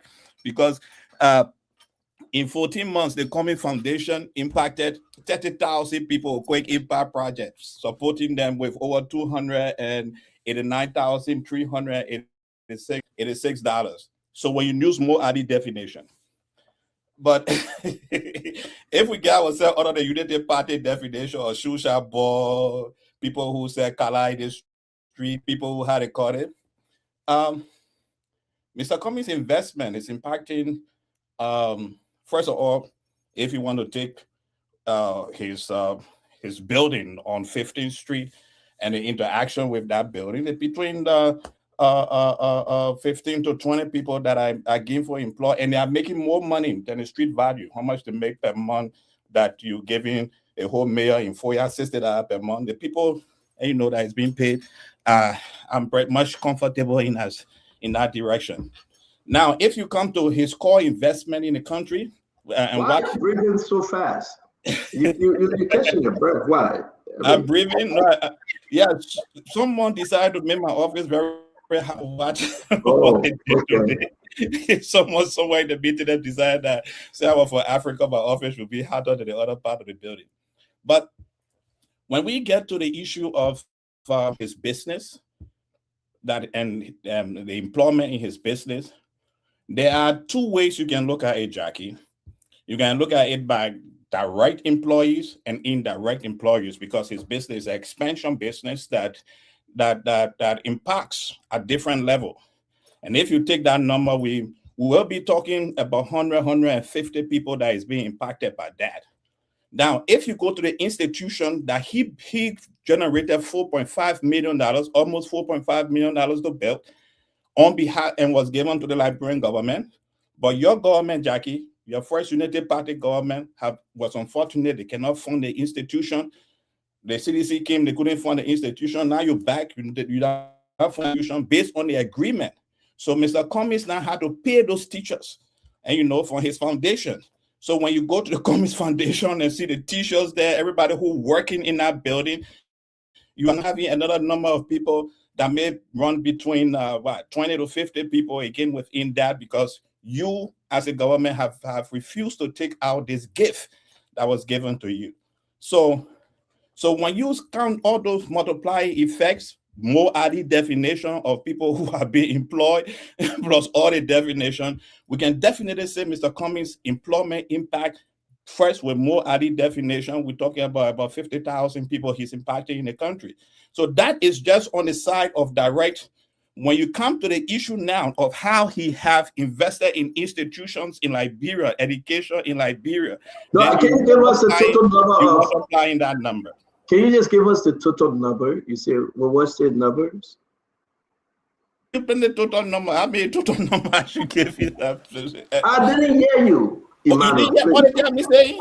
No, just sum it up. Give me one number. Total, how many individuals that Mr. Cummings have? If we take forget about definition.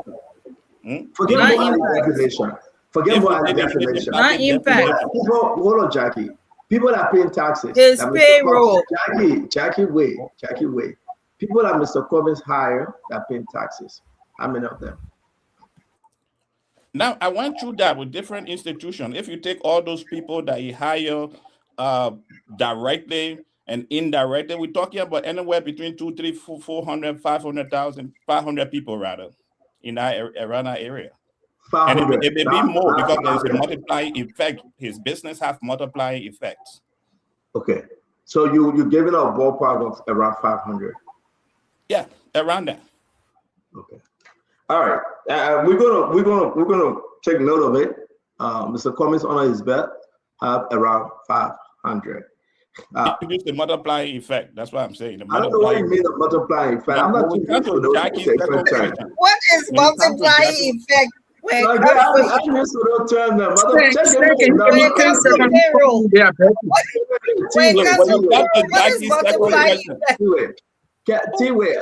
Colonel Gray, you get a small business thing you do. What is multiplying effect? Just give me the number. 1 + 1 = 2. Don't tell me multiplying effect. I don't like multiplication too much. No. Okay, let me tell you what the multiplying effect is. I may be investing, and I'm not saying Mr. Cummings is investing. I may be the owner of the cement factory, Cementco, right? And the distributors coming to cement. I mean, I employ the core people, distributor coming. So that's what we call the multiplying effect. So let me ask you. Thank you. At least people understand. Let me ask you real quick. Let me ask you real quick, Dr. George. How many businesses or investments Mr. Cummings have in Liberia? Well, that was the second question Jackie had, right? Now, we are not at liberty at this moment to disclose it because Mr. Cummings have business partners that he have to have conversation with. And added to that, right? I think the Liberian people, you started with number, now you want to know everything now. The Liberian people, that you keep asking. We've got to stop somewhere, right? But let's look at our country. Just that classified president, for information, don't example, share it. Huh? Classified information, don't share it. As if you look at our country, because we want to highlight this as something to say Mr. Cummings can run the country. But let's look at our Liberian leaders over the period of time. Jackie, president. The first thing we start, he a political person, right? He have, for the 12 years he was vice president to President Ellen Johnson Sirleaf, he lost all the election in his district for you. 12 years, he never won a single election in Foya. So if you want to generate political success, Did he win Lofa? Yeah, Foya is in Lofa. So he didn't win a single election in Foya. Did he win Lofa? Then the people in Foya didn't know him. When you go to Foya to visit, they only know Chief Taylor. You call Joseph Boyka many times, they didn't know him. Okay, but I'll hold you there. Thank you for the you explain that, Jackie. Let that hold you there, though. When you explain that, Jackie, Dr. George, it was only when the president became president that somebody Dr. George, I want to bring the guys in. Dr. George, I want to bring the guys in. You're changing the topic. And I think I say I'd like to come to you before we around the table. Talking about political leaders and Dr. how they George, are impacted Dr. like George, people. How Dr. many George, jobs thank you very much Burka created before he became president? Dr. George, thank you very much. Question? No, I beg you, Jackie, we'll hold you for last. Dr. George, thank you very much because I know you gave us a number that Mr. Cummings have under his belt. A little around 500 individuals that work for him directly or indirectly through his And company. that includes the multiplier effect. And I want to say to all of you, this is very debatable. Mosquito seller. Dr. George, you usually don't interrupt. We're begging you, sir. Let me bring you in. I say, let's close up on this Mr. Cummings issue. And before we do that, this is Mr. Cummings. I don't know when he went to this program. Let's play.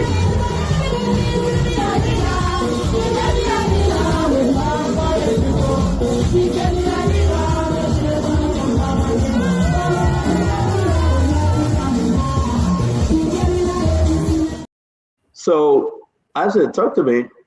The number's coming up now, around 500 individuals, but we don't know the businesses because they are classified for now. Yeah, so, there are certain things I cannot confirm, but there is one thing that I can absolutely confirm. The one I cannot confirm includes how many businesses Mr. Cummings has and how many people he has employed. But I can confirm, though, that President Boyka had never employed anybody. That one, I can confirm that for a fact. I know for a certain that Mr. Cummings is a decent man. He's a good man. I know he got businesses. I know he has not only employed people, but unlike President Boyka, who had never paid a school fees of a single person, I know Mr. Cummings has paid school fees of people. I know Mr. Cummings has even helped President Boyka's, NGO that he established that was dying. But I also know that President Boyka has never helped any other organization. I know those ones. Now, as to the specifics of what Mr. Cummings has done, I cannot lie on it. I mean, there's a school in Dupero that I know is named after Mr. Cummings. That school is solely sponsored by the Cummings Foundation. People work there. He has helped people.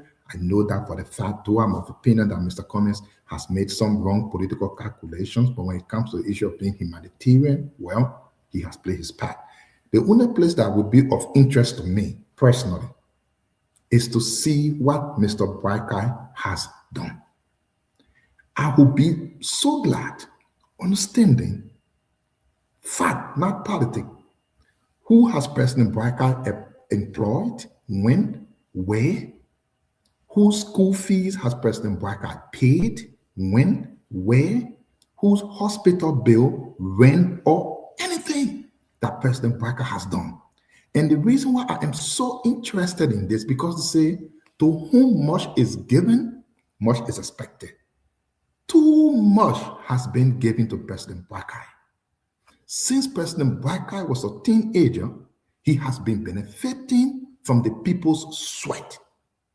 one who expects that President Boakai who do something more than anyone because he has benefited the highest than anybody. Mr. Cummings, I can give him a pass. For the argument's sake, let's say Mr. Cummings has never helped anyone. I can give him a pass because he has always done his own thing on his own sweat, unlike President Boakai, who has been on government from the time he was a kid up to today. You will expect someone who has taken so much from the people to at least give something back. Unfortunately, it is the same Cummings that was supporting his organization, but he has no record of supporting any organization. So this argument cannot be balanced at all. We have a president who is a president today, who has been a liability on government from the day he knew himself, to another person who has been man of himself, working in the private sector to better himself. I think the skill cannot be measured. So yes, I cannot confirm how many businesses Mr. Cummings has, though I know he does have them. I don't know how many people he employed or how many people's school fees he paid, because I do know he has done it. But I know for a fact that President Boakai has never employed a single Liberian. I know President Boakai has never paid a school fees, the medical bill of any Liberian, and that is my concern. As a thank you for your concern, I'm really going to say something small, and then we'll bring the other guys in. You guys listen to Isaac, right? He can only confirm that President Boakai have not employed, have not hired, have not helped anyone. He can confirm that, but he cannot confirm whether Cummings have done the same. No, I say how many. No, that's what I can confirm. No, I just wanted to correct that. I can confirm the number he has done, but I don't know how many. That's what I'm saying. But I know President Boakai has never done. I just wanted to be sure you say the right thing. That's all.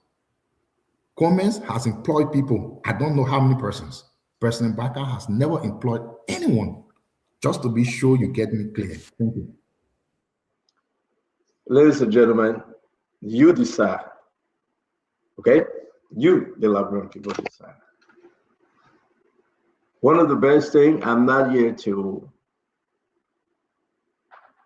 tell you more about Mr. Cummings and less about President Boakai. I'm not here to tell you more about President Boakai or less about Mr. Cummings. I'm just going to say, listen to everyone and you decide. And everything I just said, President Boakai as vice president, he had his foundation. He has his foundation. The foundation was very active, by the way. President Boakai had a farm. We got people giving testimony. But let's just give it to Isaac. That President Boakai didn't work in the environment like Mr. Cummings. Let's give it to Emmanuel George. At the time, prior to being a vice president, President Boakai didn't work his way up to Coca-Cola. But you do the comparison. Mr. Cummings, President Boakai, vice president, and the position Mr. Cummings had in Coca-Cola. You just compare. And you decide. But President Boakai being president today, what have he done? I think that would be my question today. But if I say something right now, come agree. Emmanuel George and I said they will kill me. There are over 70,000 people that in government that President Boakai hired them. If I said something today, that's true. I would not disagree with you. We do see more at the definition. We do see more at the definition. If we lose that definition, Mr. Cummings have higher vote than 70,000 people too.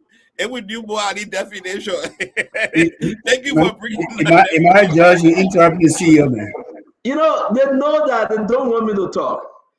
I'm not talking about the Sonar report. Let me be fair. People in government since the election that was hired, they were hired by President Jose Yuma Baka. I'm not talking about the SONA. The SONA report that came out with 70,000 are just addition. You can believe it, you don't believe it, everybody have their own view. But we have civil servants. We have people in government. We have people in ministry today.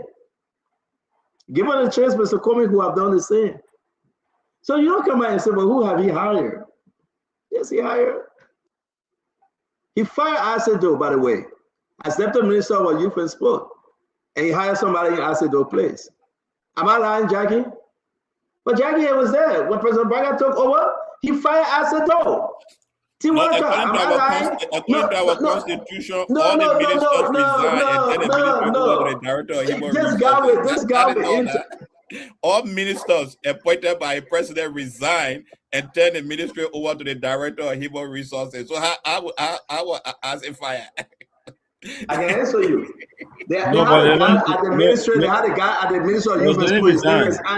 His name is Andy Kwame. Andy stayed at his position. No, they didn't resign. People didn't resign. They fired them. As I said, the one he resigned. The man 6 years under George Weah expired. President Baka who have kept him. But because I said talk too much, the president said, who that guy? I said, oh yeah, fire him. And they remove him. Let me say this to you. Let's be serious. No, but the law says that you interrupting too much. The director of human resources. Right, so that's not resignation. So George, that's not resignation. That's expiration. Okay. Yes. Okay. The tenure expired along with their principal. Their principal was the president. Exactly. Let me agree with you. But the ministry is still over to the director of human resources, right? Okay, but we got to be clear. That's the most senior civil servant after all the. We got to be clear here, right? So the position Comey had. Unless Jose Yuma Baka, he worked for the Liberian people for 12 years as vice president. He never had a position like Mr. Cummings outside of Liberia. No hit on that. And that's why Mr. Cummings can hire over 500 people. Jose Yuma Baka, president of the Republic of Liberia today and vice president, he led a country of almost 6 million people, and he's doing it today, including you, Emmanuel George, Mr. Cummings, and everybody else that in Liberia. Oh, sorry, Emmanuel, you are not. So to be fair, it's only fair to say the record will speak for Jose Yuma Baka. But I'm disappointed, and I will end on this, Chamba. I think it's about time that Mr. Cummings tell the Liberian people his businesses he's involved with in Liberia. Can we confirm the number that Emmanuel just put out there? Emmanuel could have said 1,000. Wait, I mean, where's the data? Emmanuel could have said 750,000 can agree. Who are we not to say that loud? We're saying nothing. Emmanuel then he said multiply 500,000. You didn't ask him for it. You can ask him. Those are the things that cannot hold. It's not connecting. Emmanuel went to bed yesterday. He didn't know. He woke up today and said multiply around 500. Should we believe Emmanuel? We want to see it. This investment, that investment, want to see it. But I'm not, as I said, I'm not going to be on Mr. Cummings. Mr. Cummings is my friend. I can't beat on him. So let's move on. Anybody want to? The majority of the viewers listening to us believe me. Believe what I'm saying, and I'm very clear. Can you share the document? Can you share the document? Let me come and see you. May I share the document? Yeah. Emmanuel, yeah. May I get a chance to chime in here? Look, ABC, Alexander B. Cummings is a decent man. Alexander B. Cummings is a Liberian who aspired to the highest office of our land. And we all know that. And he ran twice, and his numbers shrunk, and the records are there. You see, Emmanuel, when you were given the question about what Alexander Cummings have done in terms of job creation, what businesses he has in the country, what impact is he making? Emmanuel, my friend, you struggle to answer the question, and you didn't adequately answer the question.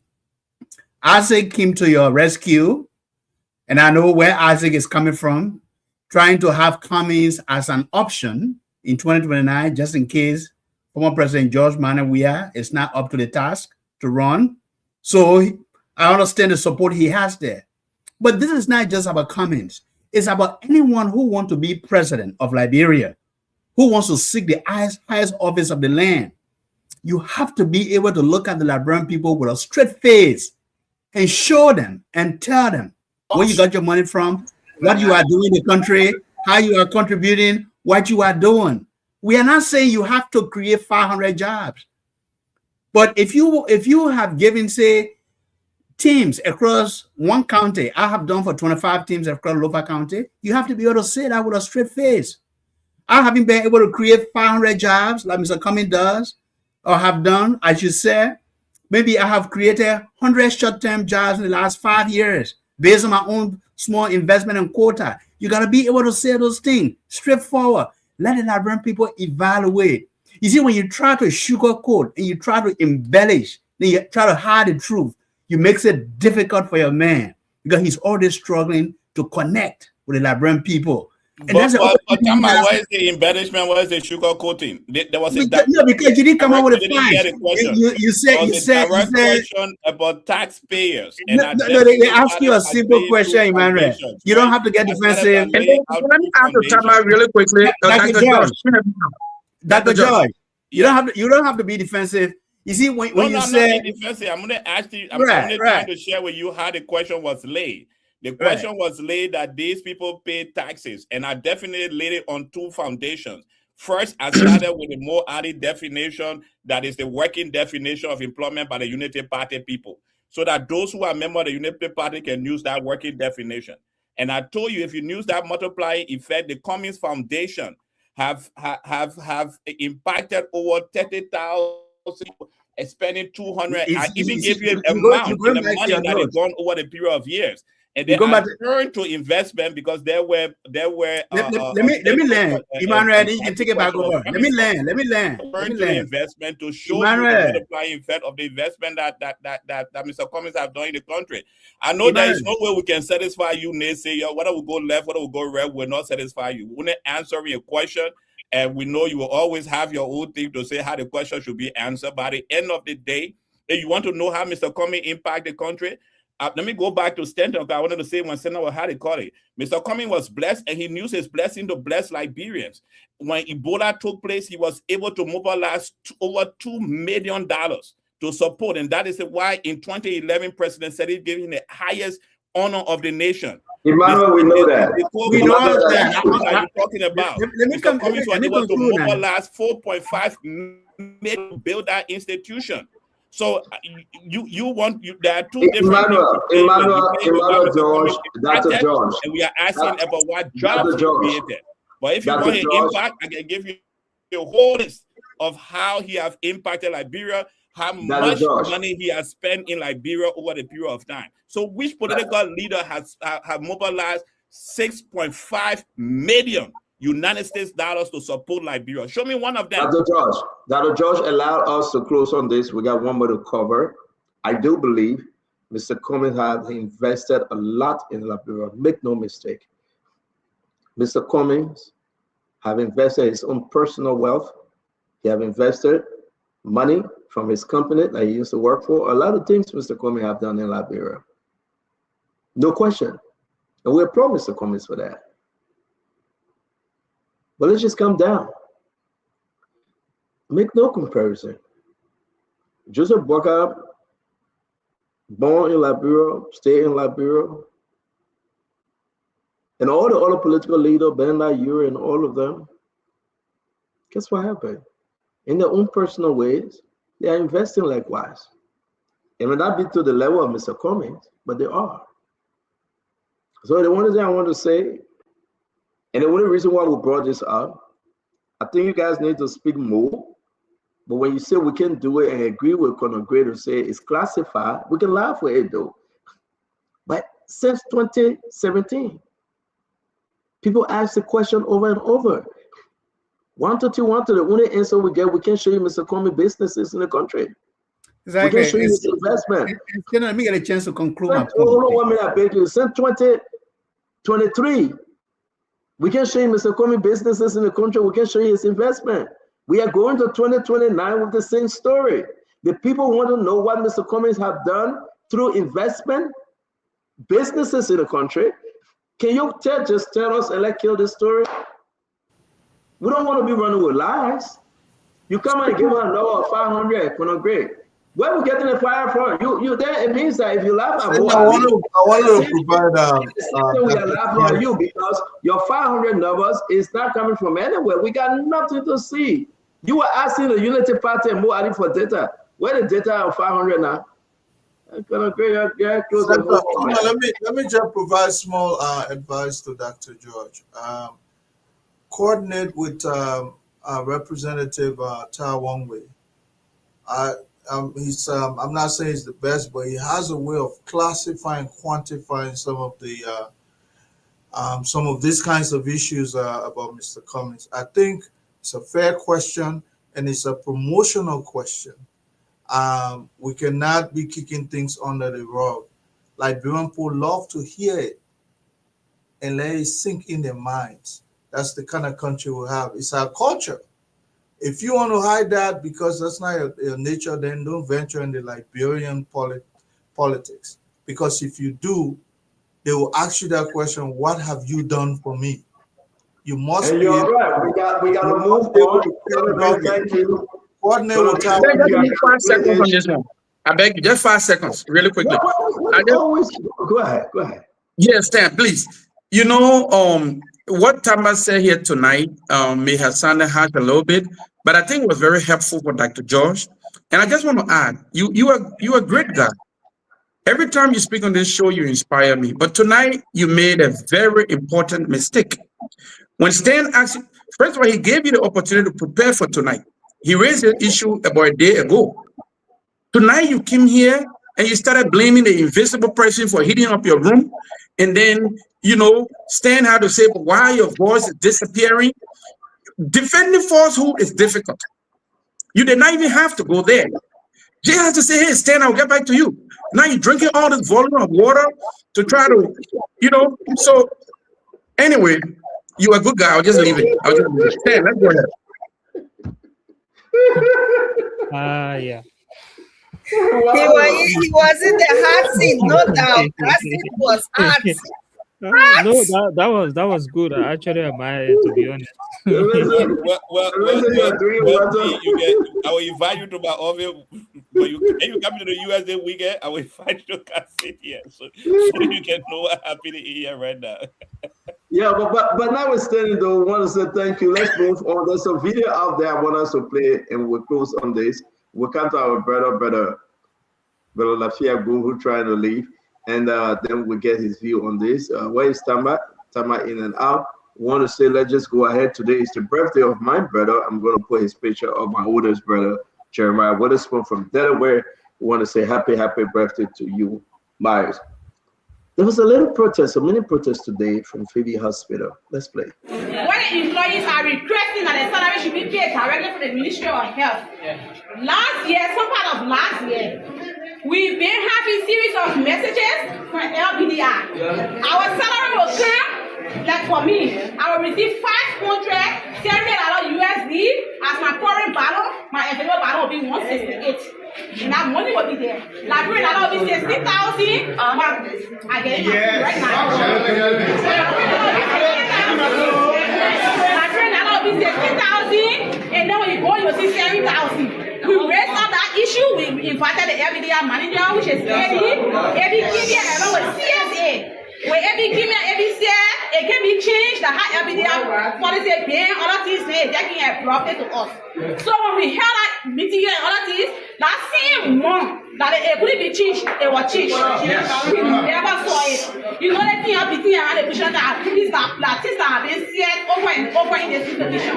The institution, those who are working with, they are not treating us fairly. We are professional people and we have our degrees. We have other people who are working. What we done for other is given to us. If you see a request to say government should give our money directly, That's the reason. You can be paying professional person 168, 180, instead of you having a senior laughing. The hospital is just 100 days. And even last year, someone from that is scanning, that is inciting other things, you know, the TI will bring serious problem in the hospital, and you're not able to handle it, the government himself come in. Because the person, the issue I want to solve, they want to take it as an answer, letting other people try. The one on the wall saying that if the people review, they will make him chief driver, so which means they can take the chief driver from the position. So are they fighting how to solve the problem, or they want to threaten us? What happened in you guys are angry? That's the reason we are not satisfied. So, no kind of information given to me.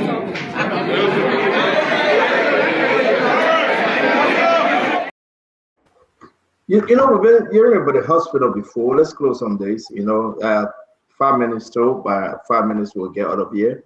So doing your closing, just incorporate it. And I think that this is some serious issue. Kev, you went off. Sandra, can you play the other one? No, just close all two. Which one? There's another video from the same hospital people from the Ministry of Health. Like told me. When employees are only the one I get though. You said it to me. There's another one in the chat. when employees Oh, nice. All right. Let me in the panelist chat room. Yes. Okay, Kev, go ahead. Let me upload it. Let me see. We remember this song that my sister Jackie was singing on this platform. You harmonize our prayer, we will harmonize your vote. You sat on this very platform with the Unity Party people and told the people on day one, all the nurses' salary will go up. Everything will go up to change this country. Matter of fact, Jose Imam Bokai said that, and if you re-elect the CDC, there will be no Liberia. He said, look, everything will be better on day one. The people are still calling for the salary.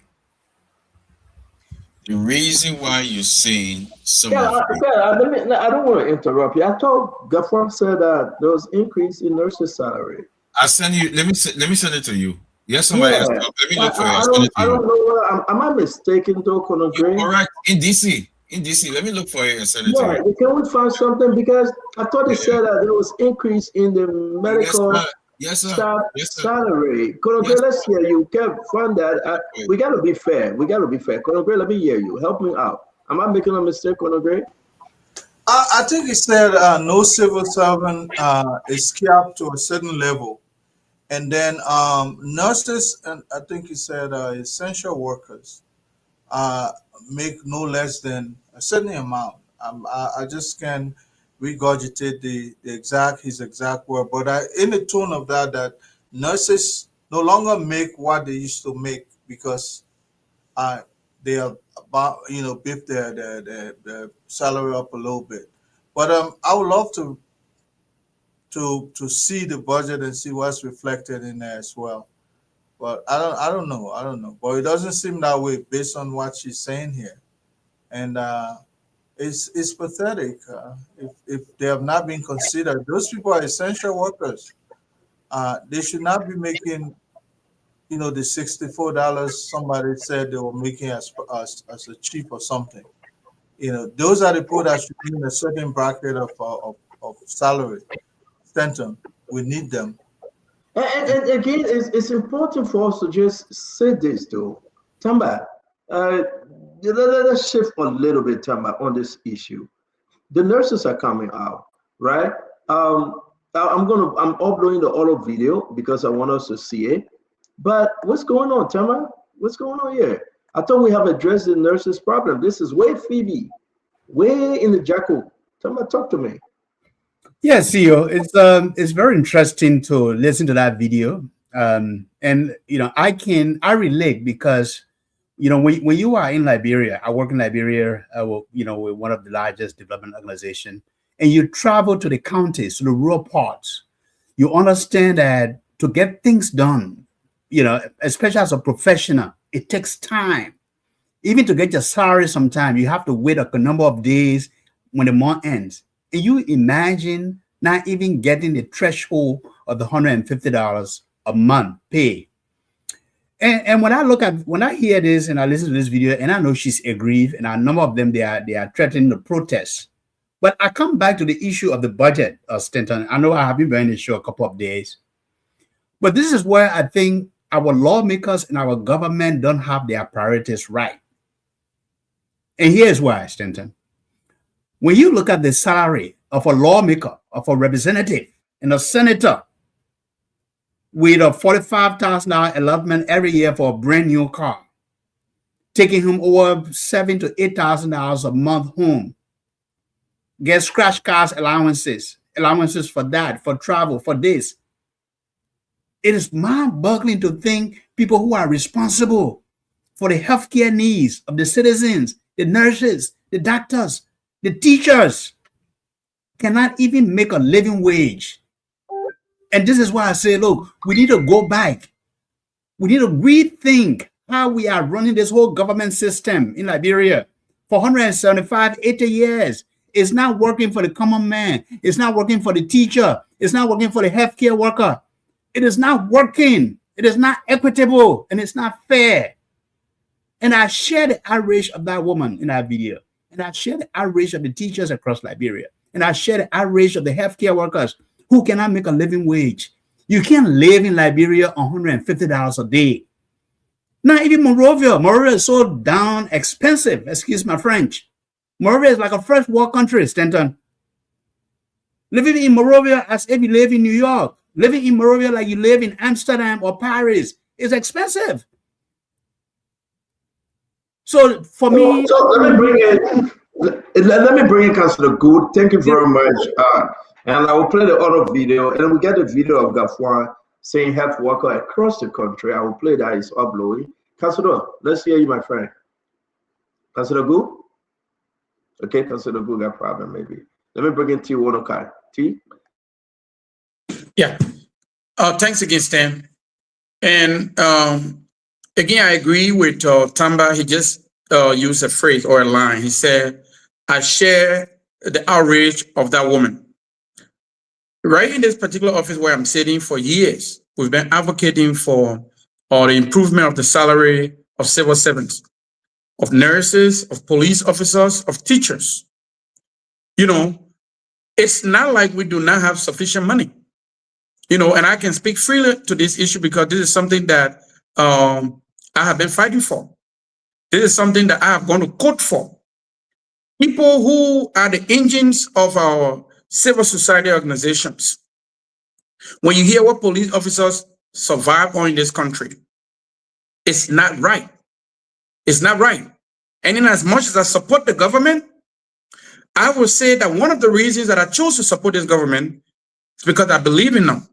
I have hope in them to bring about the change that they promise. People are struggling. There are nurses, there are teachers who have to decide when their child is sick, whether to send that child to hospital or to feed them.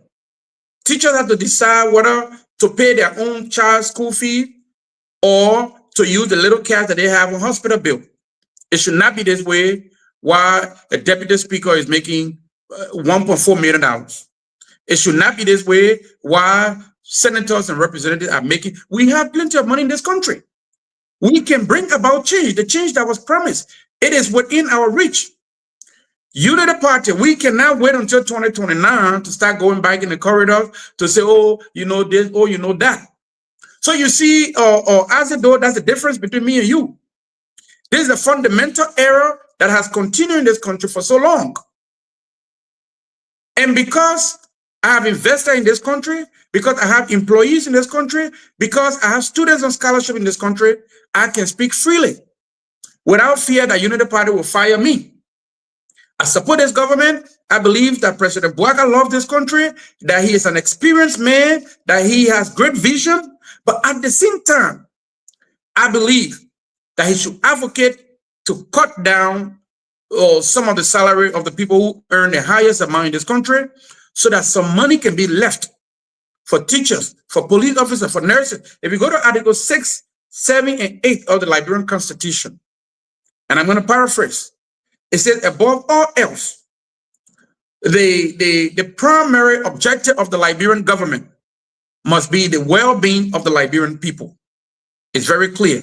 So, Stan, in conclusion, I want to say that I agree with Tamba, that I share the passion, I share the outrage, because the money is there to take care of the people. Let the government buck it up. Let the government do better. There is opportunity to do better so that we can win the next election. Let's not miss out on this opportunity. Thank you, Stan.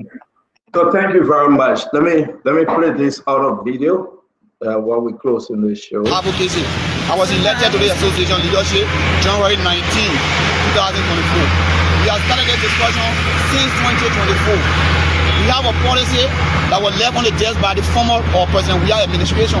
That policy is so unique. But I see many of our colleagues, all of us spoke the same language yesterday. We sang the same song. When it comes to honor compensation today, they are neglecting that policy. So the journey to get here, they have been a very long and rocky journey. We are also here to seek the people. They are the legitimate owner of the resources that the government use to pay people. So you think how long this movement will go for, this protest will go for? The reason we also here, we want to let the public know that we have been out of facility since January 15, 2026. But people, forced in the Ministry of Health, are making it to look like a secret. They are making it to look like a political game. They keep covering up. So you have not been working? We have not been working since the 15th. 7 counties now, 7 counties have been deprived of our surgical services because of our absence. All nurses are not in Greenfield. Surgery not going on in Greenfield. Lopa County, Lopa have 4 facilities. Poya Boyma, Ulahu, or the hospital in Zozo and Telewidow Hospital. No surgery been performed in Lopa. Sano County, no surgery been performed. River G, no surgery. River C, no surgery. Patients have been referred from pregnant women, not only patients, but pregnant women who need cesarean section, emergency cesarean section. They have been referred from Sano on ambulance to JFK. Go to JFK. That's huge. That is no Gafwan. That is no Gafwan. The biggest donor was Lucid, but the government intervened. The fact that things have not reversed was on account of government's intervention. We've also increased the salaries of health workers across the country. Some of you are seeing health workers in how do you call it, Domba Hospital? CB Domba Hospital celebrating because the plight of health workers have improved because of government incentivizing. So one of the things that is happening is that drug supply is constant across all the hospitals.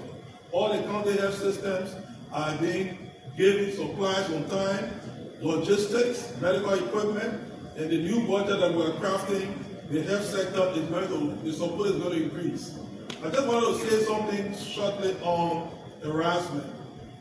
We've agreed, thanks to the performance contract we've signed with the president. I said, take it away. I said, yours, take it away.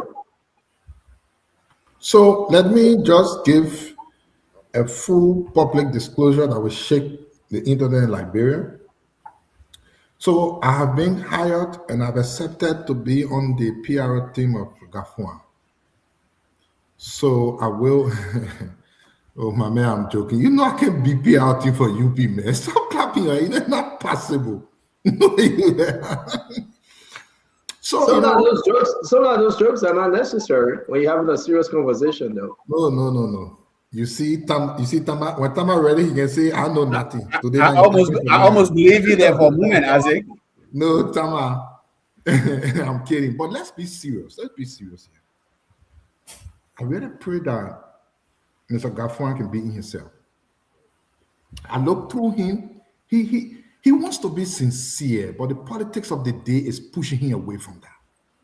I don't know if I should have a soft spot for him because it seems to be he is helping the opposition more. Someone told me it is the opposition that planted him in President Baga's government. I don't know.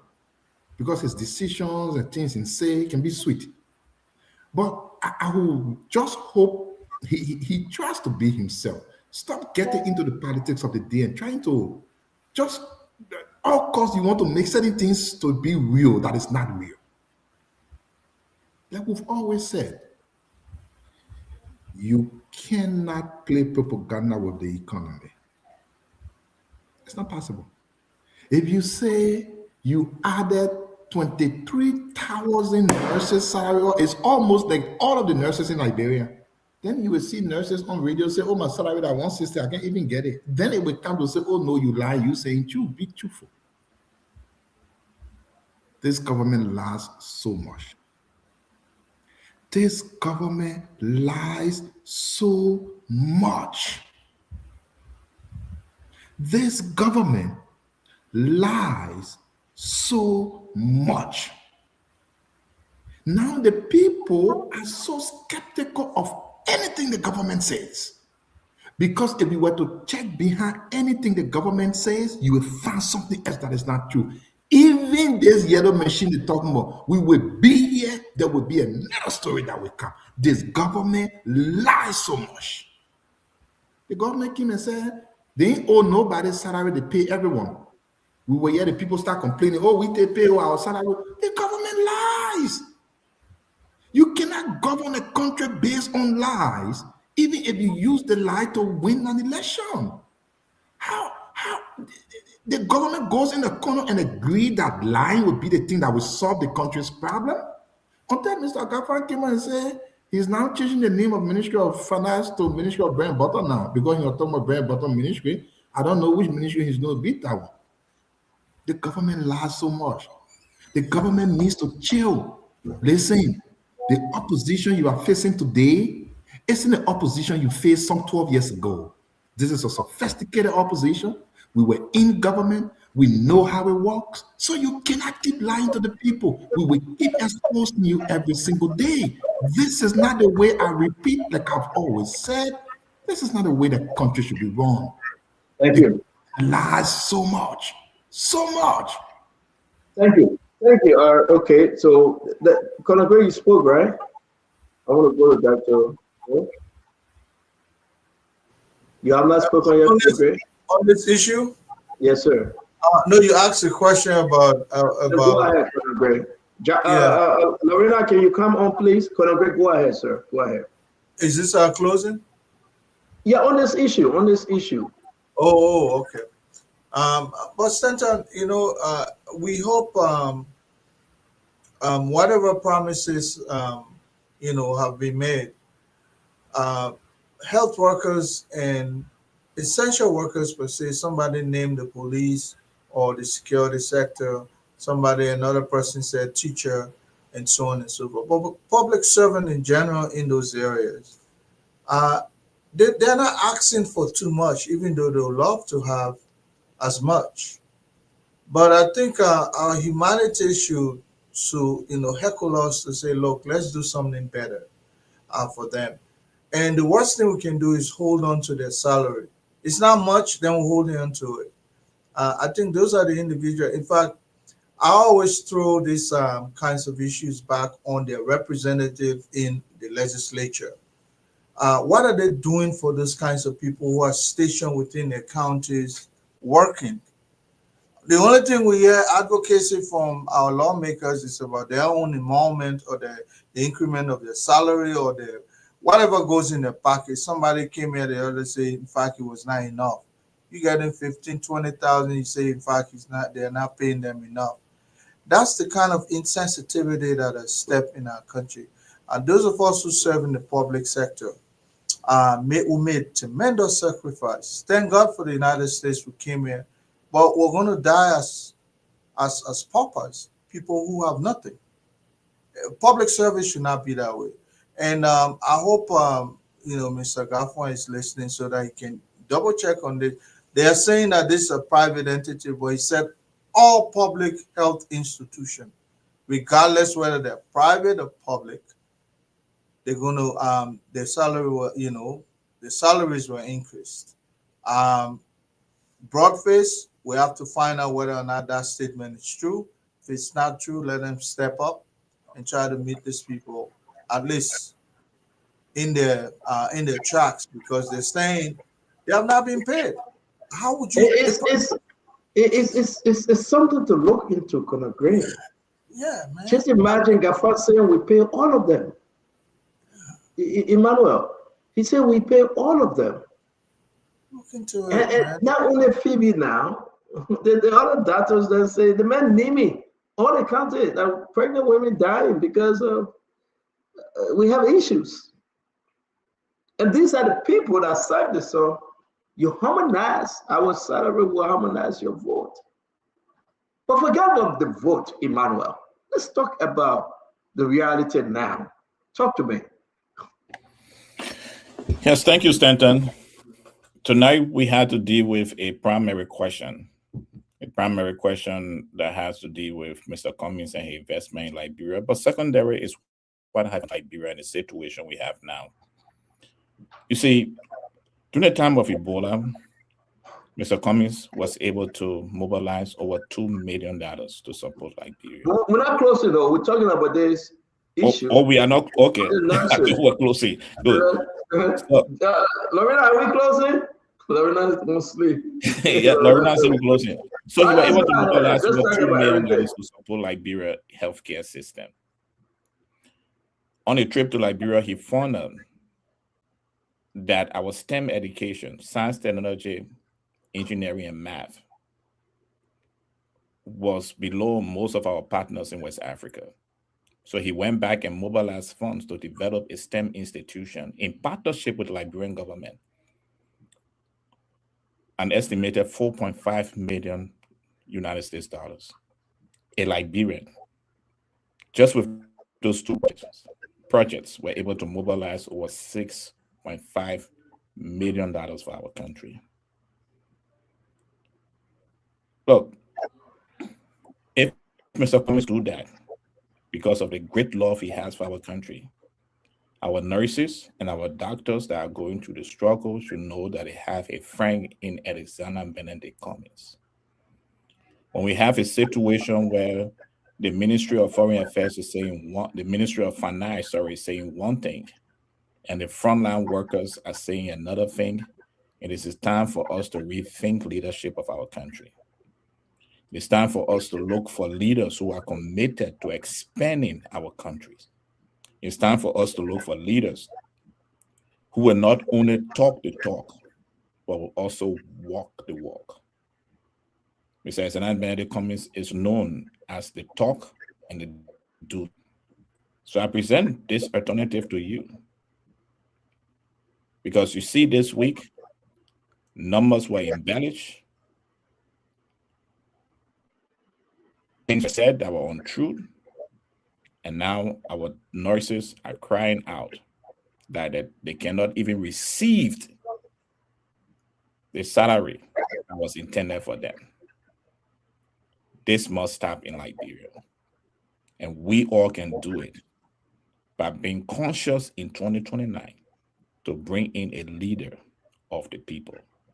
Thank you, and have a good night. Thank you very much, Kev. Let's hear you close. You just got back, please. Yeah, Stanton, I said this yesterday. I'm saying it today. You guys are intentional. They know exactly what they're doing. Gafwan, talk about the nurses in DC. Way before the SONA.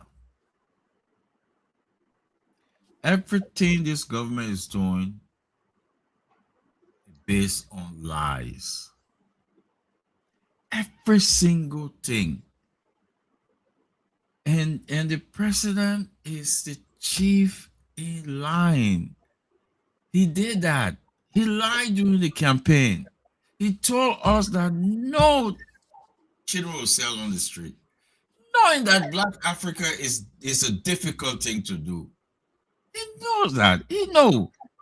But he was deliberate. He know you were lying.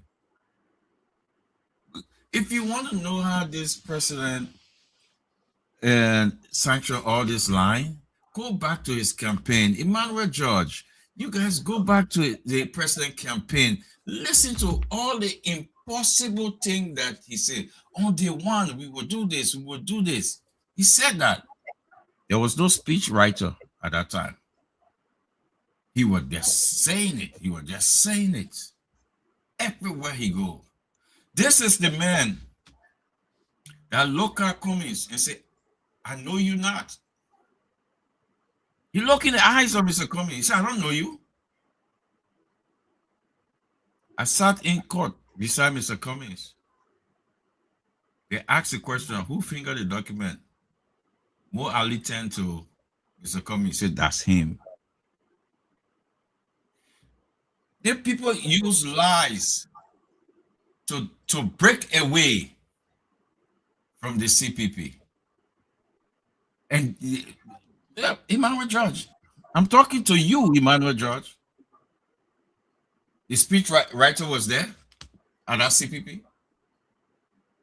Stanton Witherspoon interview GMB. Delaware. In Delaware. And they ask him, when you go back, will you put the CPP back together? Because there's a lot of confusion in CPP. You know what was his reply? He said, Brexit. And y'all know what Brexit means. Y'all know. You know the British, the English people break away. So he said Brexit. There's somebody want to come and tell me that somebody telling GMB. I understand that he wrote 90% of that speech because he asked, they brought everything to him and he put it down. Watch GMB. Most of the time he get a pen and paper and he writes it. Yes. They share with folks on the table. He starts on his table. He look at it. He asks them. And he decide to go along with it. So nobody should blame. And lastly, if somebody mislead GMB, but not that person will be fired. Nobody will be fired. Nobody will be fired. The man went to Ghana high-fiving all the guys there who were around him. Go look at it. Let me bring in Jackie, let's hear your close, sir, because we're going to end the show, and I want to say things, come back again. The issue about Gafwan saying he paid all nurses and medical doctors across the country. Listen, we all saying the same thing. These are this week is a bad week for Unity Party. A very bad week. I hope next week can be better for them. When the people start protesting like that, especially medical people, Gafwan said to pay all of ELWA staff. But then across the country, we still have problems. We still have problems. But I was thinking, I shouldn't go there again because I can create this thing and people say, Stanton, you brought it up. But there's a problem. There's a reason why sometimes, and every time I say Gafwan can lie. Can't you just do the piece of job and be fair? If you don't have it, you don't have it. So the government is working on it. But to go on the international platform and say, we have paid all of them and they're happy and they're singing our song. And now we got protests from one hospital to another hospital, Phoebe Hospital, nowhere you can find the other people on the street. They don't have the material, they don't have the equipment. Then we have a problem. I don't know how the government plan to get all of this thing, Emmanuel. I really don't know, and I hope they should do it fast. I hope so. The Liberian people are listening.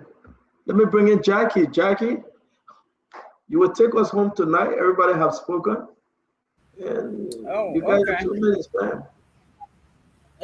Yeah, thank you so much, Stanton. It was a very fruitful, rewarding discussion tonight. Good show. When it comes to our healthcare workers, they all deserve the best. We all know. They are there for all of us. Health is everybody's business. That's why I'm a strong advocate for the health sector, for our health workers. And try to work with the health sector to make sure that we continue to improve on a lot of things in Liberia. The Minister of Health is doing very well, her staff, but we still have a long way to go as we strive to build a resilient healthcare sector. Yes, Isaac, in 2023, the healthcare worker said, you harmonize my pay, I will harmonize your vote. And it's one of the main reasons why CDC is no longer in government today.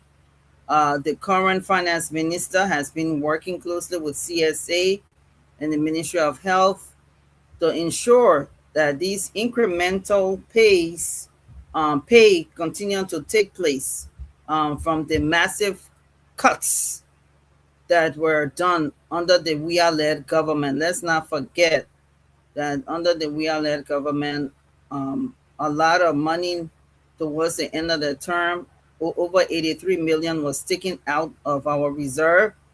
And with a lot of debt and liabilities, the government is working on paying on that. At the same time, they are prioritizing and working on making sure that they continue to meet the needs of our healthcare workers in more than ways than one.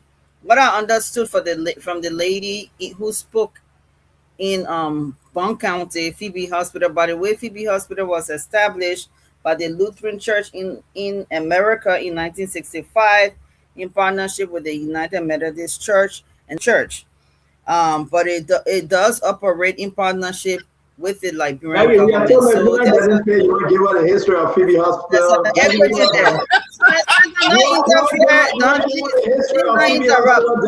Please don't interrupt. Let me finish my thoughts. She got right back to JJ Rao.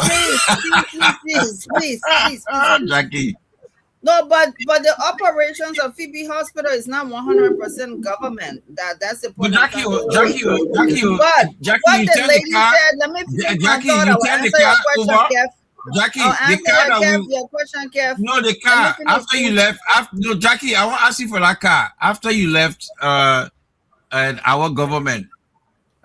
You turned that car because we couldn't find the car. The car was in your possession. You turned it over. What car? The car that you were using. The car you were using. But it belongs to Ministry of Health. Yeah, but we couldn't find it. Health. Yeah, we couldn't find it. We look for that car. Okay, go ahead. As the Minister of Health herself. Yeah. Dr. Jala couldn't find it because I personally asked, they couldn't find that car. But go ahead, Jackie. Okay, well, I don't know. I have no idea what you're talking about. But here's the thing. The Phoebe Hospital, what the lady said over there, the nurse, she said that when she gets her pay, it's supposed to be this amount, but her balance ends up being this amount. And she wants to know what the discrepancy is all about. And they invited LBDI to help them explain.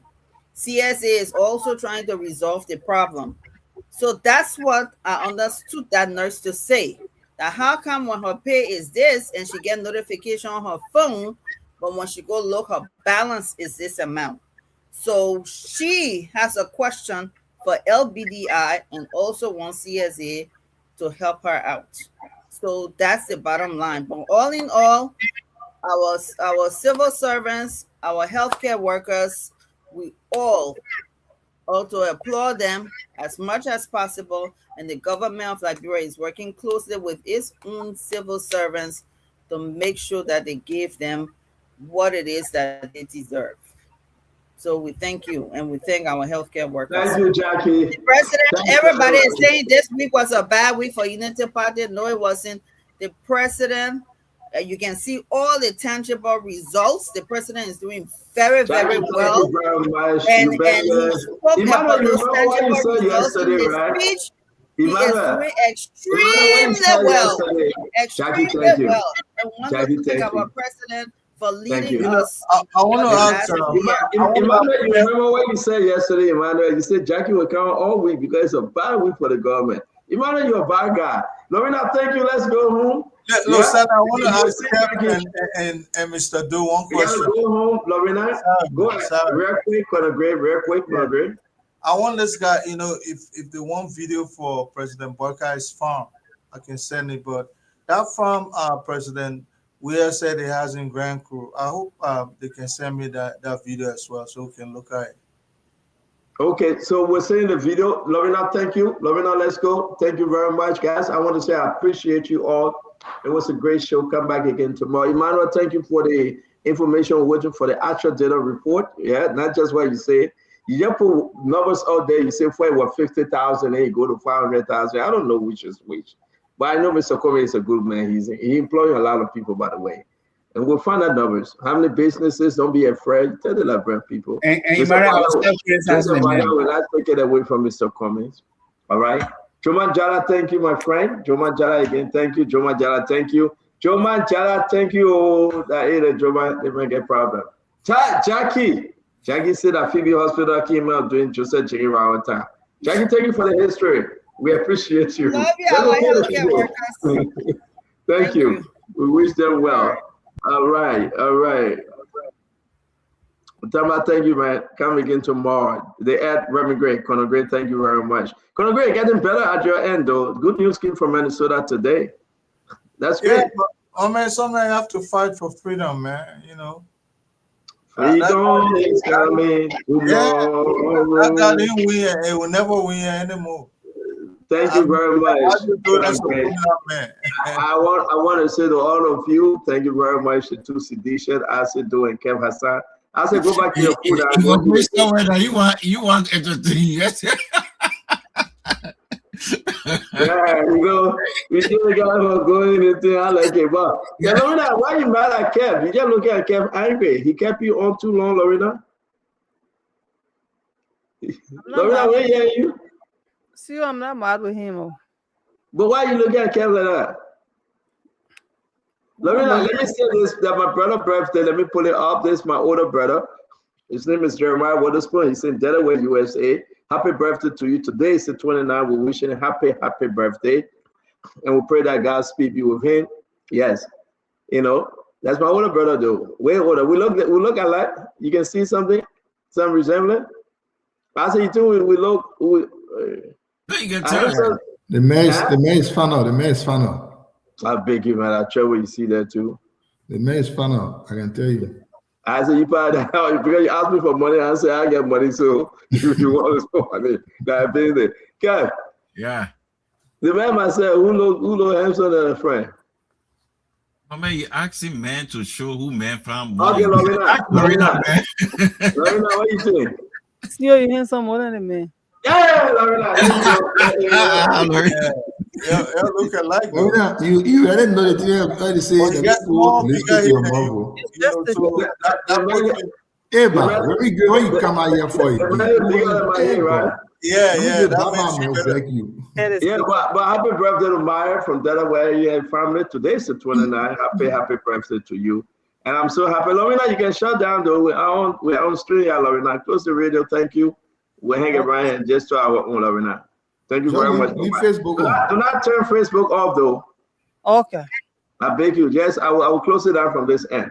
Yeah, indeed. Happy birthday to my older brother. The guy is how many years older than me? Let me see. And then kind of do. I mean, live more with you can be, you know. I'm bigger than this man. I'm bigger than him. I met him to our man wedding in yeah. Yeah. Oh yeah, bigger than the guy. Yeah. No matter, I think the man zooming on his picture. The man zooming on his picture. No matter, bigger than the man. My older brother, but bigger than him. I got muscle than him. But happy birthday to you, Maya. We wish you well. We hope, yes, indeed. I heard that they took you out. Y'all want to enjoy yourself. Happy birthday to you. And we wish you well. God bless you. God keep you and God give you more years. From my family, your in-laws, the children, my wife, we want to say we celebrate you this day. God bless you. God grace you here and happy birthday to you. Yes, indeed. All right. Let me know you stay here. We say you want to go. You want to go? Okay. Once Kathy and I go, I go. Yeah, I seen the thing. What's going on? We said go. You say you're ready. She run away. Let me not go. You say yeah. Then you say it right. But let me not thank you very much, man. Yeah, I want to say thanks to Lorena. What Remy Great can't do here again? He say he want a farm. We should show him farm. I didn't go ahead. Where you want to wear farm for?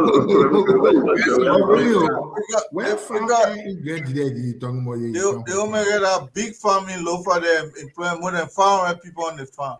They ain't see it. They on two farms. Grand Crew. What that farm? Which farm now you talking the about? Farm president, we have said the poor gave him about 200 acres to farm. Send us the clip. Where did he say so, rather? I'll look for it. I got a lot. Until you get that clip. Yeah, Oh, well, so I want a Jumbo Ali Keke tip. Where is it? I sent it to you. Jumbo Ali Keke. But send them out. Put it up. Are you listing the jobs? No, actually, did he really say that though? Did he really talk about it? Studio Mohali didn't get nothing to say. I was so sorry. I said, hey, go. No, let me send it to you. I mean, but to tell you the truth, Mohali is my brother though. You know, but did he really say that? I sent it to you. You man said it up. Well, let me ask you, Keke, that job? The message that part of the job, a job, but message that the government create that job. Keke, a job. Yeah, that's the government. So that government I don't think you're talking about government job. You're talking about job. But listen to it. Listen to it. Public and private sector. Yeah, formal and informal. But brother, we agree. So what are you defining again? We agree. All right. You know, Color Gray. Let's be frank, right? So the small trend are saying the plenty chips too that the government hired them. The trend are saying chew gum between card that the government hired them. I mean, I work in like blow away. Before they get me in trouble, I've said I'm a change man. I've said I am a change man. Let's go home, my brother. Play Stanton, play. I beg you, play. No, you got it. I'm not playing it. Mo Ali than my friend. I can't play this. I used to say Pepe Kala for the Oma.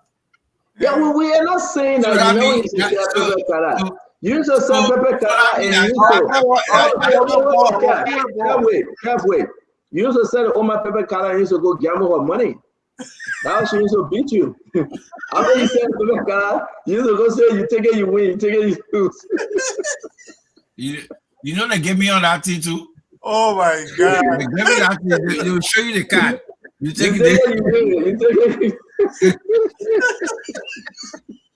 The reason why you join the army, you are bad dude. You take it, you win. You take it, you lose. Oh my God! But again, I don't want to play the more. Minnesota. No. I Like all of those who ride motorbikes, they are gainfully employed. But when you ask them, are you employed? They tell you no. Those who own keke, they are riding. They are gainfully employed. The people who sit on the street to shine shoes, they are employed. The people who go to local, like all of those who the more brave. You're more brave. More brave. It's more Ali correct though. Yeah, he correct. Yeah, thank you, Asa. Also, the question I asked you is that true or not? No argument. He correct. Then thank you. Then I go down the man correct. Thank you. So the papi went to the sauna. He right. For keke driver, let's take it one step, Kev. Wait, let's take it seriously. And let's be fair, right? Mo Ali said they are gainfully employed, right? The employment is based on what? They got to be paying taxes, right? Well, it's based on income. Some income are tax free. Well, let's go to the question that Julia J asked him about the 70,000. No. So he was explaining. No. Kev, when we're on the show, you left the show, you went in the back to eat. You have eaten and you come in to waste our time. Have a good night. Yeah. Have a good night. You can't do this to us. We want to say to all, great, thank you very much. I said, no, thank you, man. We want to say we appreciate you. Ladies and gentlemen, it was a great show, man. It was a quiet time, a good time. We want to say thank you. You know, it is what it is. Like I said to you, we try our best to be balanced. I didn't talk about President Weah today because, you know, we came up with this thing about, you know, who can talk and who can talk. But to me, I'll let your man. Who? Your man came on the show. He called the show. You were going different direction. So we asked me, your man rush. And I said, thank God, change it. I like it. That's why I told you I like it. The man started. The man said, the man I take, he take, how you call him, Emmanuel Porter position. And the man said, also Twig went lobby for money to build this place. They got it so cool. I didn't do it, you know, it just made me weak. Yeah, I did. The man were attacking me when he was firing. I said, I like you. I just told you, I said, I let him have, man. That made you weak. They gotta know.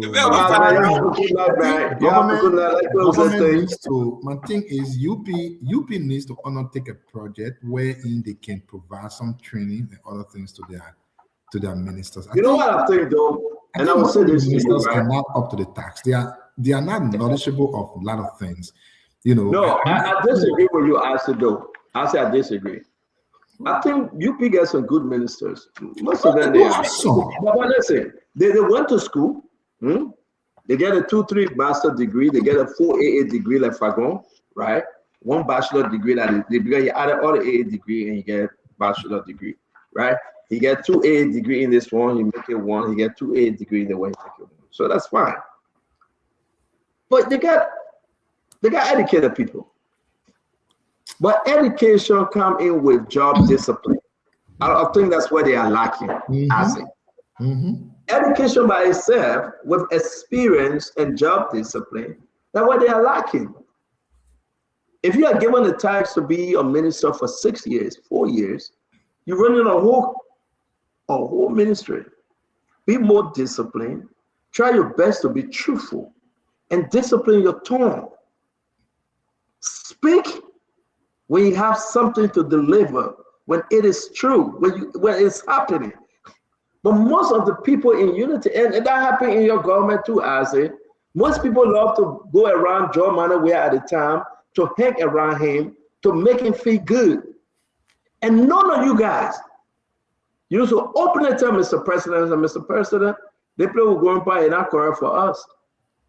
And when we say it, you guys at the time felt within yourself that we hated George Manuel. But we knew the end. And the end was going to justify the means. And it happened. It wasn't propaganda. Nobody stopped you guys from doing propaganda at the time. But it was the fact that George Manuel government was crippling down.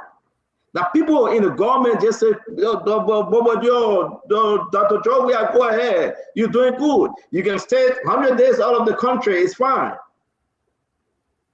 Fast forward to this government. The issue is that everybody think they know it all in this government. They have not learned from the CDC government. And when you point it out and talk, they curse you. They insult you.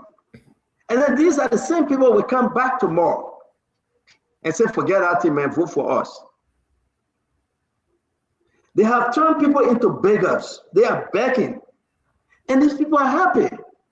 Our country got money. I will raise something, $4.8 billion out of oil and natural resources. Oil, mining, $4.8 billion can come into Liberia. Not the Liberia news, it's Bloomberg. Go on Bloomberg and read what they are saying out there about Liberia. But then here we are,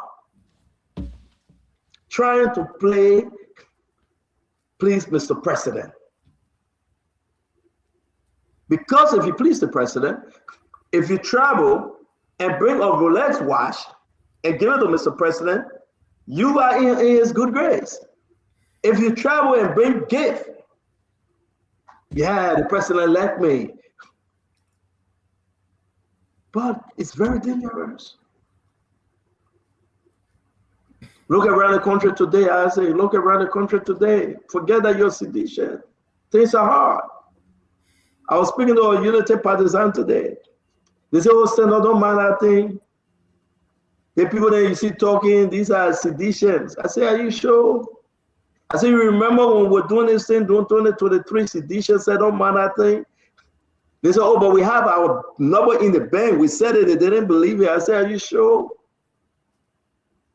And these are arguments like this that they cannot win. Go to the marketplaces. Go on the street. The people that will be voting, they are complaining. And who defending it? Who think that everything is okay? Minister are saying everything is okay because you know what? Minister getting his check going in his account. Director think everything is okay because you know what? Director getting the check going to account. They're getting the gas slip. They're getting the call card. They're getting everything.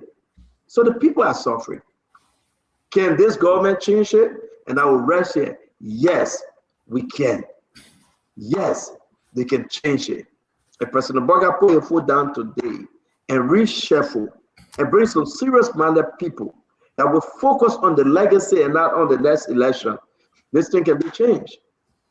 Tomorrow we'll be discussing. If it is not Burger, then who? If it is not George Manawia, then who? If it is not Musa Belite, then who? The country is very, very hard. So, stand on. No, let me add on this. As I beg you here the time, the country is extremely hard that people have turned us on the street. Can we change that? But guess what they will say? That drug are poor there. But then can we take us from there as you pace? But I said, Tom, man, I gotta go eat my okra sauce and fufu. You know, the whole thing say I want to talk. You know, sometimes when we talk to our friends, they will say, oh, man, you are a total CDC man. You defend George Weah. You do this. And we always make the argument. For me, George Weah himself doesn't need any defense. He is a defense for himself. He is the biggest defender of him very self. So he doesn't need defense from anyone. But the reason why some of us are so bent and very confident is because of the experience we've had over time. I'm not saying there were error mistakes. The reason why we are so much the way we is the way we were demonized and the way the folks from the Unity Party came to power. We thought there was something hidden that they could have done. Let me give you an instance. When we took over, one of the first things we decided to do, my assistant Emmanuel and I, was to do a complete restructuring of every program to reflect the actual reason why the program was established. Now, one of the programs, for instance, that we looked at was the cadet program. Guys from the Youth and Sports now. Now, the cadet program has been established to help recent college graduate or graduating seniors with job experience, because you know every time you leave from school they will say you need experience. So we thought there was a good thing to help students that are just coming from colleges, you know, or about to graduate with job experience, so that when they graduate and they're ready to work, that job experience thing won't be a problem for them. So initially the project was only being run in Maserati. So our review was, okay, if the project is intended to help recent college graduates and graduating seniors with job experience, what's about the other counties where we have colleges and universities? Why can't this project also go there? Since the intent of the project should benefit the common good of everyone based on the location of it. We went ahead and did a restructuring to include Maryland County, to include other counties. Now, in my view, that's how you try to impact things from one, you know, from... So where are you going with this now? No, I wanted to end, but anyways, we'll come back to more things. I wanted to end somewhere. The reason why I was breaking this was just give an example of how things were. And because you asked a question, if it is not Boakai, who would it be if it is not Weah? And for me, I do think, as at now, George Weah brings the best alternative option for developing Liberia. Now, I wouldn't argue that he will be 1,000,000% perfect, but when it comes to listing 1, 2, 3, he will be at number 1 because of things and how things went, the way we think things should be, looking at the amount of sacrifices and other decisions that were taken as compared to the rest. So I just wanted to end there. No, to your question, Johnson, we did not start the cadet. We met the cadet, but I said. Let me say something to you, just to take you from where you left out, right? As of now, like you said, I still believe that Joseph Yema Boakai can do better to transform Liberia compared to George Weah. I hope so. As of now, so I agree that Joseph Boakai had 2 years. We enter year 3. George Weah has 6 years. Fair argument. What have Joseph Boakai done? What can he show us? Fair argument. No doubt. The one may say that, but then where did Joseph Boakai consume his 6 years? You will see something. George Manuel Weah didn't build. George Manuel Weah didn't build. George Manuel Weah didn't build the 14 military hospital that were proposed and things were in place by the Joseph Yema Boakai government during Madam Salif time. George Manuel Weah didn't build it in the first year. He didn't build it in the second year. And we can go through that. Let's be fair. The 14 military hospital was. Let me finish that, Chief. George Manuel Weah didn't build. Let me finish. No, you can't correct me when I'm in flat, please. George Manuel Weah didn't build the LPRC, put something you always talk about in his first year or his second year. George Manuel Weah didn't build the NSA, though it was done by the US, but I agree it was under his government. He didn't build it his first year or his second year. George Manuel Weah didn't build the Ember Hospital in Bopolu the first year or the second year.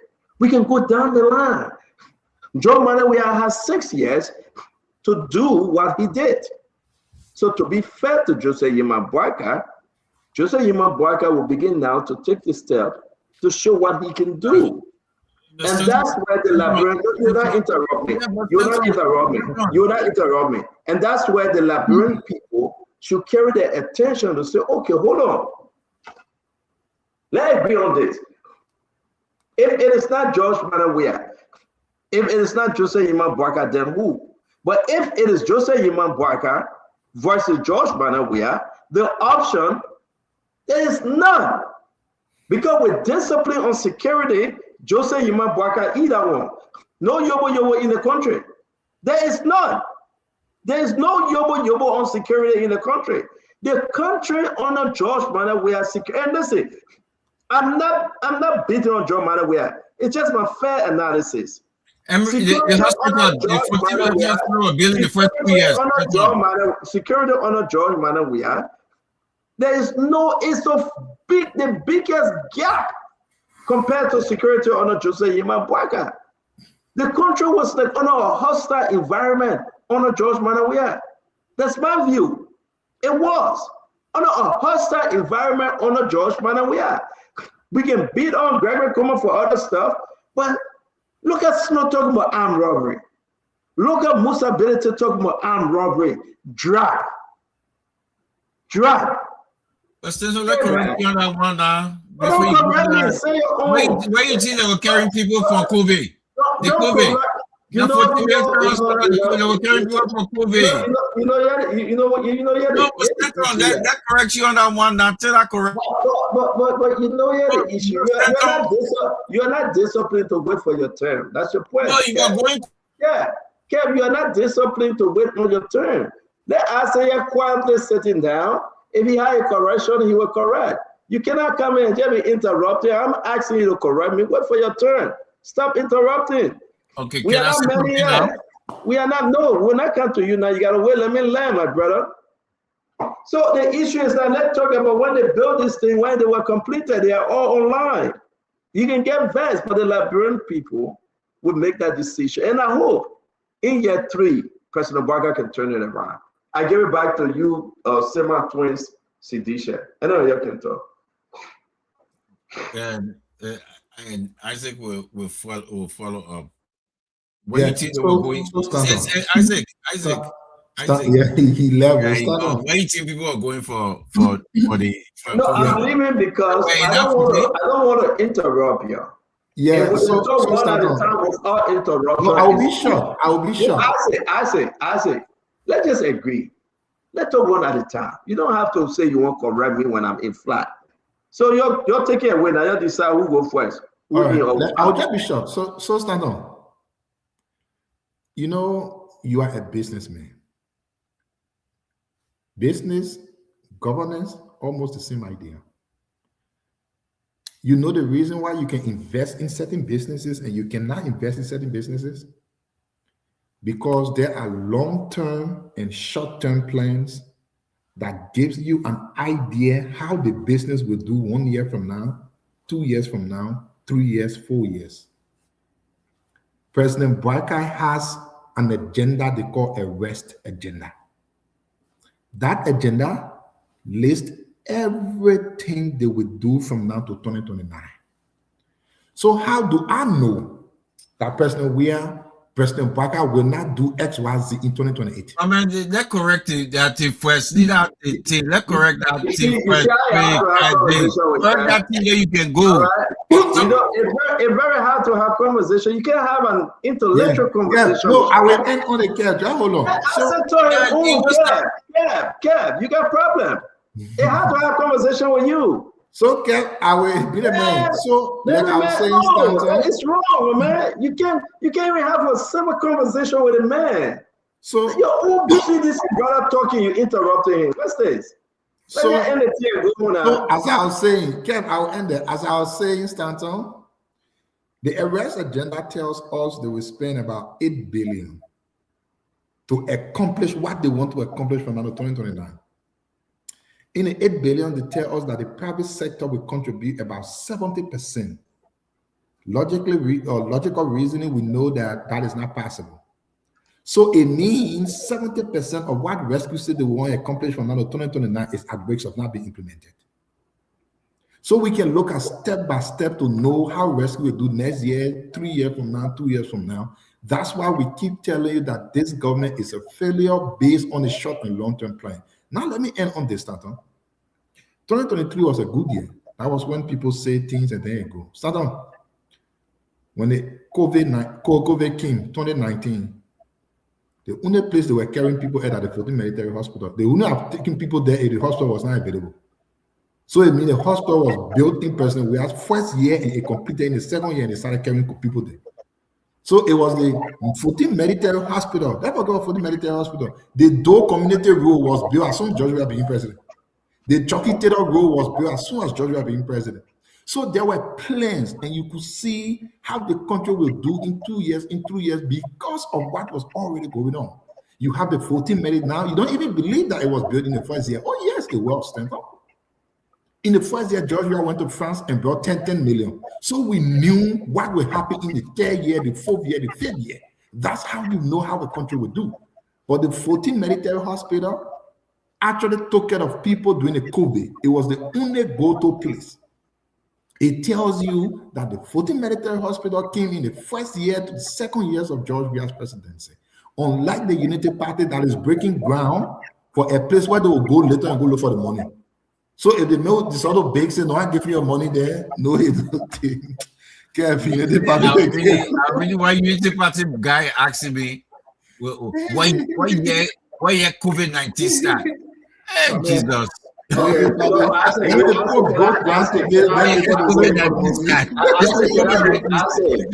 I respond to you, and then maybe your brother can speak if you got anything to say?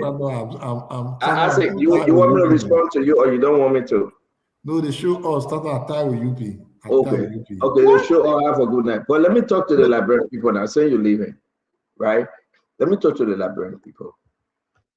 And you know, as I say, COVID 2019, 14 military hospital, that when the people are going there. My fellow librarians, let's do it very simple.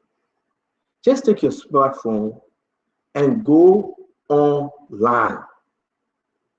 When they started building 14 military hospital to when they commissioned 14 military hospital, is there. It's online. In that 2019. In that 2019.